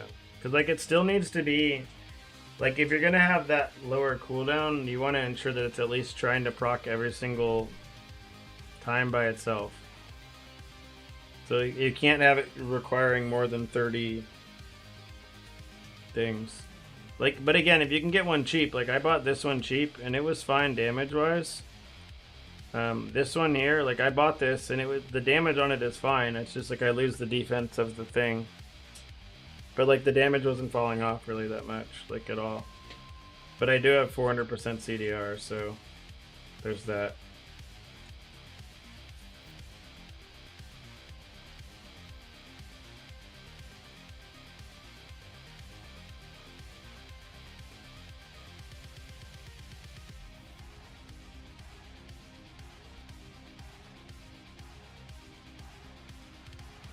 One 2.4 is definitely better. Yeah. 1.2.4 I think is probably the best. I think because you don't. I think it's probably best, or it's like on par with the 1.2.3. But like a 1.2.4, you should have slightly more damage because it's gonna like self-trigger itself all the time too.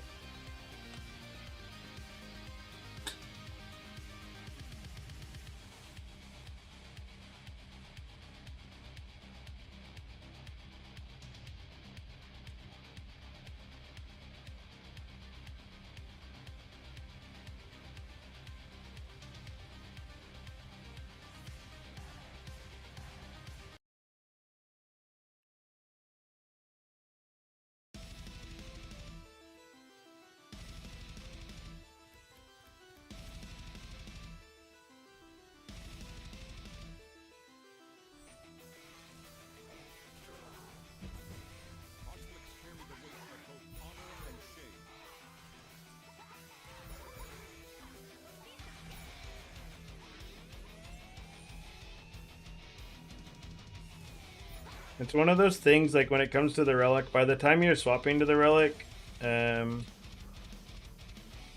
you've already spent quite a bit on the rest of the gear, so you should be able to afford like at least 500 or whatever it takes on the relic. I guess maybe it's 1,000 if you want a 1.2.4 or whatever. But you can probably buy. I'm pretty sure you can find like a really cheap like 0.5 or 0.6 one that's like a one passive or one engram or whatever. But any two engrams, I wouldn't buy a two engram unless it was a 1/2. Personally. But like if someone sent me a 1/2 like 0.4 seconds, I'd probably use it. I guess even a 1/2 0.5 seconds would probably be a damage upgrade. A 2 engram is worse, even if it's a 1/2. Because I'm pretty sure a 2 engram with lazy lightning and the legendary memory like is unbeatable. Like if it's 1/2 and you're using a 1/2 2-second with lazy lightning, I don't think it's beatable. Because you remove all of the downside of lazy lightning, which is what makes it so strong. Because lazy lightning is basically hitting 3 times every single time.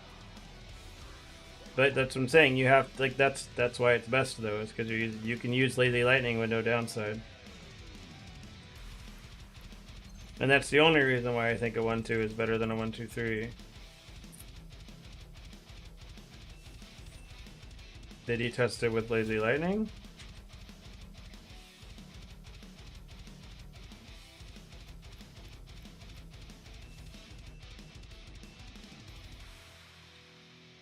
I mean, he's using a 1 passive, like, for 1, though, I thought he was saying. Yeah. I don't know. I mean, a 1 passive 1, it's probably better, but it's, this is 8-4. A 1 passive, like, 0.4 is, maybe better, but aren't they, like, 30,000 FE or something? They're very expensive, I think.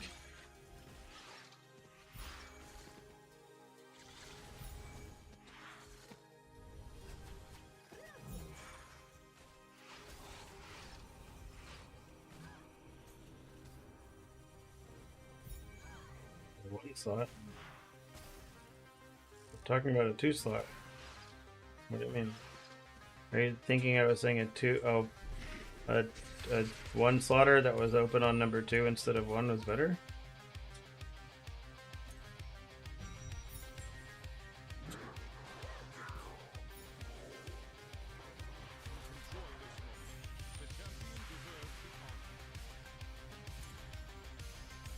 When I get money again, I will look to see how much the 2 slaughter 1/2s are. I mean, I think it might be Sholas, personally, but I don't... Yeah, I think it might be. I mean, I'd be curious to know what the damage difference is when Spark tested it with Lazy Lightning. Like, the test has to be with Lazy Lightning, though. If you didn't test it with Lazy Lightning, and then it doesn't... Because I'm pretty sure Lazy Lightning is... That's the only reason why it gets better, is because Lazy Lightning gets to be used with no downside. It's probably fine with Imperial Might, KVZ.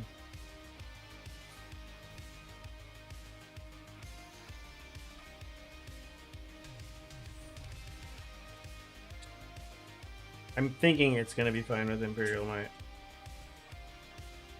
He's using a lazy 1 on a 1 slot right now. What? So he's using lazy and he's using no... I guess you don't need lightning fast when you have a 1 slaughter. That makes sense.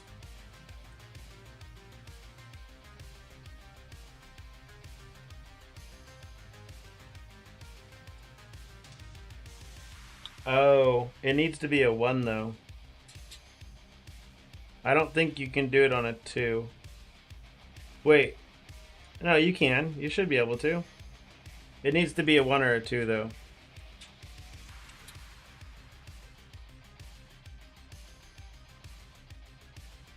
It can't be a... It probably can't be a 3.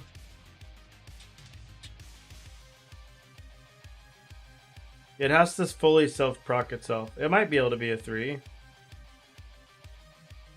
What is this one? Why was I selling this one and not my other one? I mean, I'll try it right now with a lazy.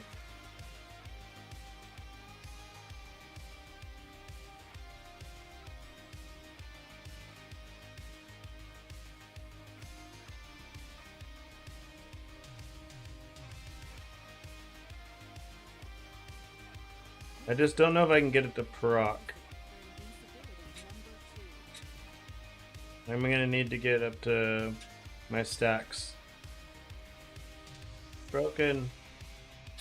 With my 3, I'm not gonna proc unless I get to 20 things. And I'm not gonna get to 20 things because I'm not feline enough. Ow! I'm bricked! Yeah, I need a. Let me see if I can go find a 2 slaughter real fast. Or 1 or a 2.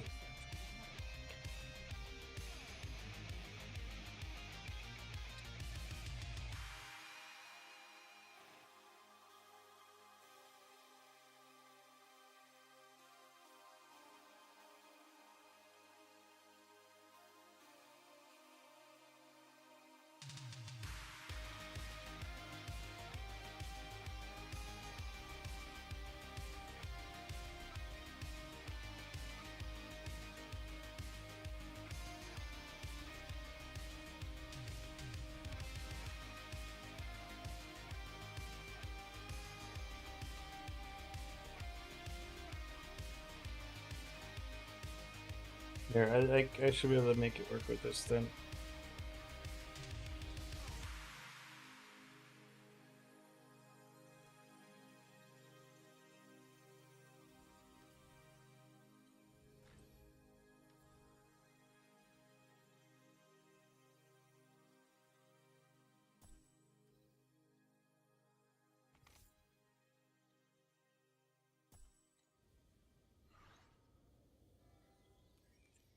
Please select the calibration intensity for invincibility number 2. Use me feline proc. I need you to proc.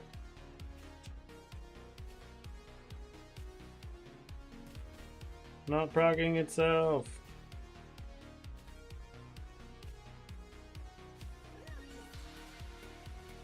There it goes. I don't understand what that was waiting on to proc itself, but okay. I'm very confused. Like, why?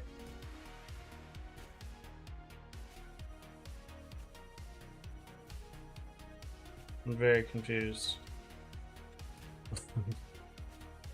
Eh? Buy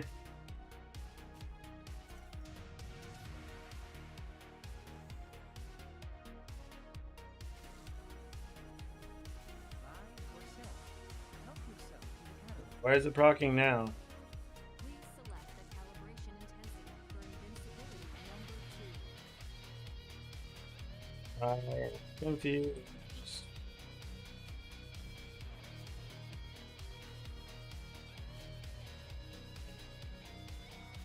I don't understand what's happening.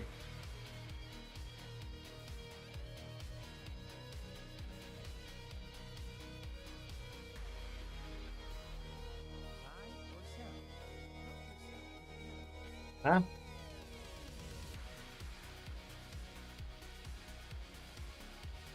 I mean, it needs to be a one slaughter, I think, but I feel like the 1-2 ones are still just gonna be expensive, even if it's like a high cooldown. Wait, that's not expensive at all. No, it's too expensive for me still, though. I should have cards that I can turn in.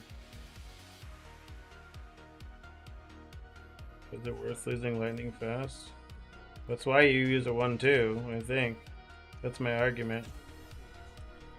Is why you use a 1-2.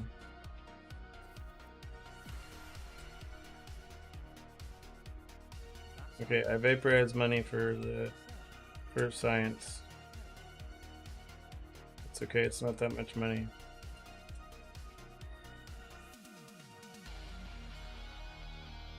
Like, this is why I own 15 electric evolutions. Oh my fucking god.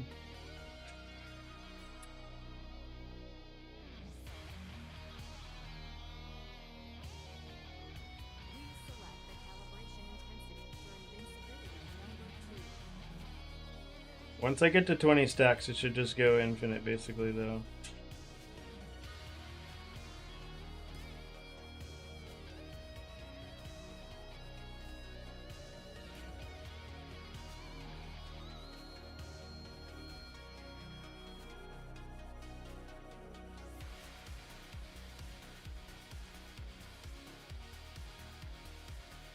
I'm gonna need to move my relic. Huh?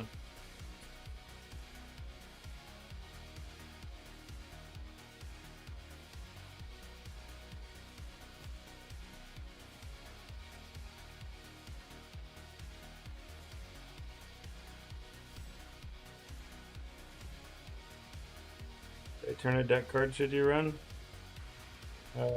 Just the one that says it spawns like a boss thing. Can you give us my filter code? This is the one in the docs is my. Are you on Asia server, Asib? I've heard it doesn't like it's been giving people issues on Asia. I mean, this is my filter code. This is the same one that's in the spreadsheets. You can try removing this stuff in front. Like, try this. If the first thing doesn't work, try running it like this. Try either of those.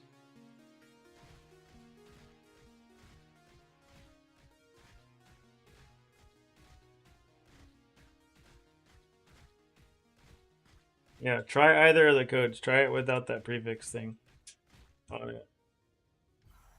When my forehead takes over, we were watching the cats earlier. They're now getting tired, I think. Finally. Hello, Lazy boy. Time to get moved again, buddy. Do. Like, could you please stop moving me? Wait, Icky won, Remy? You gave up? You gave up? You let Icky get the win? You didn't claim the top of the tower? I'm surprised. Ugh. Claimed it now.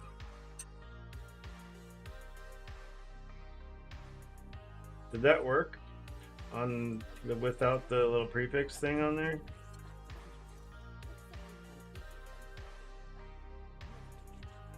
Oh, okay. So, without lazy as well, or with just unplugged cattail, we can test this as well. Oh, this thing is a 0.6 second one, so it's probably going to be absolute dog shit, but should be absolute dog shit.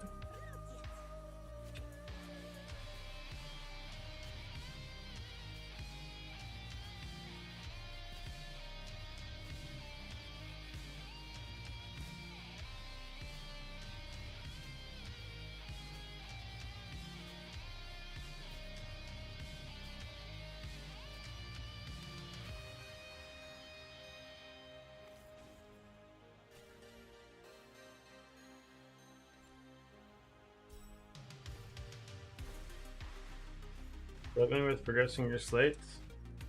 What's wrong with your slates?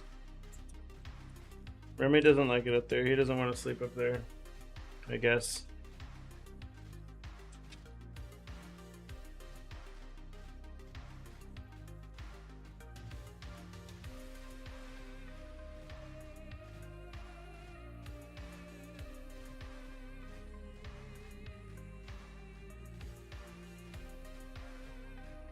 Oh, I guess my wife is spying on me.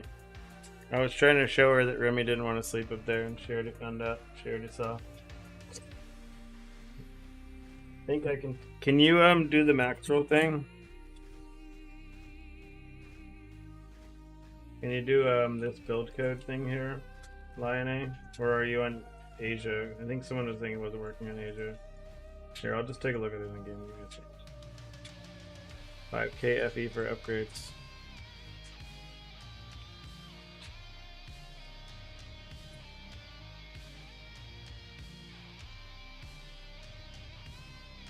Yeah, give me a second. I'll take a look.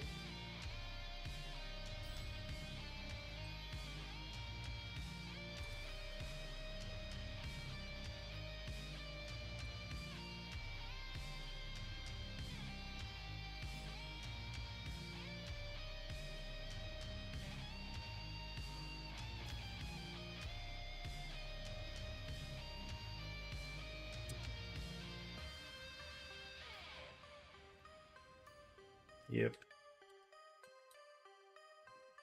Illegal build code. This isn't working. You're gonna have to do the build code thing, Lion. And like do the build code link I sent before.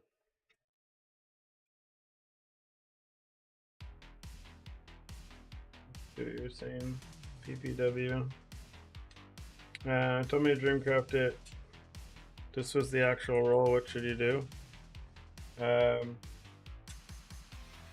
Keep it. What do you mean? I mean, you can Dreamcraft it now if you want to Dreamcraft it, but otherwise just leave it and go blast. Should be good. Staff is good enough to do what you need to do right now. Use the staff, go kill the things. You can take your Surging Inspiration prototype helmet off now and just put any other helmet on there, whatever you want to put. No, the code didn't work, Lion Eye. You need to like you need to probably, can you just do the max roll thing? Like I typed in this build code thing here and go to max roll and like import your character there and just send like a link or whatever. You got money to spare, KVZ. Go ahead. Put it to the test. Alright. I mean, I asked someone to clip earlier when I was like fully showing how to do that max roll thing. There should be a link to it somewhere.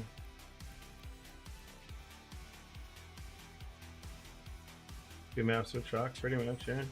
1000 FE, it's no problem.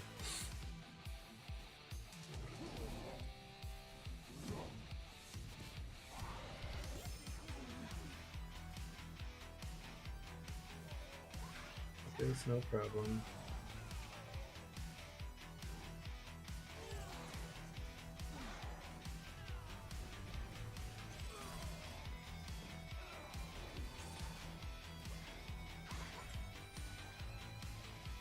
I feel like I owe it to the people to play Gemma 2 next, and I should really stop putting any more money into this character. I keep doing it, I keep telling myself like, oh no, I'm not gonna spend any more on this. Okay. Yeah, there's something going on with the codes for Asia, Hasib. So they don't the codes on Asia, whatever, any of the codes not from Asia don't work on Asia, I guess, for some reason right now. You can try to check the Discord, like the main Torchlight Discord. And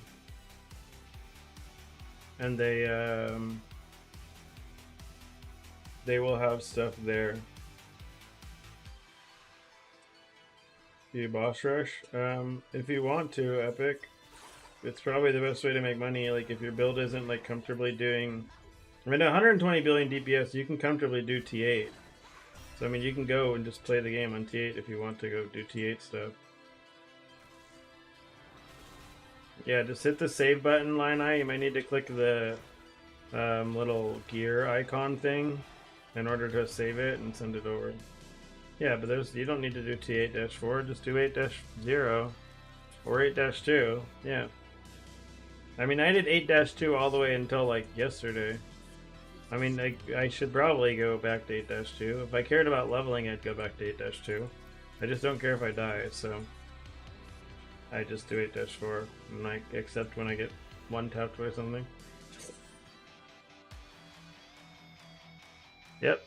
I mean, you can use any of the decks that are in the spreadsheet. Like, there's the general farming deck. I'm going to add this deck that I'm running here, which is like a 2 compass deck here that we're doing, but you can just run this general deck here, and this is like fine for just making money.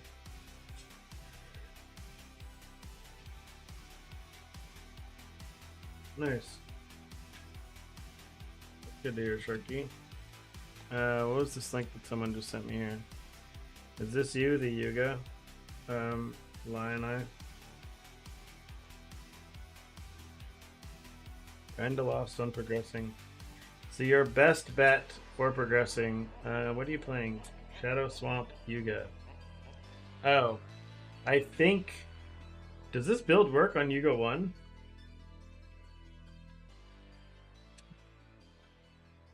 Or is this supposed to be Yuga 2?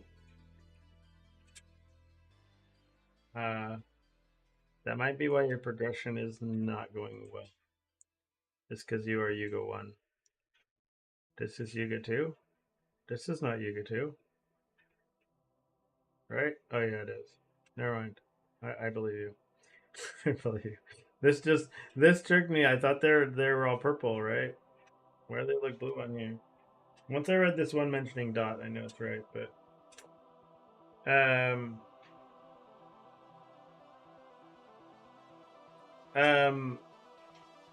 you're just supposed to be getting aura or affliction effect on everything and max chair charge stacks. And I don't know the exact abuse. Wait, isn't your gear like done? Nice, Shirky. What is your issue? Are you not already doing like 10 trillion damage? Isn't this like there? Or what is your gear is good? Slates are terrible. Oh. Here, let me finish this map and I'll go look at the ladder and we'll see what slates the pros for Yugis are using. Even though like I looked at the ladder last time for someone yesterday and all the Yugas were hiding their they were all hiding their characters because they were like I don't know. They were trying to hide the fact that they're playing Shadow Swamp as if we don't know they're all just playing Shadow Swamp. Like, come on guys, it's no secret. It's like the most publicly broken build out there. Of course everyone's playing Shadow Swamp. Like, hello. But can't do 8-4. Are you just dying on 8-4 or things not dying? Shadow Swamp is, yeah, it's like kind of bugged I think right now. So it's like, I think for every Terra charge stack you have, it like moves that many Terras when you use whatever, the Shadow Shot or whatever. When Shadow Shot's only supposed to be moving like 1 Terra, instead it moves like 8 or however many they have.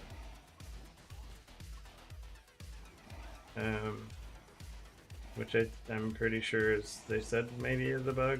I don't know. But I mean, anything, they're not going to fix it this league, they said. Like, they won't. They're just like PoE, right? They're not going to change something mid-league. They're just going to leave it. But yeah, I'll check. Let's go check the Eternal Ladder and we'll see what slates people are using. Like, I know some people are going to be doing like the order or chaos stacking thing or whatever.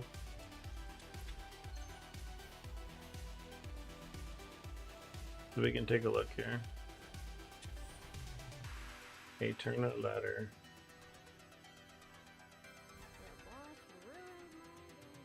Nope. Eternal Hall. Not. Where are you at, Takina? What is this? Are you slacking, dude? You're not even like.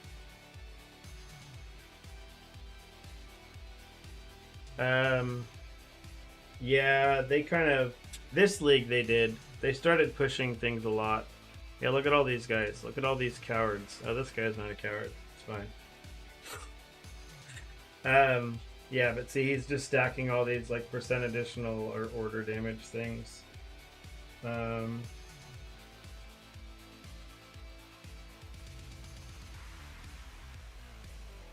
This set of slates is probably very expensive.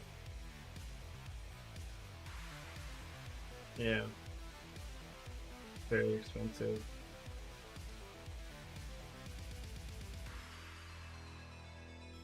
But you should just be get affliction effect, and I mean I know when I was running Terras for Gemma, it was just affliction effect and reap sources, but things are a little different for your version of the build. So let's see. Another Last God's Tears Enjoyer. These are very expensive. We're someone without ridiculous slates. Everyone's doing the same slates.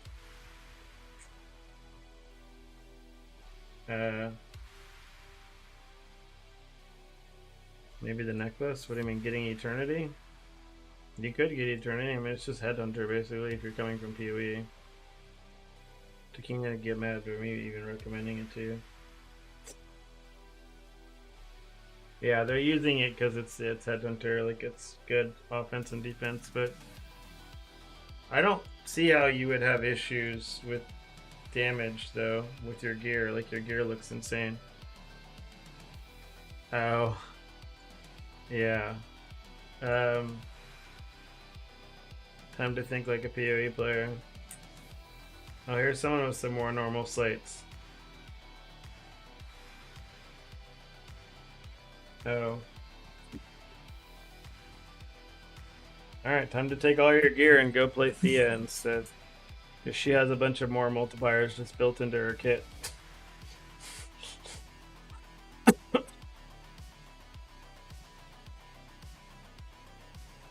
Yeah.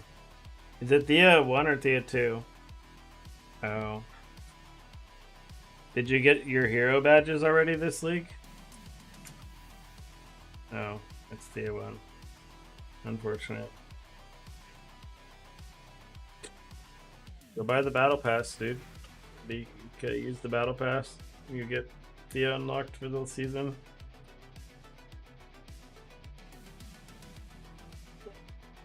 You have I mean, you can get hero badges here. So you get 30 here, right? 30 from here, and then there's a bunch on the season challenge, right? 35, 45, 55, what is this, 65 through Traveler. Oh. Yeah, and then I think the other ones come from here, I think.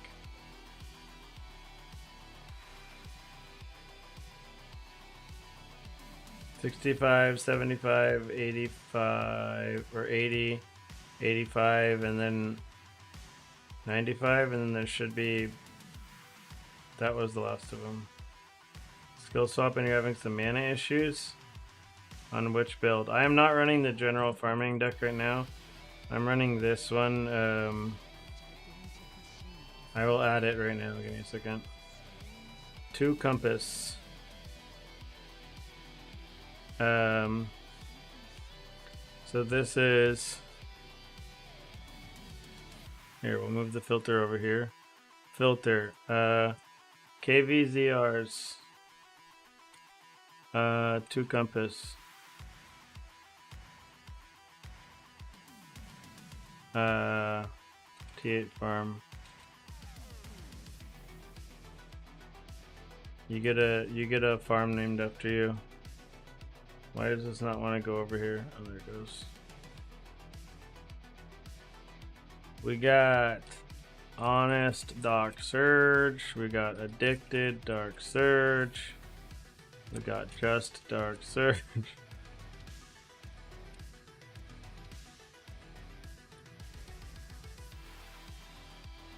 Magnanimous Dark Surge.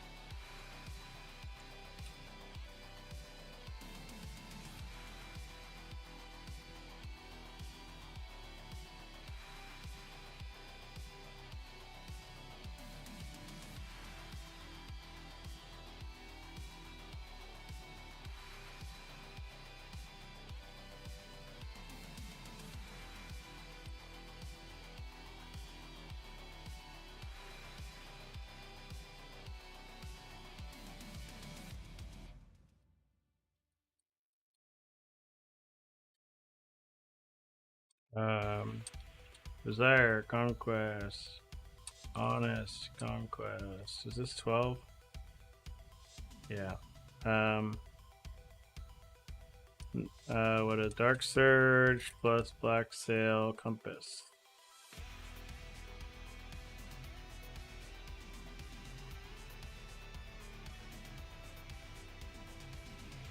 Okay.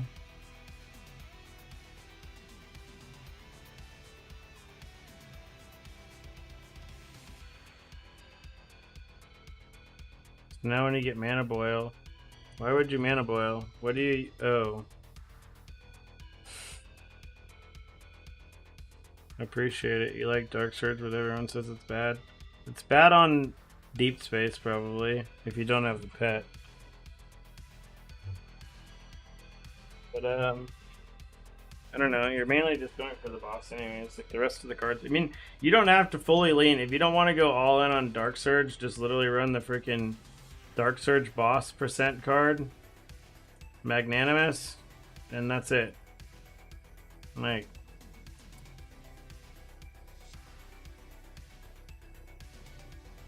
running this just gets you like a billion waves of Dark Surge, but when it hits and it feels good. No, they're like 4 FE each, like they're fine. What drops on Dark Surge? Compasses, Edicts, Currency.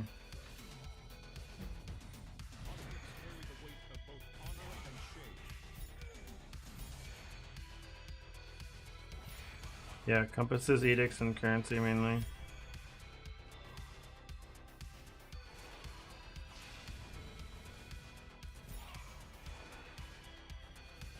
Compasses are like extremely rare in Dark Surge now though, compared to what they used to be. Like you used to see them all the time. Why is Precise Protection Field and regular exactly the same? I will take a look to see what the difference is on the Precise. Give me a second.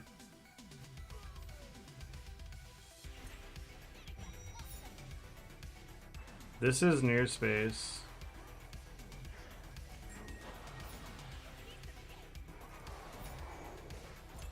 But I mean, you could take this exact strat, and what I was doing last night is basically whenever my Nightmare would get to like 60 or 70%, I would then take it into Deep Space. Which I mean, I could still do that right now with this. I would just need to like go and actually carry the proper compasses on me to do Deep Space again. They only drop cores? Yeah, they pretty much do. Only drop cores. You're not wrong about that. I mean, I could just be leaving, but I'm just gonna keep killing him because I'm gonna get an Imperial Knight from them, and then we can never say that Dark Surge is useless ever again. Only have to get it to happen once.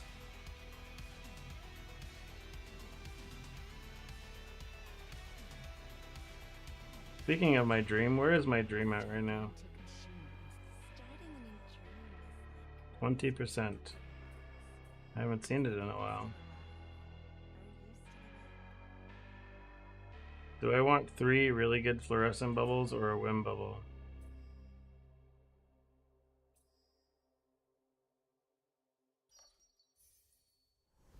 I don't know.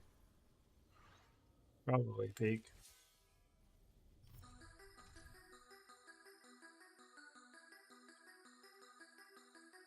I mean, it's just, it's something else to do.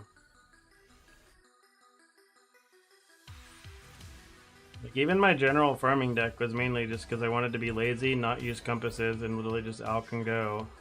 And just, like, get, like, and Alk and go and not take too long doing any mechanics, right? I don't like doing God of Machines because it takes too long. I don't like doing God of Might because it takes too long. Like, I don't know. I just want to cycle my maps as fast as I can. I got ADHD, man. I don't want to be in a map for too long. 4K FE? Yeah, give me a second. I'll take a look. Let's see what we got here. Yeah, to the Yuga guy, I tried playing Yuga last league, and I was like, you know what? I'll see if I can find a cheap way to play Yuga for people, and I was like, it's not possible. It's just expensive, I guess. No matter what, he's just too balanced.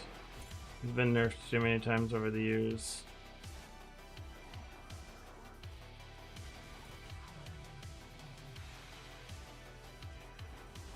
Like, I'm still only my filter. Well, I guess I'm not even dropping the level 100 stuff anymore. That's like the biggest issue with like a lot of the free-to-play heroes right now is they've been balanced too hard. Like, for the power creep that's occurred from the newer heroes, like they could affect. They should be able to go back and unnerf Gemma from where she was like 3 leagues ago. They could like undo that nerf they did to her, and she would still be like not as powerful, I think, as like the newest. Like she would still do worse damage than Thea, right? Like.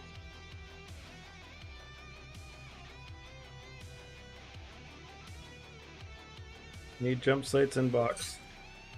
Nice. Yep, box, your damage will go up quite a bit again. Because you'll go from 300 to 400% CDR. Okay, someone wanted me to look at a deck, or at a build. 1 second.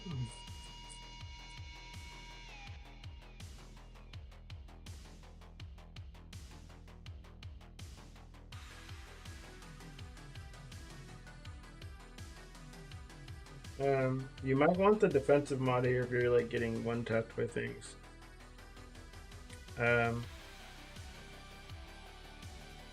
Thea 2? I don't know about Thea 2. I know she got... Yeah, Jeff, if you check the spreadsheet here, I added it to the spreadsheet.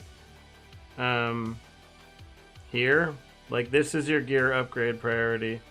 So if you're on the curse version, you do this, and then this is your priority for upgrading and getting to the channel version.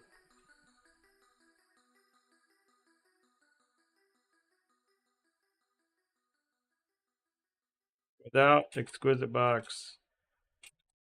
So this is the point at which you can actually play the build.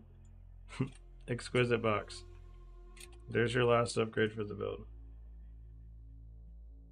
Yeah, so you are missing the... Where did your thing go? Link. You are missing the mod for converting 34% of your lightning damage to cold and fire. So I would use that over the highest shock damage recorded by Feline, because that's going to help a lot. You are also missing the blessings mod, so you're not getting blessings right now. So it is important to get either a corner with this or this mod. You need to convert stat. If you're using the legendary relic, it is recommended to do the conversion to convert the damage you're taking. Yeah, but this blessing mod is really big as well, Lunchbox, because you're getting double damage, you're getting a ton of move speed, you're getting... Oh, yeah. Yeah, so you want this memory here that converts lightning damage taken. Hey, look at all those compasses. Yeah, when you get compasses on Dark Surge, it feels really good too. Compasses and currency, basically, when you get those, it's like popping off.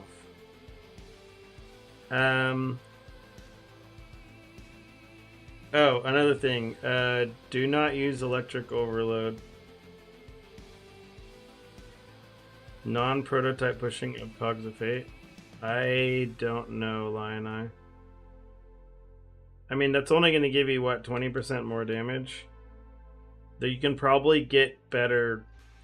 You can probably get 20% more damage for less. I'm using crit chance, because I don't have fervor. For you, because you have fervor, you might want to just run crit damage. But crit chance is probably still better. So the thing with electric overload is what is your activation medium casting right now? Like 1.3, 1.4 seconds, something like that? Or are you using like a 2-second one still? So at minimum, at fastest, you're getting like 1.3 seconds on your spell, right? So if you ever don't crit with electric overload, then your electric overload buff will not be up for the next cast. So it's only like your uptime on this second half of the buff is only like 50%, if that. Oh yeah, you need to change that. Your medium, you want your medium to be... Yeah, you just have to hit the button yourself, Sharky. You'll just have to hit the button yourself, though. It's like, whatever, though, to just hit the button. You want an activation medium, so you want to do this. Lunchbox, you want to go in here and you want to look at your cast speed, your Path of Flames. Do you have like a 1-to-1 channel medium? Like, is it 1-to-1 or whatever? It's in the... So you want to look at your casts per second here on your Path of Flames. And then just like figure out however many casts you need to hit your... However many seconds you need to hit your max multiplier on your instruction here. So mine's at 268 and I got a 30%, so this takes exactly 9 casts to get there. So in 1.3 seconds I get that. Right, so wherever my calculator is. So my like 6.94 or whatever it is. So I get my 9 stacks to get my full multiplier. Yeah, so you could sustain an even faster one if you wanted to. But I mean, I would just still like look at, like, you can probably still get like a 1.2 or like a 1.4, but I would search for anything between like 1.2 and 1.5. Can you even sustain a 1.1 with that? No. But get one with like a high multiplier like this. That's part of why your damage is probably low as well. It's because you're casting so frequently with your thing. Is an un-ID'd wind catcher even worth anything? Are people buying those? I mean, I would just ID it and sell it either way. Like, you know, well, I don't know. Try to sell it un-ID'd. I couldn't get my cattail thing to sell un-ID'd earlier. Yeah, so because your thing's only casting every 0.3 seconds, you're like never getting up to your max instruction stacks. Yeah, try crit damage and crit chance. Crit chance I think is probably still better. This crit strike rating increase. It'll be more consistent. Oh yeah, don't run lightning pen. It's worse damage from when I tested it. For this version at least. It might be better for like the other one. It's in the spreadsheet, Peak. Go to the spreadsheet. It's right here in the spreadsheet. This deck, KVZR's Compass T8 farm. Near space farm. Near space farm.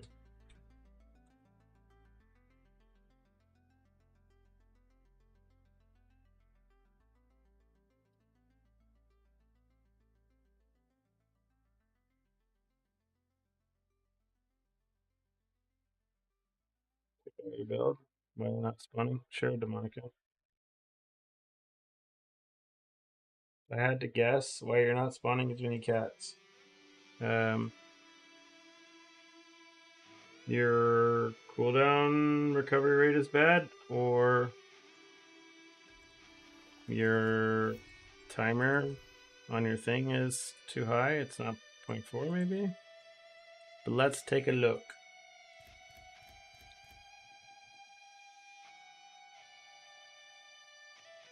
Nice. I got one of those yesterday, I think. No, I opened 100. I opened a perfect cattail, and I was like 2,800 FE. It helped. It paid for my prairie, basically. 361. Yeah.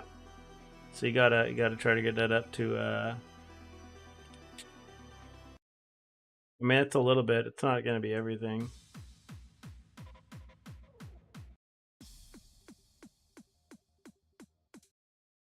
It ain't going to be at all, but it's something.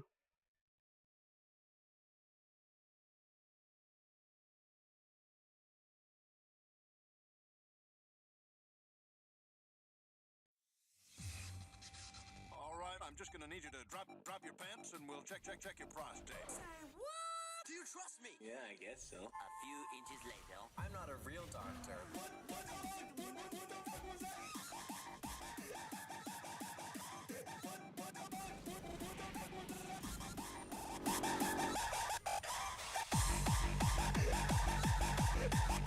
Just check Takina's build for it too.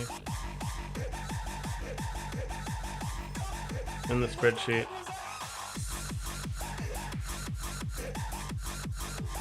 Mainly just surround it with jump slates.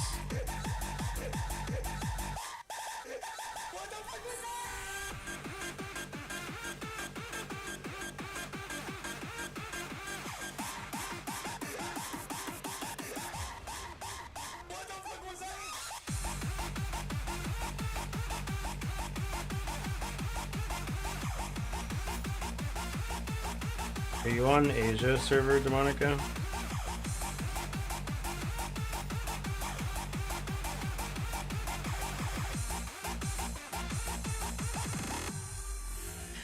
Okay. Just send your build code here, I guess.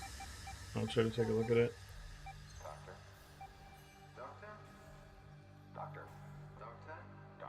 America. Well, we're using the compass. This is why he's not running the first one. Because we're guaranteeing Dark Surge.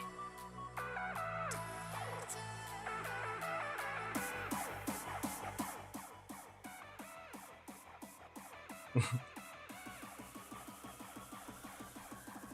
now for something completely different. Just you can send the build code and I'll try to take a look at it, Demonica, if it's not working for you. You might have to change it. If you look at that link, you might have to change it from Europe to America or whatever. But yeah, see, we use the compass to guarantee Dark Surge and to guarantee Black Sail. That's why we're not running the chance cards for those.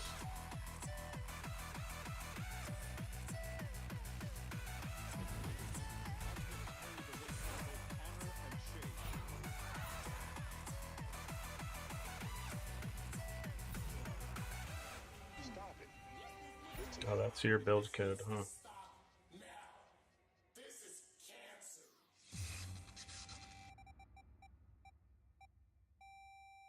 Okay, but it's still not working. Ayya.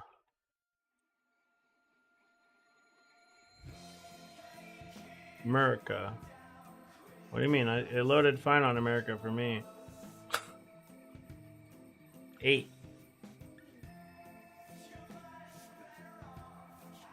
1, 2, 4.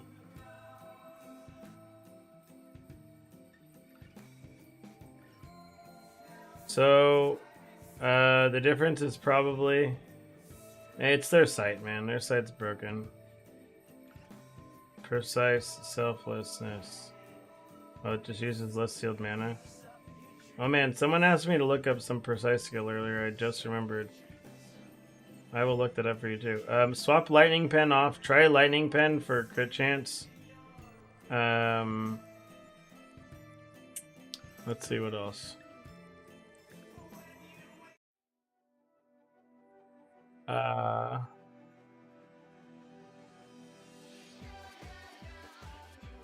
And then get your CDR up to 400%, basically.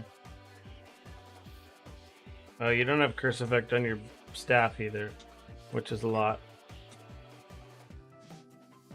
Did you make a map ranking for Thunder when you have to choose between 3 dog cards? What are your cards? Just, I mean, I guess you can look here to see what the deck difference was. Which one has the highest mob count? Just run by highest mob count. Gallery, I think, is the best.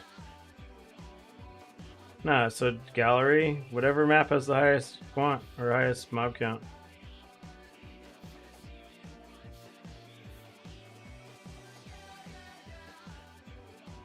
Import character. Failed to load unexpected end of JSON. Their site's just broken, dude. Like half the time. Staff. I don't know. Does your staff not have a blemish? Do you have curse effect on your thing?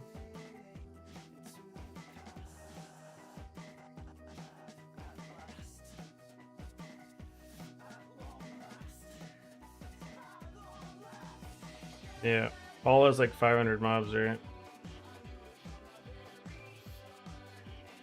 Dude, I just realized I probably can get rid of these sealed mana points in my tree.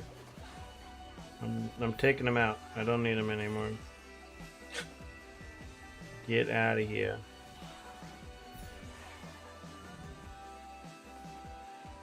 Crit, yeah, try crit chance over lightning pen, and yeah, you definitely need curse effect on your weapon if you're going to use the gloves.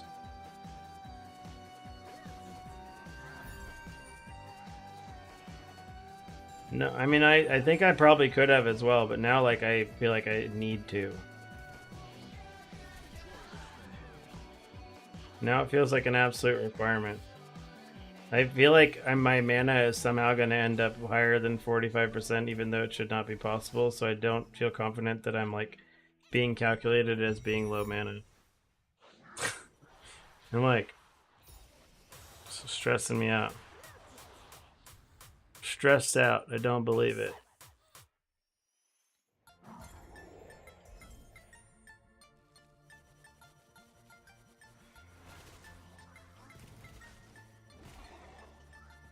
What is the damage you're hitting on your version, Demonica? Because that should still be hitting, like, well over damage cap, right? Like, at least, like, 2 or 3 trillion? Well, you're on Imperial Might version, so if you added Steadfast, you might be lower, but... Like, adding Imperial Might is like a damage decrease. But it's fine, we have enough damage. We just trade the damage for the defense now. That's when you know you're growing up, right? The build is growing up. It's finally looking into defenses now.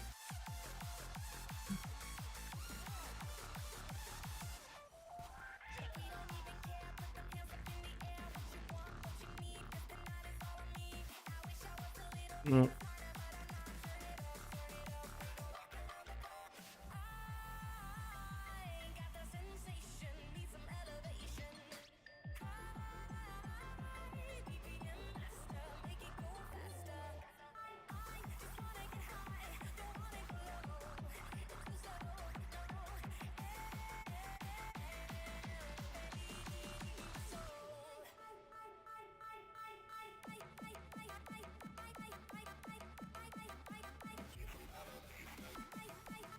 I'm gonna take a picture of my cat because he's like passed out in a funny way.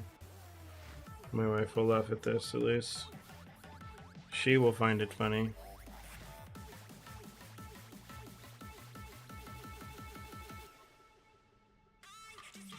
Not procking as much. Oh, did you have blurry steps on? I wasn't even paying attention. Let's see. Blurry steps. Yep.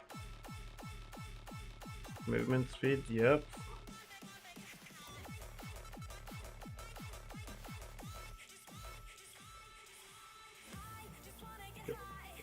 Not procking as much.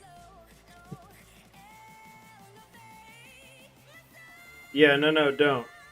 Yeah. No, I did the same thing, Takina. I looked at the mods and I realized I should never change off of my pet. I figured that out today. Sorry.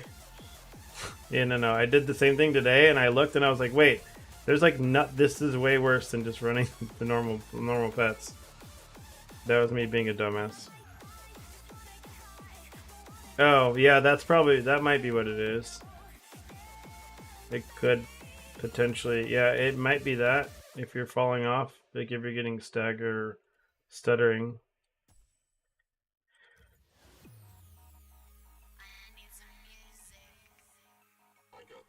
And we hit the jump slate. I'm pissing off everyone with the filter right now because I'm having it show every single Huntress slate right now because I'm just trying to brute force a jump slate.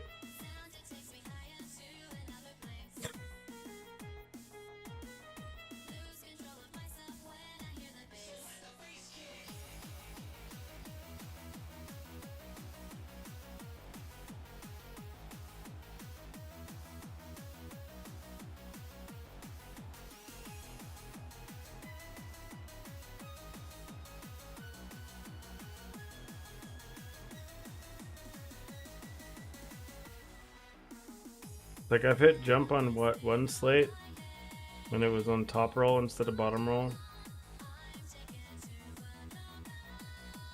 No, yeah, the blessing slate's big. Like that's why even in the spreadsheet.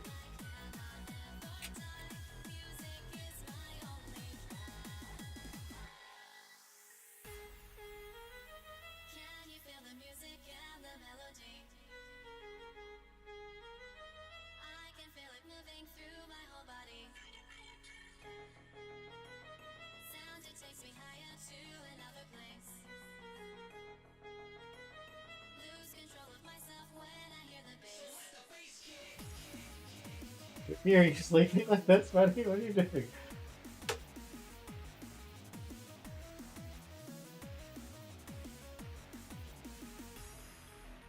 Oh my gosh. Here you go. Discord, you guys, I'll stick a stupid cat picture on Discord.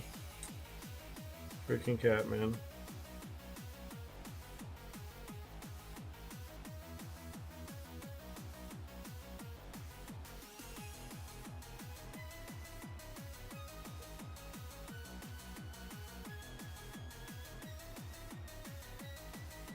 No, like I'm not trying to double. Like all I'm doing is this. Like I have so many slates anyways. Like no one's buying these. Like I'm not gonna sell a stack of 1,000 of these for 1 FE. So I'm just gonna try to brute force roll one. And I mean it can't be that hard if you just start picking up all your freaking slates and just like, well, maybe you get one, maybe you don't. Whatever.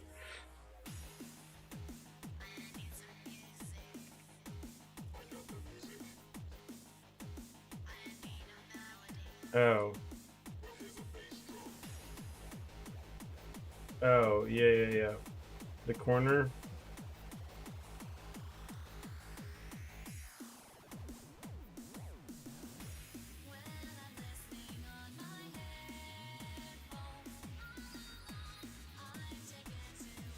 Caesar's resentment.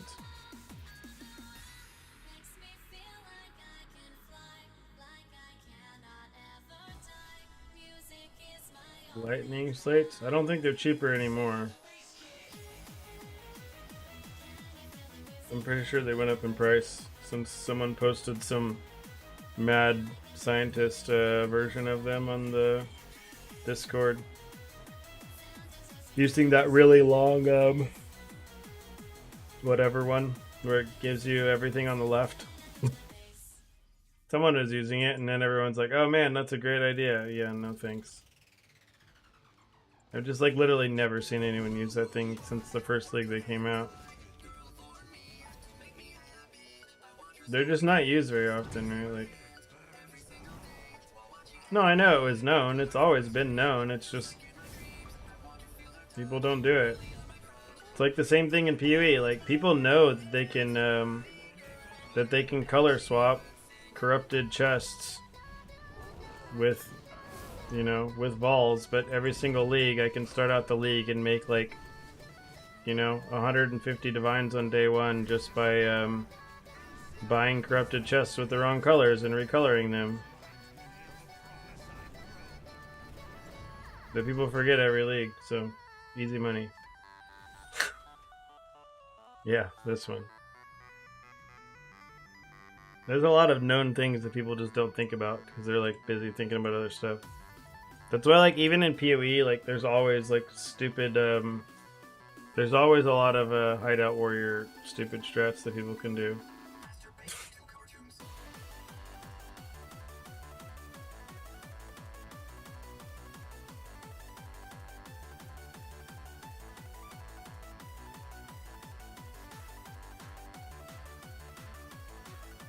Is he really gonna sleep like this? This cat's insane.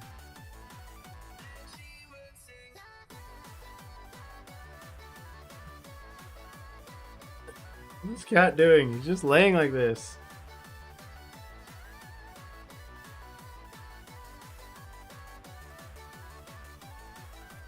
I can't tell if he's trying to sleep like this or not. Because he keeps doing this, but...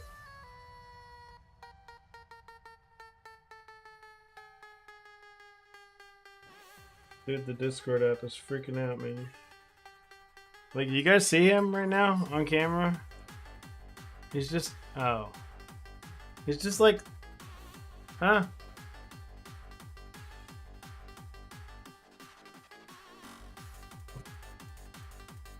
Excuse me, Icky boy. What are you doing, buddy?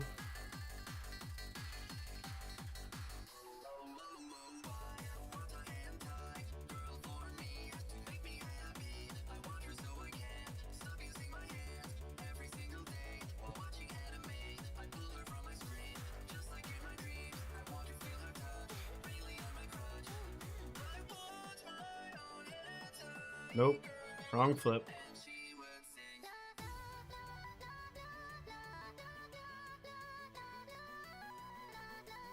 Well, the 10k gym in no chalk position. Yeah, I don't. I think he's just gonna fall asleep like that.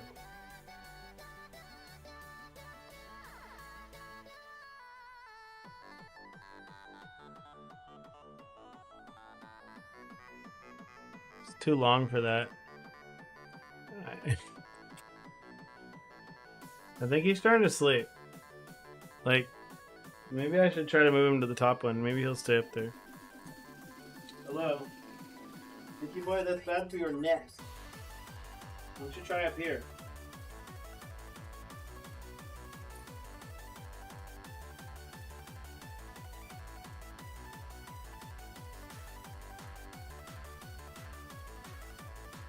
Yeah, go up there. Up there.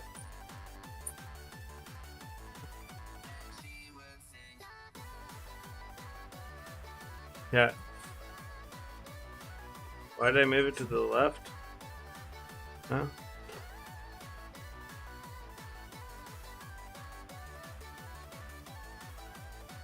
No, I know he likes it. It's just I was just curious. I'll find out tomorrow morning. Again, I'm gonna find him with his arms hanging out like that. Again. He'll just have both arms sticking out tomorrow instead.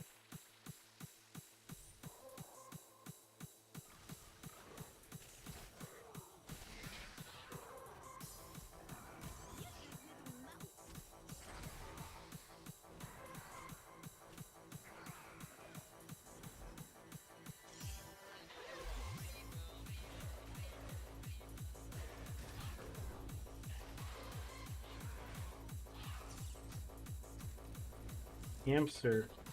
Nice. I'm not allowed to pull on the hamster thing until I get chalk.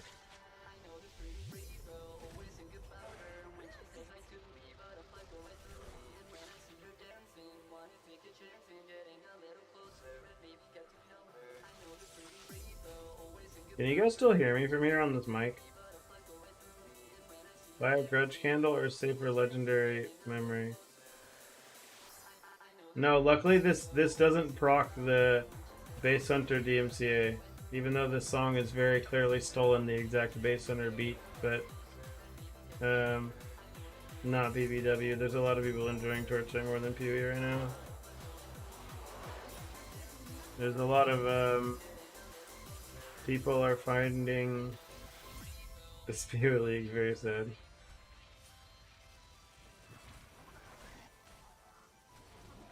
Yeah, it is. This Sorrel guy makes some good music, especially when he steals the beats from Bass Hunter.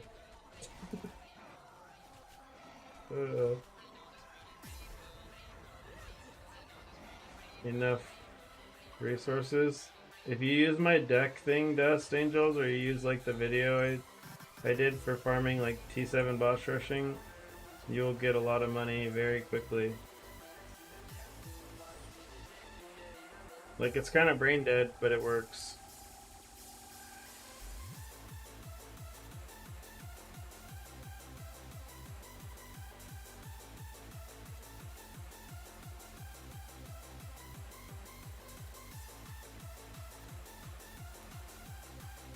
It's brain dead strategy, but it works. Possible upgrades: Candle or Hero Memory for MC Yuga. I mean, I guess Grudge is probably going to give you, what, 30% more damage, and the memory is going to give you 20% more. So if there's similar costs, you're going to get more value per dollar on the memory, or on the candle if it's cheaper than the memory. Yeah, there's a lot of them, Dale. They're in the spreadsheet. There's a few of them, depending on what you have. Oops. If you have Grudge, not if you have Grudge, if you have Chalk, there's a deck that is better than the rest.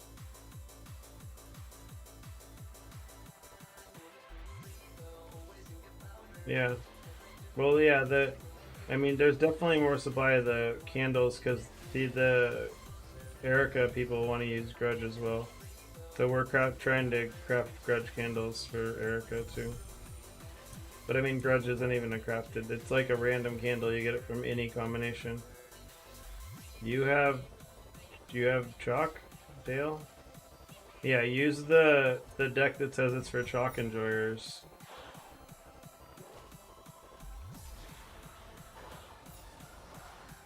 Yeah, the chalk enjoyer deck is good for chalk enjoyers. You got chalk? Eat all the chalk. What deck at the moment is good for 8-2 farming? I mean, you can try this near space one I'm doing now with compasses if you want. Like, you're obviously investing a little bit more into your maps, but if you don't want to, then just run like the general farming deck.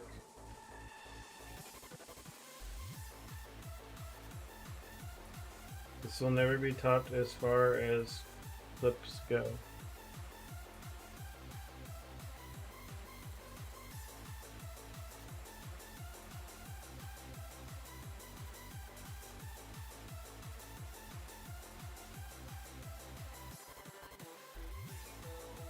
Oh, you guys can't hear this because it's not in it's not in Firefox. Oh yeah, I remember this now. Watching this clip. And getting... There's no hard mode. There was no quantity nerf. And Arc Nemesis? What's that, man? That doesn't exist, huh? Magma barrier? No, what are you talking about, dude? And we wake up, and it's ritualing again. And I'm playing Cold BV with Legacy Explode. Oh, I lost, dude. I'm back home. Beyond, I log in, and Hearth spawns, and I'm like, oh, hello Hearth. Hello Backstuff. I vendor a 6-link. I get a Divine. An Exalt drops. Pog. I'm pogging out, dude. I got an Exalt drop. I'm back home. He was so sad about this, he just like skipped like 3 PoE leagues. Stopped making content and then finally decided to come back.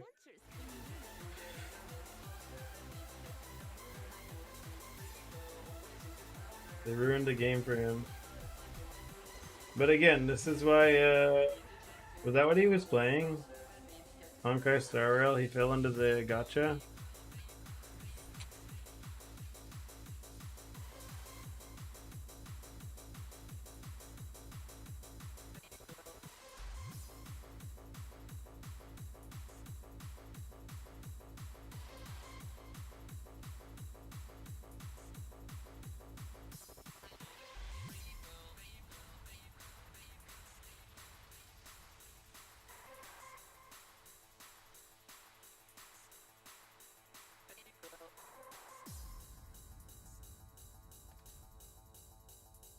Grimmer Gotcha? That's funny. Gotcha Gamer.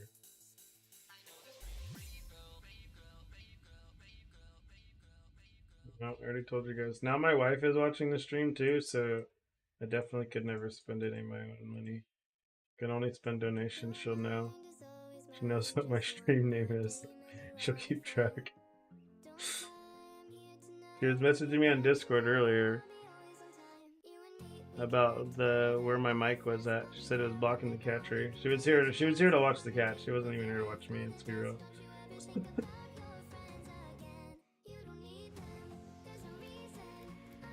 Day 2 Missville. Preview Clock Tower Relic. Loggers.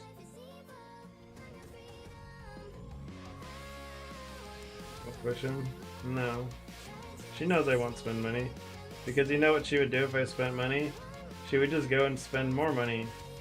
That's the deal, basically. And she knows that would kill me inside more than anything else.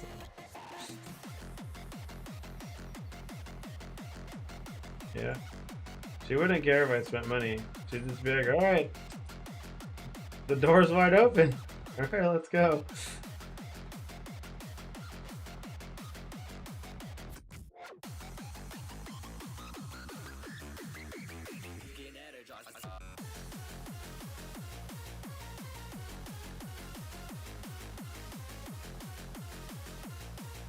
Alright, how many beacons are we starting with? 5. 5.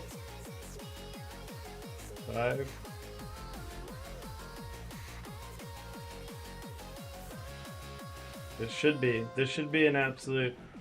This should be basically why I'm pretty sure it's profitable to just run Nightmare Compass every map if you wanted to. And still, I mean, you can. I mean, I did it earlier and I was still making money, but and I didn't even get any like crazy nightmares either.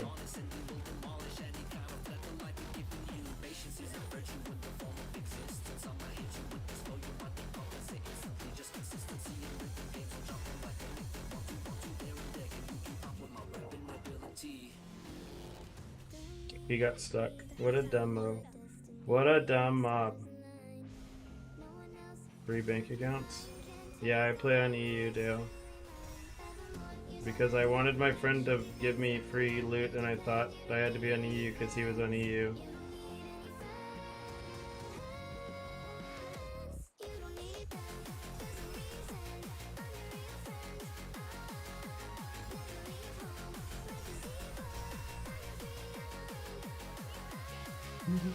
Free bank accounts? No, that wouldn't help still. Again, it doesn't matter. The bank accounts don't matter. She'll know if I spend the money. But got new weapon. Look at chat. Okay. Unethical. How many beacons did you think we just got? We had 5 when we started? Or 4?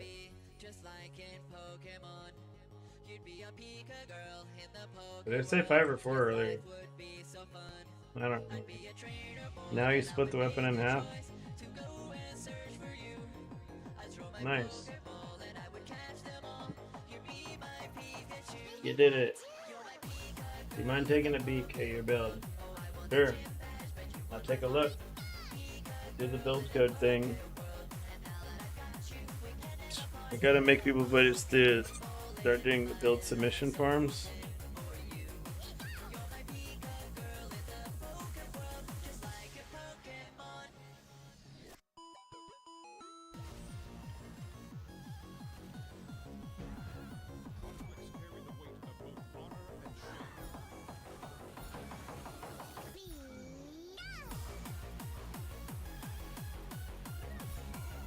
Whenever we pull the standard banner, I look at one item.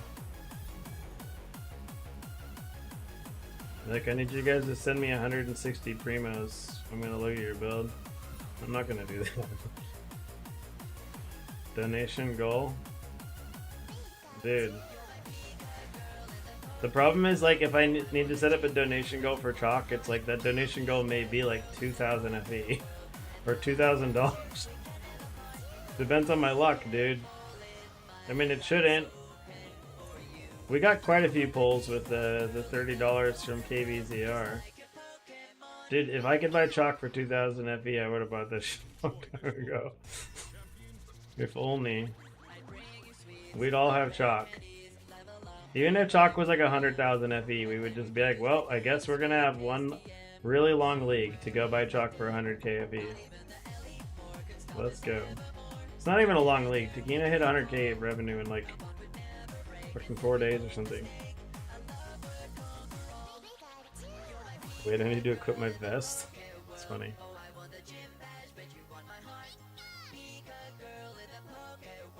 Did you send the thing you wanted me to look at?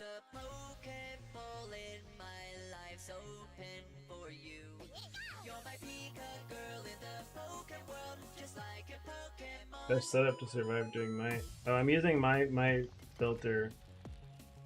Alta, it's in the spreadsheet. Best setup to survive doing might. Kill the monsters fast. Have a forced start with defense layers on it, so that your ES is recharging the whole time. And kill the things quickly, since when you're in like wave like 12 or 13, they have like plus 5,000% damage or something on them. Something crazy, multiplicative, whatever 1.1 is, multiplicative. 13 times.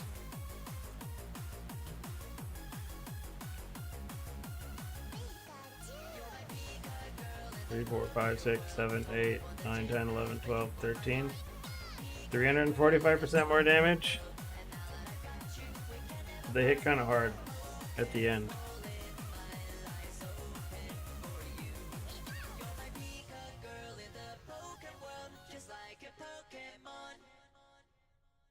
Sorry, was that too loud? I'll turn the music down. So the answer for surviving is, again, running forced start. Sorry, I was just like vibing out to the music here. So you run defense layers with forced start. Helps a lot. So you have like your ES recharge. No, you don't need it, but if I'm asking for people that are not necessarily on Erica as well. But yeah, like having ES recharge, having basically anything to reduce the damage, freezing them also good. Getting reduced damage taken. A beacon, enjoy.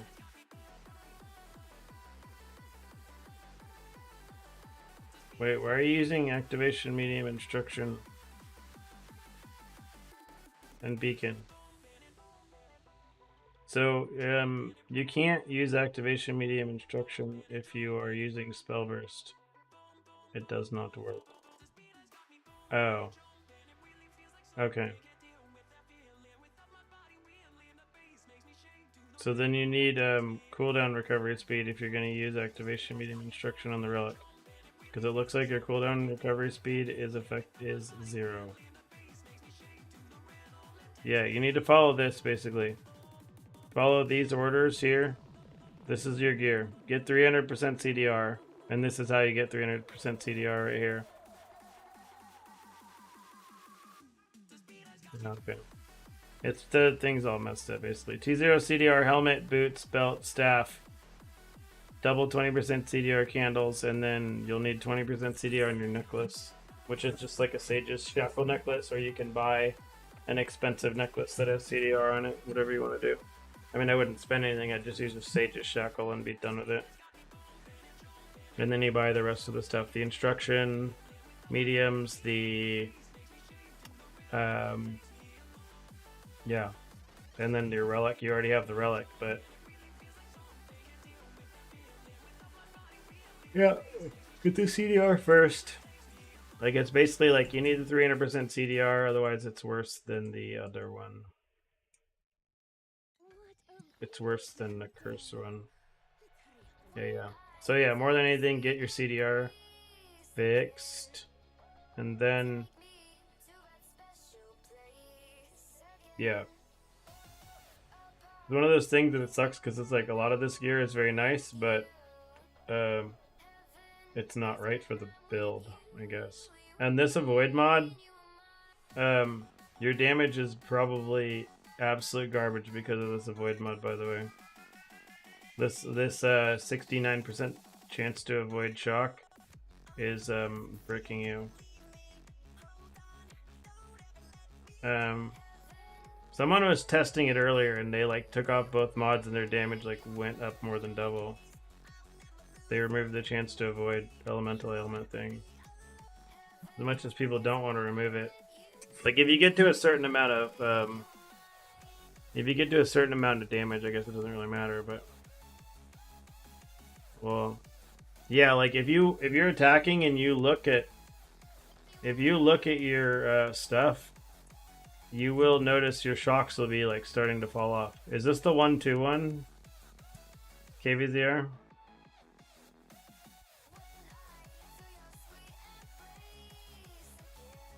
Oh, this is the laser beam version. Yeah.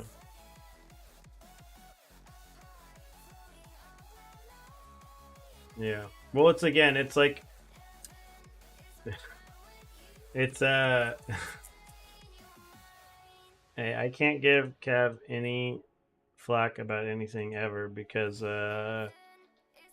He's a donator. I gotta be like a politician. I can say nothing to anyone. No disparaging comments about anyone who's a donor. I support them. You know, you just gotta pull out the politician.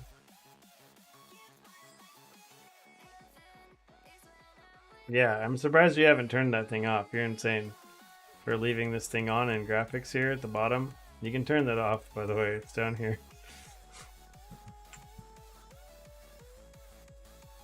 Could not leave that thing on. I had turned that thing off like in like 1 second. Hello, Achy Boy. Mickey, come here.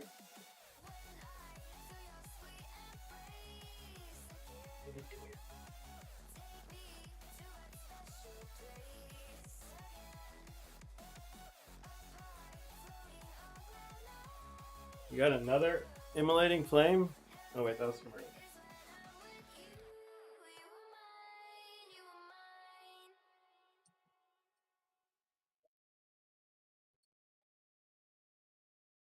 This cat is like the weirdest cat ever. He is always and forever. Whenever he's been around, he will just pick a random spot on the ground, and he will just decide like this is where he wants to lay down and go to sleep. And he'll take sleeping on the ground over anything a lot of the time.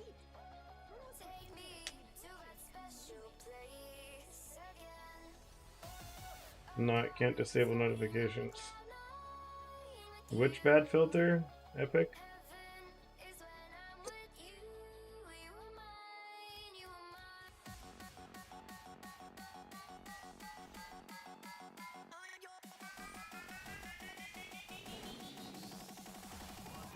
Oh.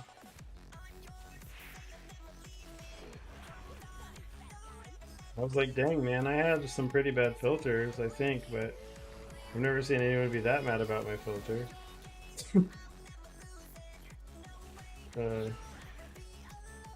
No, I'm trapped.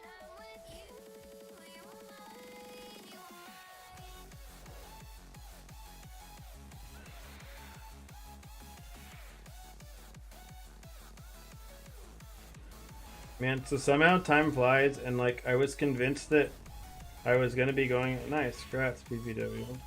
I was convinced that I was gonna be going out of town like at the end of this month, and then I realized it's actually next weekend.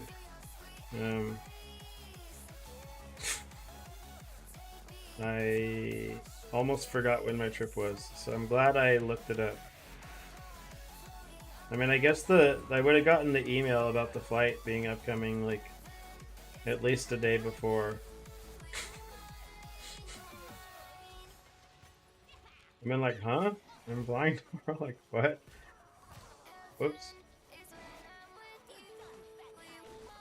No Gemma 2. No, Gemma 2 will occur still. No, he chose the hole again. He wants to sleep in the pit.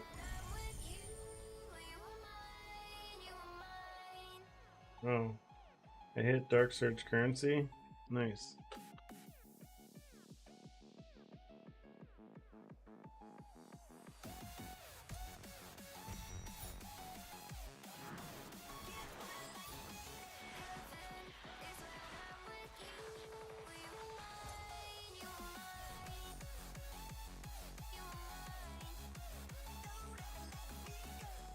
Nice.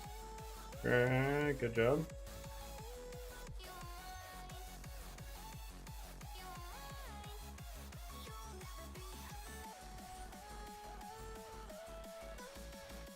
Can you test and tell me if your shock ever falls off?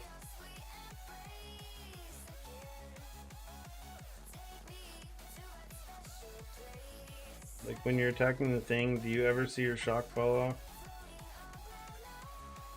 Like on you, Sharky? With your 69% chance to avoid the ailment?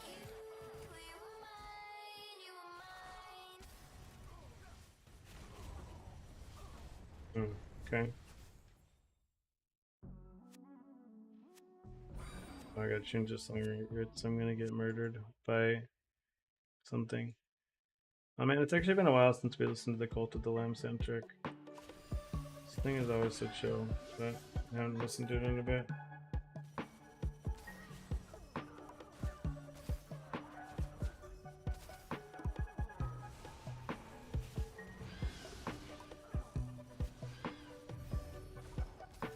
Yeah, it comes from the Planewatcher peak. He was doing the T7 strat because it only drops from the Planewatchers on T7. It doesn't drop from the Planewatchers on T8, so that's like part of that is the bonus aspect of the farming T7 strat. You make your steady, any of them. But honestly, if you do Voidlands, it's probably the best. Tips for SSF MC. Make sure you set up a filter to see your gear. For sure, set up your gear to find your like affliction gear and everything that you need. No, they don't drop skills on T8 peak. Nope, no skills. They did last league, they don't this league.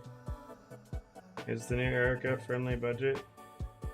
Yeah, you can start her off with like no budget. Yeah, I mean you can do 8-2 stuff like pretty inexpensively. If you look at the spreadsheet under any of the videos, look at the spreadsheet under any of the videos and it kind of covers it.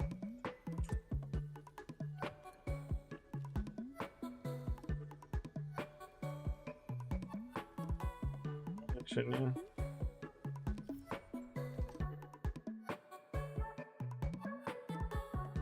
You don't know how to make filters and you can't use mine?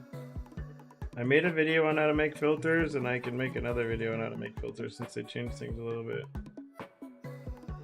Maybe I'll do that for my video tomorrow. Even though I know most people don't care. I don't know. If you watch over my video from last season, filters haven't changed that much since then. It's like a little bit. Yeah, how did you do? Did you get another good pet?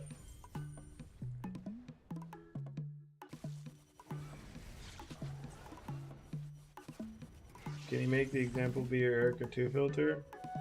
What do you mean? My filter's already up. I use the same filter on every character, guys. It doesn't change anything.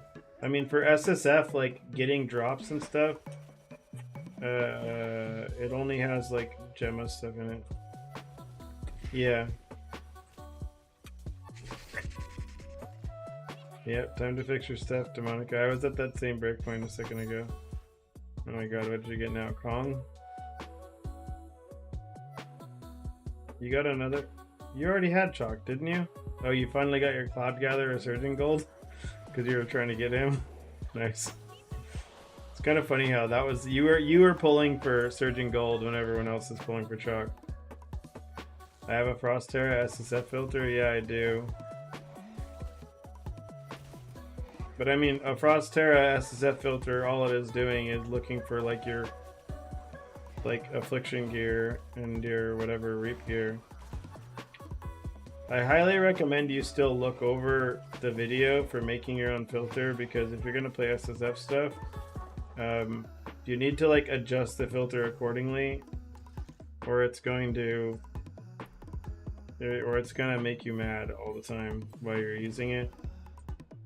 Because it's basically like when you do it on SSF, you basically upgrade it constantly, like as you get the gear, right? So once you get your first weapon that has like T2 affliction on it, or first items, and every single item you have has T2 affliction on it, the next step is like, well, now I only want to see items that have T1 affliction. Like, I don't care about anything else.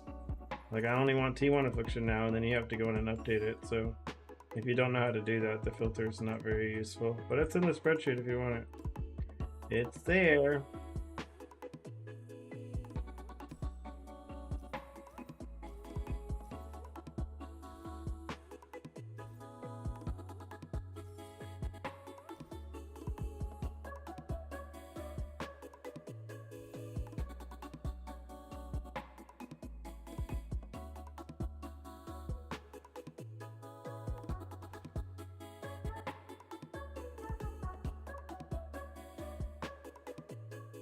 Ghost Pet?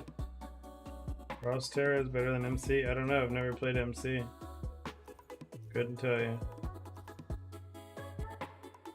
Isn't MC supposed to be like mana stacking and they like killed mana stacking, I think?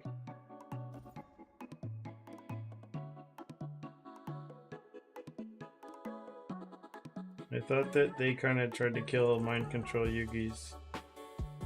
7 days pet box lets you choose legendary. Probably Anthem. Because she's for EXP.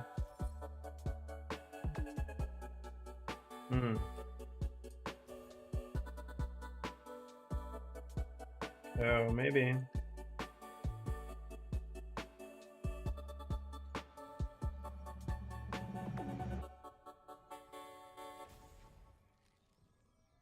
Trying to rekeep my Erica build. The legendary hero memory. No, you don't need to. You don't need it to be 4K. Just use this one. It's like 25 FE. Not even 20. It's like 1 FE or something. 2 FE. Just get the prototype here. Use the prototype. That's why they added the prototype. To make sure you buy one with like a low negative % damage or whatever. Low negative damage.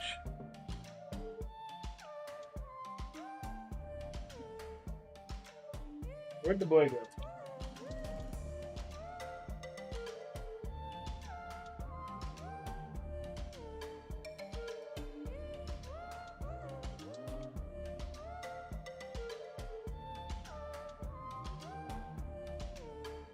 You leave Erica's Chain Lightning? I don't know, I'm still on Chain Lightning and I'll always be on Chain Lightning. I'm never changing off. The only way I'm changing off of Chain Lightning is when I end up on a new character. Oh no, I'm out of Dark Search beacons.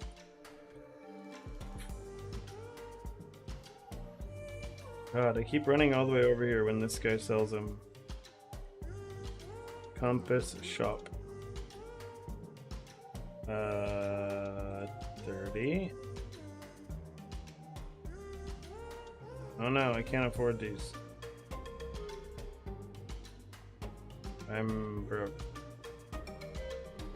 How did this happen? I have no money. No, I guess it's from all these stupid things I was buying, huh?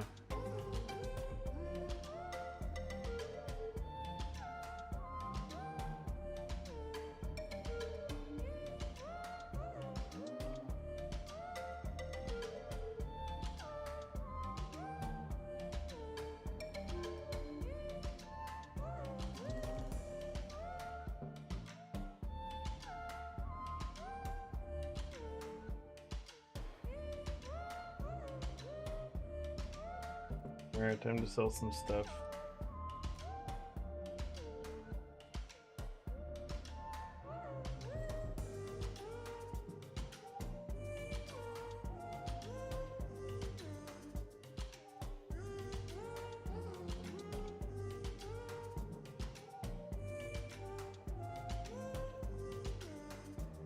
This isn't good, guys. I'm out of money.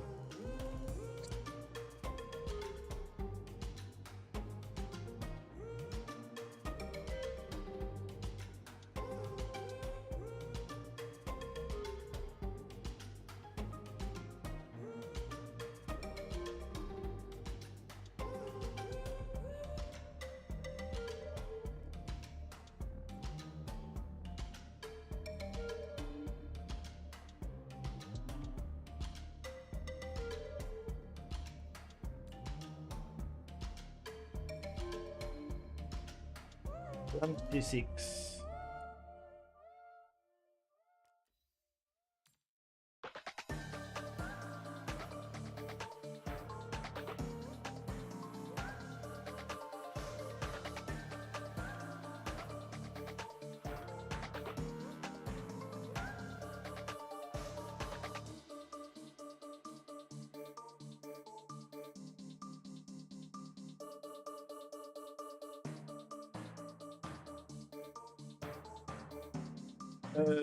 Yeah.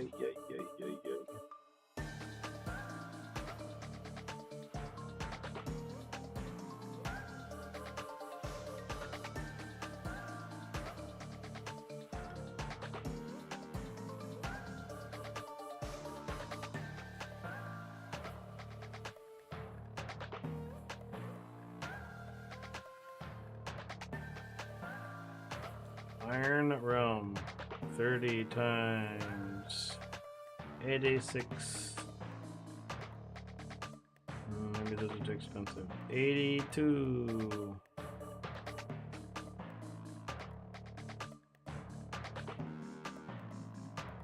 Look at this.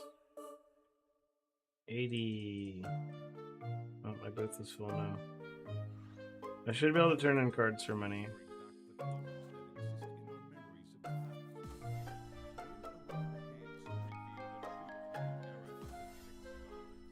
Did I just get a bajillion compasses? Compasses did I just get?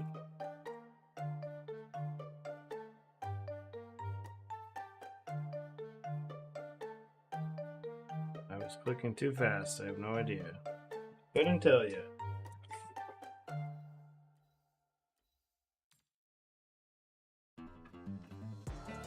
Everything's full. I can't tell me this stuff. You can use chalk method in your spreadsheet for T7 maps. What chalk method? You have chalk? I mean, you can, but if you have chalk, I would recommend using a. It's like a more general farming deck, yeah. Probably just a general. I mean, even the strat I'm running now, this like 2 compass one would be really solid for chalk.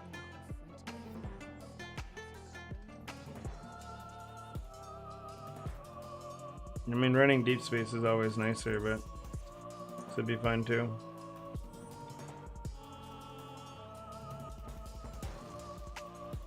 Yeah, I mean, basically everything's solid for chalk. Except like, I don't know, running city is probably not that good for chalk, because you're not going to have chalk equipped. But yeah, pretty much anything you want to do is going to be fine. He's just going to give you more money. For show.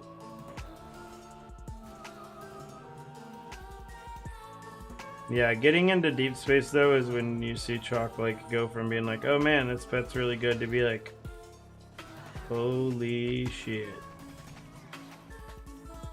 Edicts, yeah, just edicts.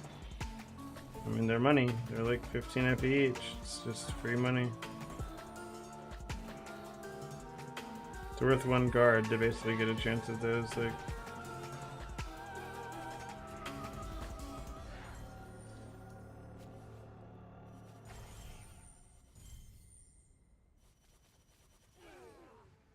it's free money. What does Chuck do? He turns water into wine, man.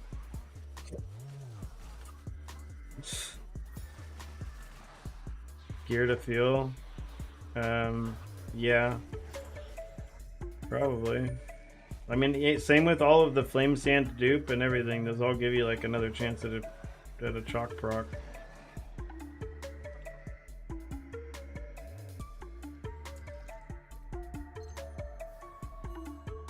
All the procs, man. Yeah, so I've decided I spare you guys now, and I'm never gonna do Mistveil on stream anymore. I'm just gonna do it off stream in the mornings. Yeah, pretty much, nerdy. He chalk will turn your flame sand into flame elementium. It'll turn a flame sand into 50 flame elementium.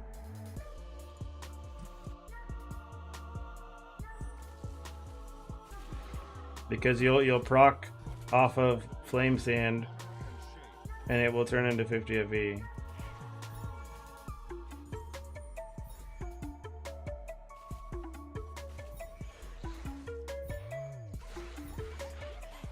Chalk is the most amazing artist in the world. He can take a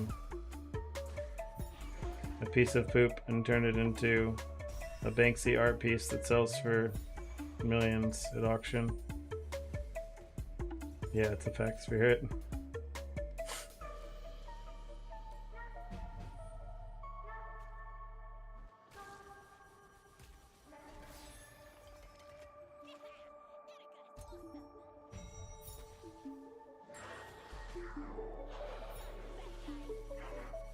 I think you bugged something. What'd you do?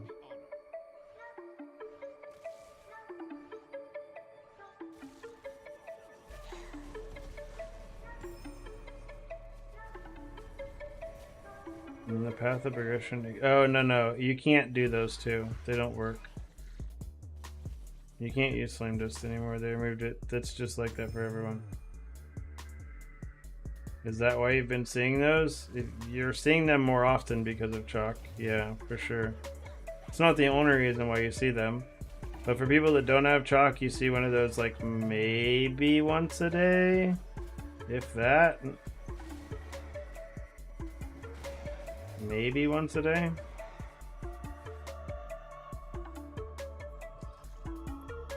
So you'll see them far more frequently with Chalk.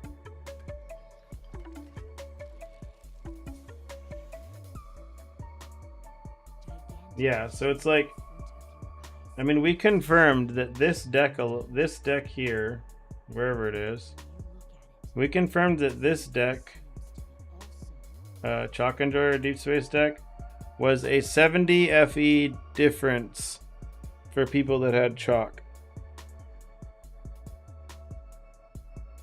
Like, if you have Chalk, this deck with Chalk, this is like 83.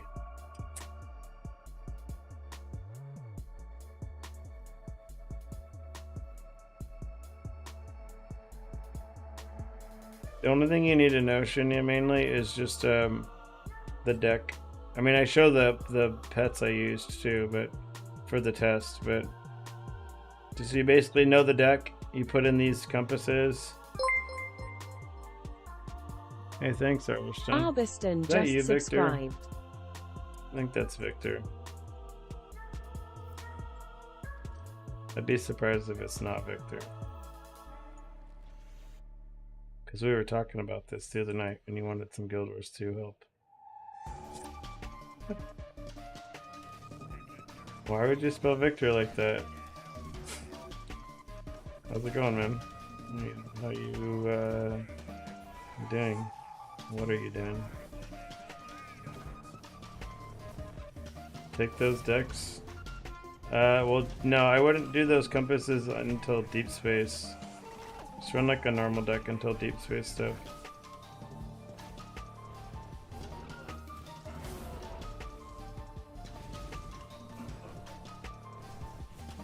I mean, you can't even do Deep Space, I don't think, until you get into 8-3 or something.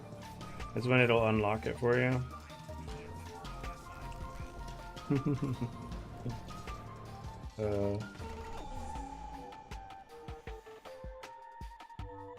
Victor here, Arborstone here, is the one who showed me how to be a patient raid leader.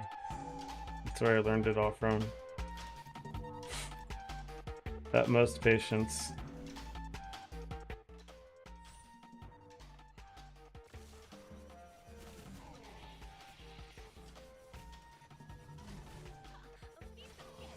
Just patience and calm at all times. Which zone? You can do any zone, but I did it on Thunder. Just do whatever you like. They showed me what not to do. What do you mean, man? We always had fun raiding. It was never a bad time raiding. Like, even when we were like getting, when we were started actually trying like hard on CM modes and we were like getting stuck on something for like a whole hour, it was still a good time. I don't know, I always still had a good time. Or that, those one bosses on, was that on CM? The twins? Twin Largos? That one, we spent a while on that. Those two. Those took a while. That's what makes it feel better. No, we did. I'm fairly positive that was CM. That might have just been the normal one. I don't remember now. No, I thought we did because we were like working on it for a while, weren't we?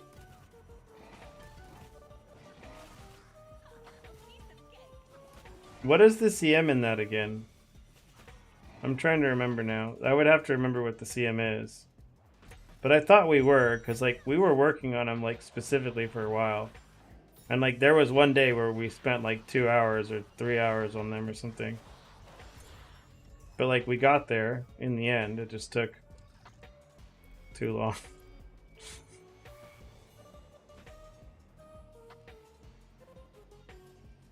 We definitely never tried the last. We never tried Kadim 1 on CM. I know I've never done that. I know for a fact I never did that, but.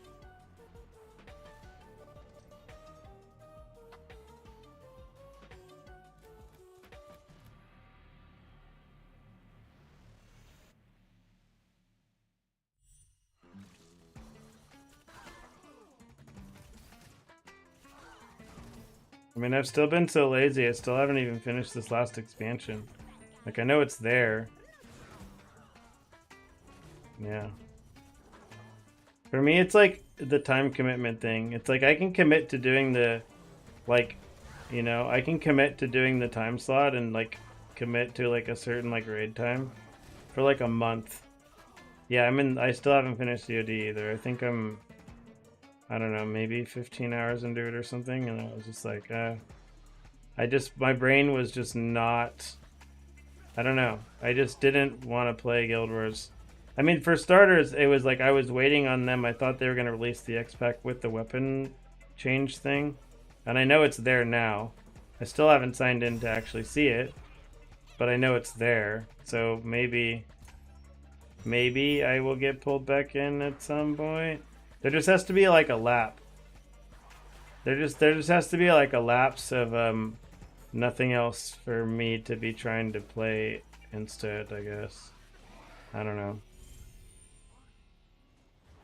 That's like a big part of it, to be honest. It's like when there's other stuff to play, other stuff just always ends up. I don't know. I'm really bad about this stuff. Like again, I still have a Baldur's Gate 3 playthrough that is at the beginning of Act 2 that I put on hold because there was a Path of Exile League starting. I have an Elden Ring playthrough that is 126 hours in that is not done.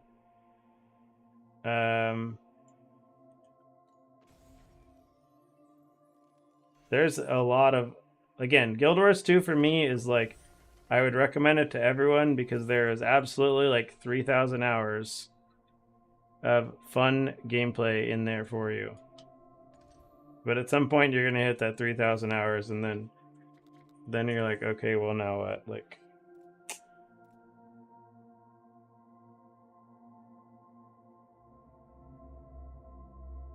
no server in your region? Just play it outside of your region.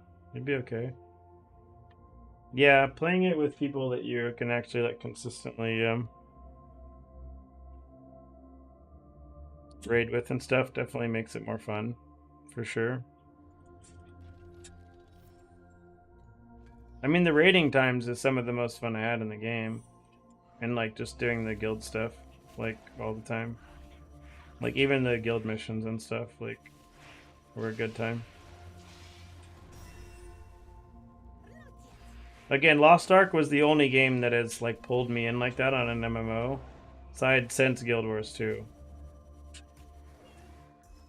And then I went way too deep on Lost Ark in like the span of a year. So now it's like, I gotta chill on those kind of games, I guess. Apparently those aren't good for my health either, apparently. Because I got really lazy and I got fat.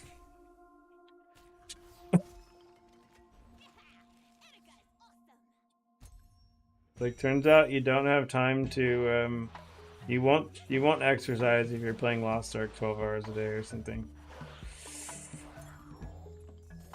Yeah.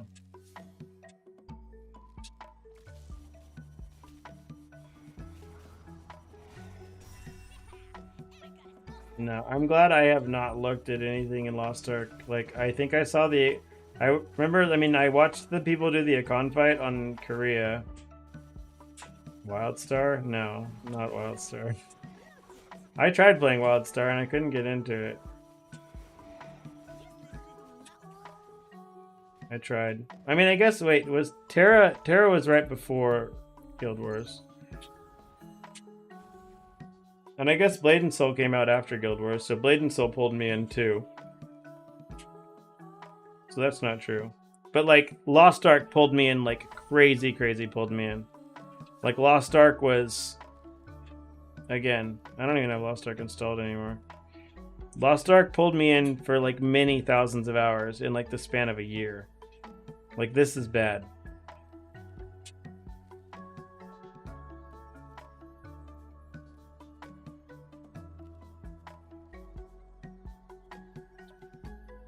Like that's bad.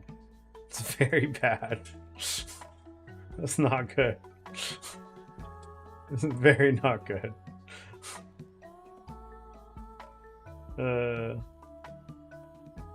Yeah, I did. I did. It was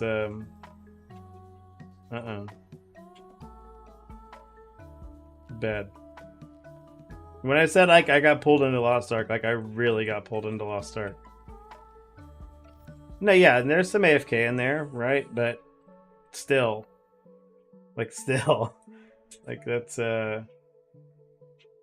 So Shinya, at 50, you start going up by like 1.5% chance every.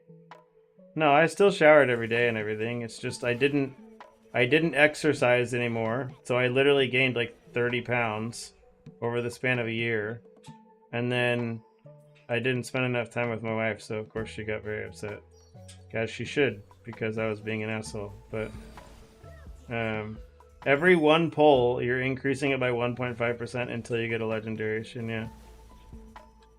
So it's 1.5% chance on like pull 50, and then it'll be 3% on 51 and 4.5 on 52, and so I think it's like absolutely like 100% guaranteed by like 60 or 70 or something.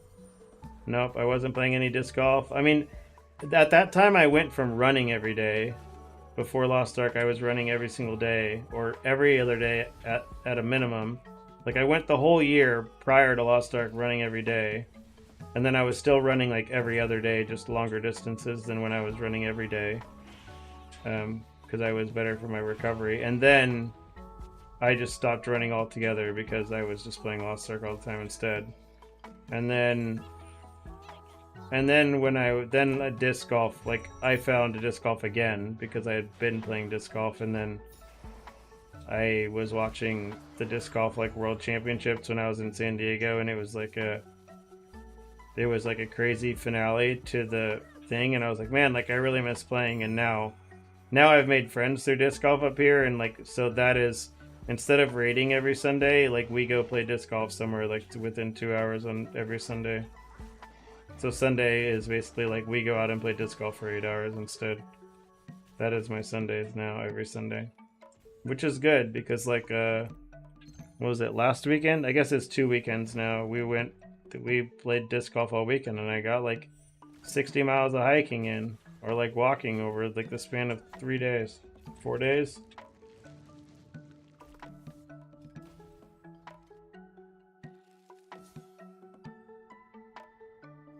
Ingram slots on Electric Cat. So it's just math on it, son. So it's like this right here. It settles the, whenever you've settled shock damage on Erica, which you settle 30 every time Feline Figure procs, it's 30. When it equals 10 times the sum of the unlocked Engram sequence slots, then it triggers a Feline Figure. So at 124, this is 70. So that's why we use this memory to get up to 35. So every 2 casts of Feline Figure, it procs another Feline Figure. And that's why if you have like a 1, a 2, or a 3, or a 1, 2, it procs itself every time. So every cast, it's procking another one. That's why it like causes that like laser beam that never stops. That you see like on the video that KVZR linked earlier. Where it's just like a straight laser beam that never stops.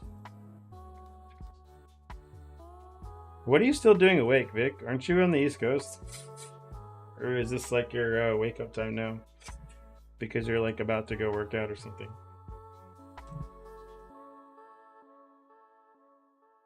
I didn't think about that. For me, it's midnight. For you, it's like 3 in the morning, isn't it?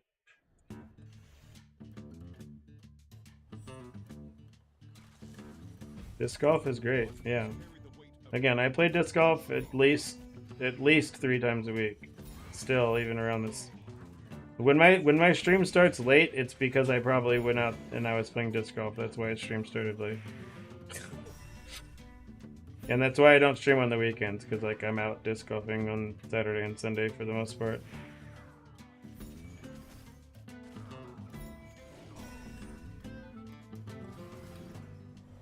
If I do stream on the weekends, it's like, you know, it's either in the morning because we're playing disc in the afternoon, or it's at night because we already played disc in the morning.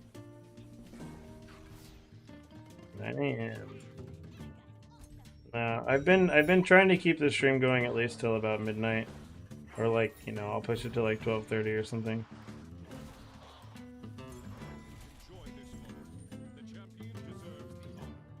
Nice. Are you still boxing and stuff? What YouTube channel is best for disc golf? For learning disc golf or watching disc golf? I guess that's two different things.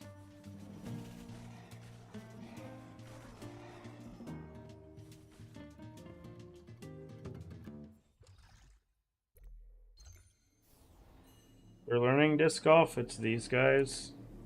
What is it? Overthrow disc golf?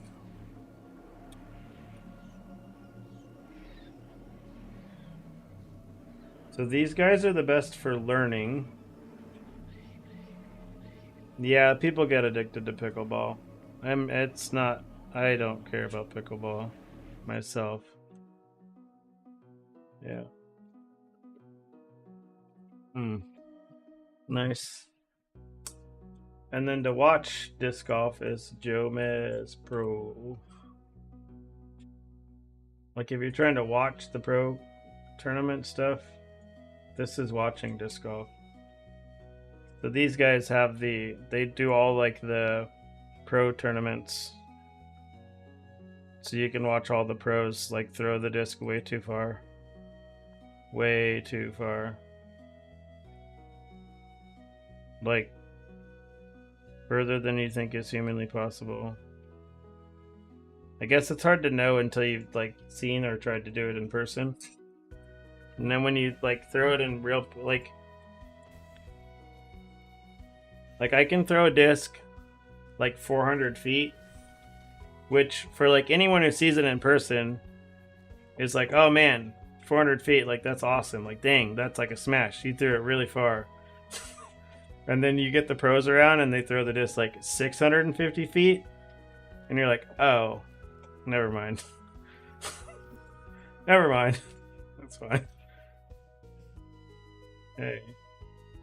Hey, thanks, Eddie.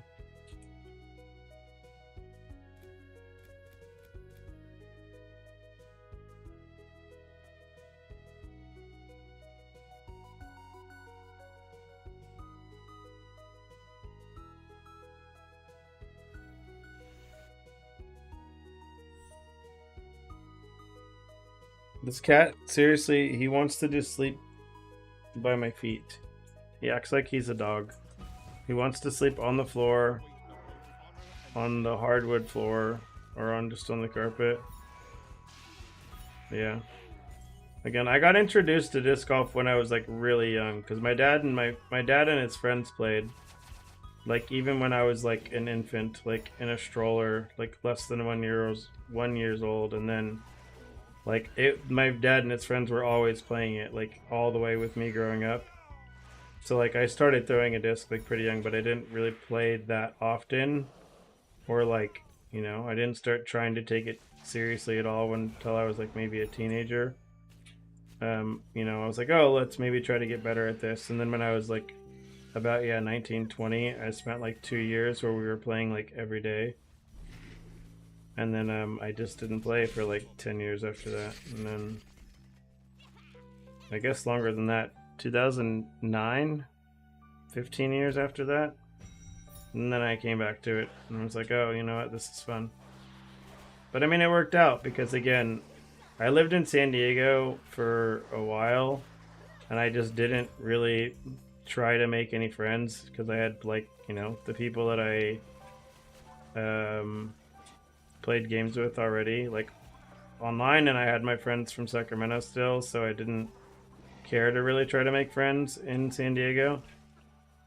Like, I mean, I was good friends with my wife's brother because we played Magic stuff like every weekend and stuff, but like outside of that, I just was like, it's fine. Like, I don't need to make more friends. But when I got up here, I was like, nah, I should try to break that habit and like actually make some friends here. And like, I made a ton of friends through disc golf now that I hang out with all the time and do all kinds of stuff with. So it worked out. Like making friends, dude. Well, it was honestly kind of surprising because it's like the guys that I met through disc golf were actually, they're like just like super nerds. Like like when they're not playing disc golf, all they want to be doing is like playing video games as well, and like playing RimWorld and just like random, like actual PC games, or just like random just like random games that it's like, oh well, you're not expecting most people to be into stuff like that. So to find people you have common interests with is like honestly kind of rare. Yeah, Qubits. Last I spoke to Qubits, he was just going hardcore and playing WoW still. I spoke to him not that long ago. It was maybe probably a month ago or something. He's just playing a bunch of WoW as far as I know still. I doubt anything changed. Oh, Qubits. Yeah.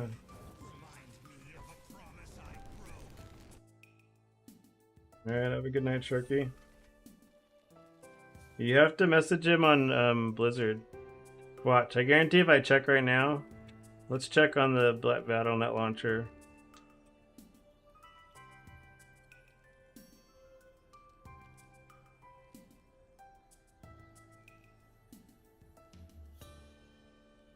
Authenticator.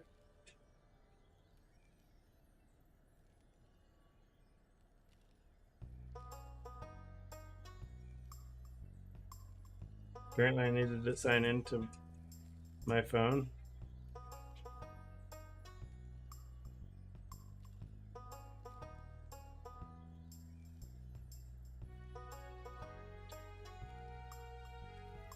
Where's Mr. Qubits?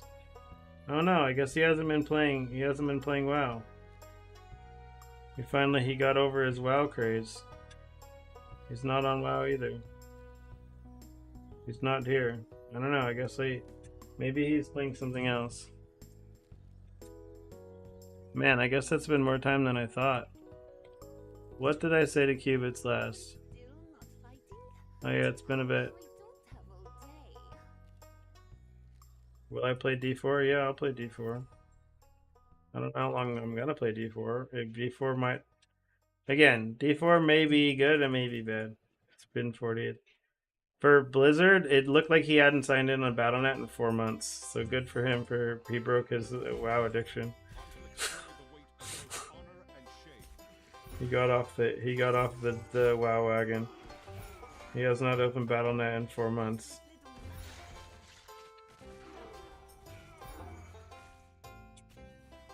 Now the crazier one was, I don't know if I told you the story of this, so it's like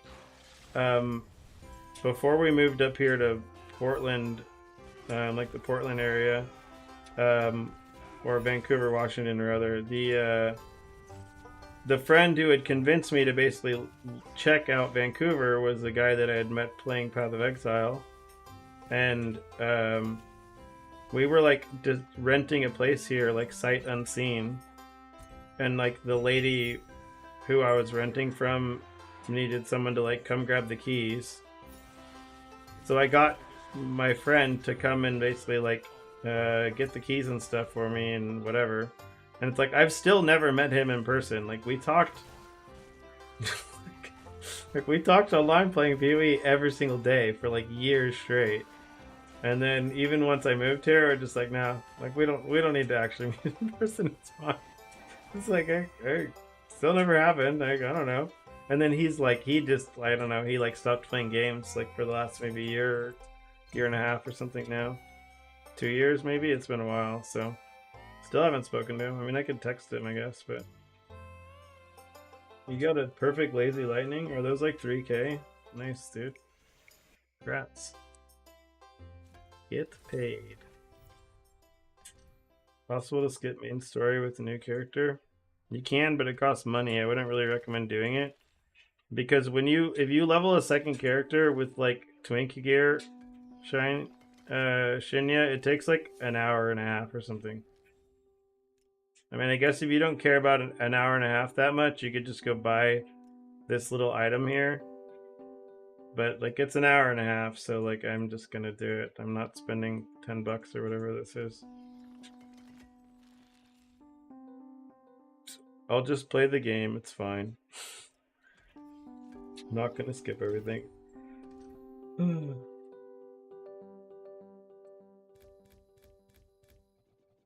Oh yeah.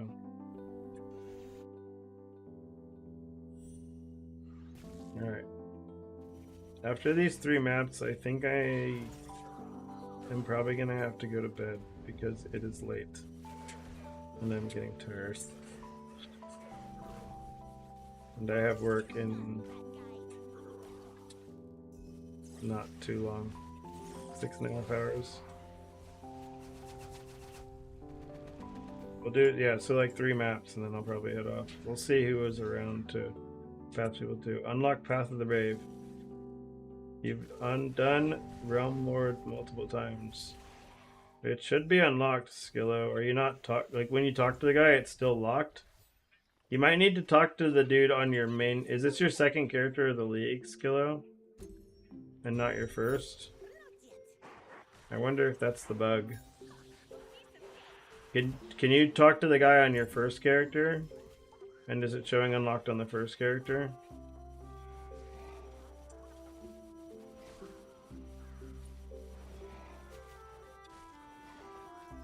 Like, I'm curious if the bug is because it's like somehow you need to talk to him on your first character and not your second.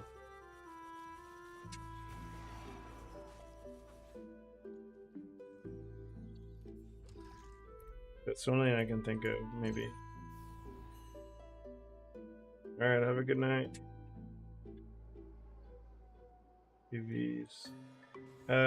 Yeah, Anthem. I recommend Anthem because they're the best for leveling up new characters too. Like you use Anthem with all these EXP drop-off pets, and you can level in that treasure trove zone to like level to 100 if you wanted to.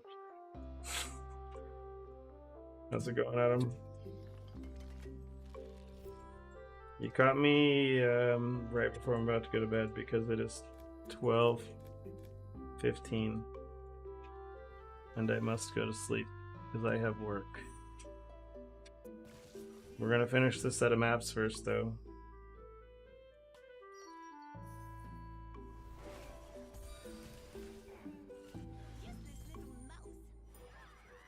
The red path. Oh yeah.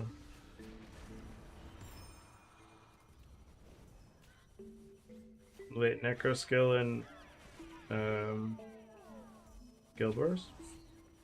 Oh yeah. Guild Wars. It took me once I read the name of who said it. I was like, oh yeah, but then someone was asking about D4 and there's like the Red Mist form in D4 as well in Necro. That also has the red thing. Yeah. Yeah, so this character, I'm using this Path of Flame skill, and it's basically just like, so I don't have to hit any buttons. I'm being lazy. I don't want to hit any buttons. I mean, everything about this game, honestly, is like, when you're trying to play an ARPG like Path of Exile, but you don't want to hit buttons, you just want to like run around and get loot, basically. This one especially, I mean, this is a mobile, this game is on mobile as well, so it's like, you can play this game on PC and mobile. Like if I were to leave the house, I could be playing this still on my phone right now if I wanted to. Like I could just take over on the same character from my phone. So this one is definitely extremely arcadey because like that's what they're going for. So like this game is made by a Chinese developer and it's like it's huge in their like China servers, right? It's not as big in the West as it is on the China servers, but yeah. But yeah, this game especially, like Path of Exile is not as much, but even like the art and everything in this is very arcadey.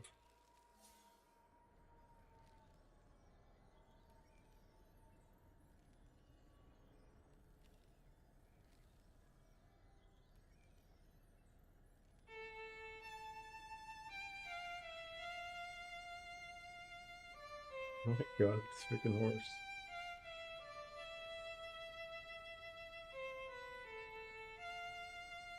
Horse. Yeah. Wait, why did I change? Oh, whoops. D3 in a console? Yeah. I don't know what it is. I mean, for me, the thing that normally will draw me in with ARPGs is like the theory crafting aspect of like putting together a character or like building a character. That is pretty much what it is that draws it into me. So it's like, if the game, that's what makes D4 not typically work. Like I don't expect myself to get super pulled into D4 like ever, because the build complexity is just not there. There's no theory crafting to be done, like really, because it's so linear. Like there isn't that many choices on things, so it's like there's nothing you can do. Like in this game and in Path of Exile and other stuff, it's like the thing that draws me to the game is being able to like look at all the available pieces and be like, oh, like I can make a cool build or whatever. Which is what, if you look at my YouTube channel for Torchlight, pretty much everything I do is like, oh, like here's a cheaper way to do this build than what everyone is saying is you need to do, right? Like you can do this and you can get like whatever, you know, plenty of, I mean, I would do the same thing in Guild Wars. Even with the raids, it's like, no, like I don't want to buy those infusions, they're too expensive. Like I'm gonna run these and they're like, you know, they're not that much worse. They're basically just barely worse, so it's fine. I'll just run these instead. Like, yeah. I mean, at this point, I'm farming just for the money for the next character, basically, is what this is all about now. Yeah. But there are the people that really love to, like, min-max a character, though. That's the other flip of the coin for the people with ARPGs, right? Where it's like, they want to take one character and they want to keep pushing it further and further and further into the stratosphere. Which, there are some people in this channel that absolutely like to do that. There's people on this channel who have done that specifically with this character I'm playing now and have taken it further and further and further, like, to a crazy amount. I don't typically do that, but that's probably because I have ADHD, so I get bored and then I want to play something new.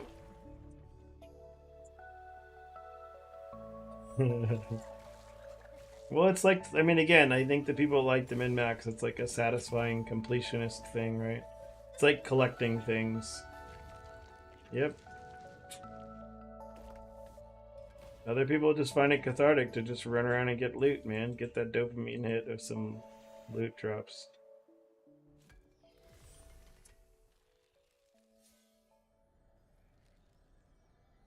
That's like honestly the thing that's kind of missing from Guild Wars 2. If they wanted to pull in a lot of the RPG crowd, if there was just like an intermediate drop between like the junk materials that drop now and infusions, because pretty much that's how it is in Guild Wars 2. You either just get like materials or you get like $1,000 and nothing in between. You either literally get pennies or you get $1,000, and there's no in between drop other than pennies or $1,000. And you obviously, I've played Guild Wars 2 forever, and I think I've gotten like one precursor drop, and it was from the Mystic Forge, like ever. That's in like 11 years of playing. So it's like those clearly are not common enough. That was only through Mystic Forge crafting because I was doing so much of it back then too. Yeah. So Guild Wars needs to add something in between. Ooh. Oh, no one else is around. I guess I'm gonna. Yeah. All right. I'm gonna head to bed. We're gonna pass you guys off to Shady Broker again because he's around. No Milkman is around. He's too busy playing V-Rising or something. Yeah, the skin drops and stuff are gone. I mean, it doesn't help that the market on everything is like kind of trashed in Guild Wars as well. Yeah. All right, guys, I'm gonna head to bed. Thanks for watching again. I'll be back tomorrow. And yeah, it's nice talking to you, Victor. Pop in tomorrow if you end up awake with nothing to do again. I'll be here. Tomorrow I'll end up staying up later because it's Big Friday and I won't have work the next day. But because I have work, I should probably be a responsible adult and get some sleep. So yeah, I'm gonna pass you guys off to Shady Broker and we'll read him again.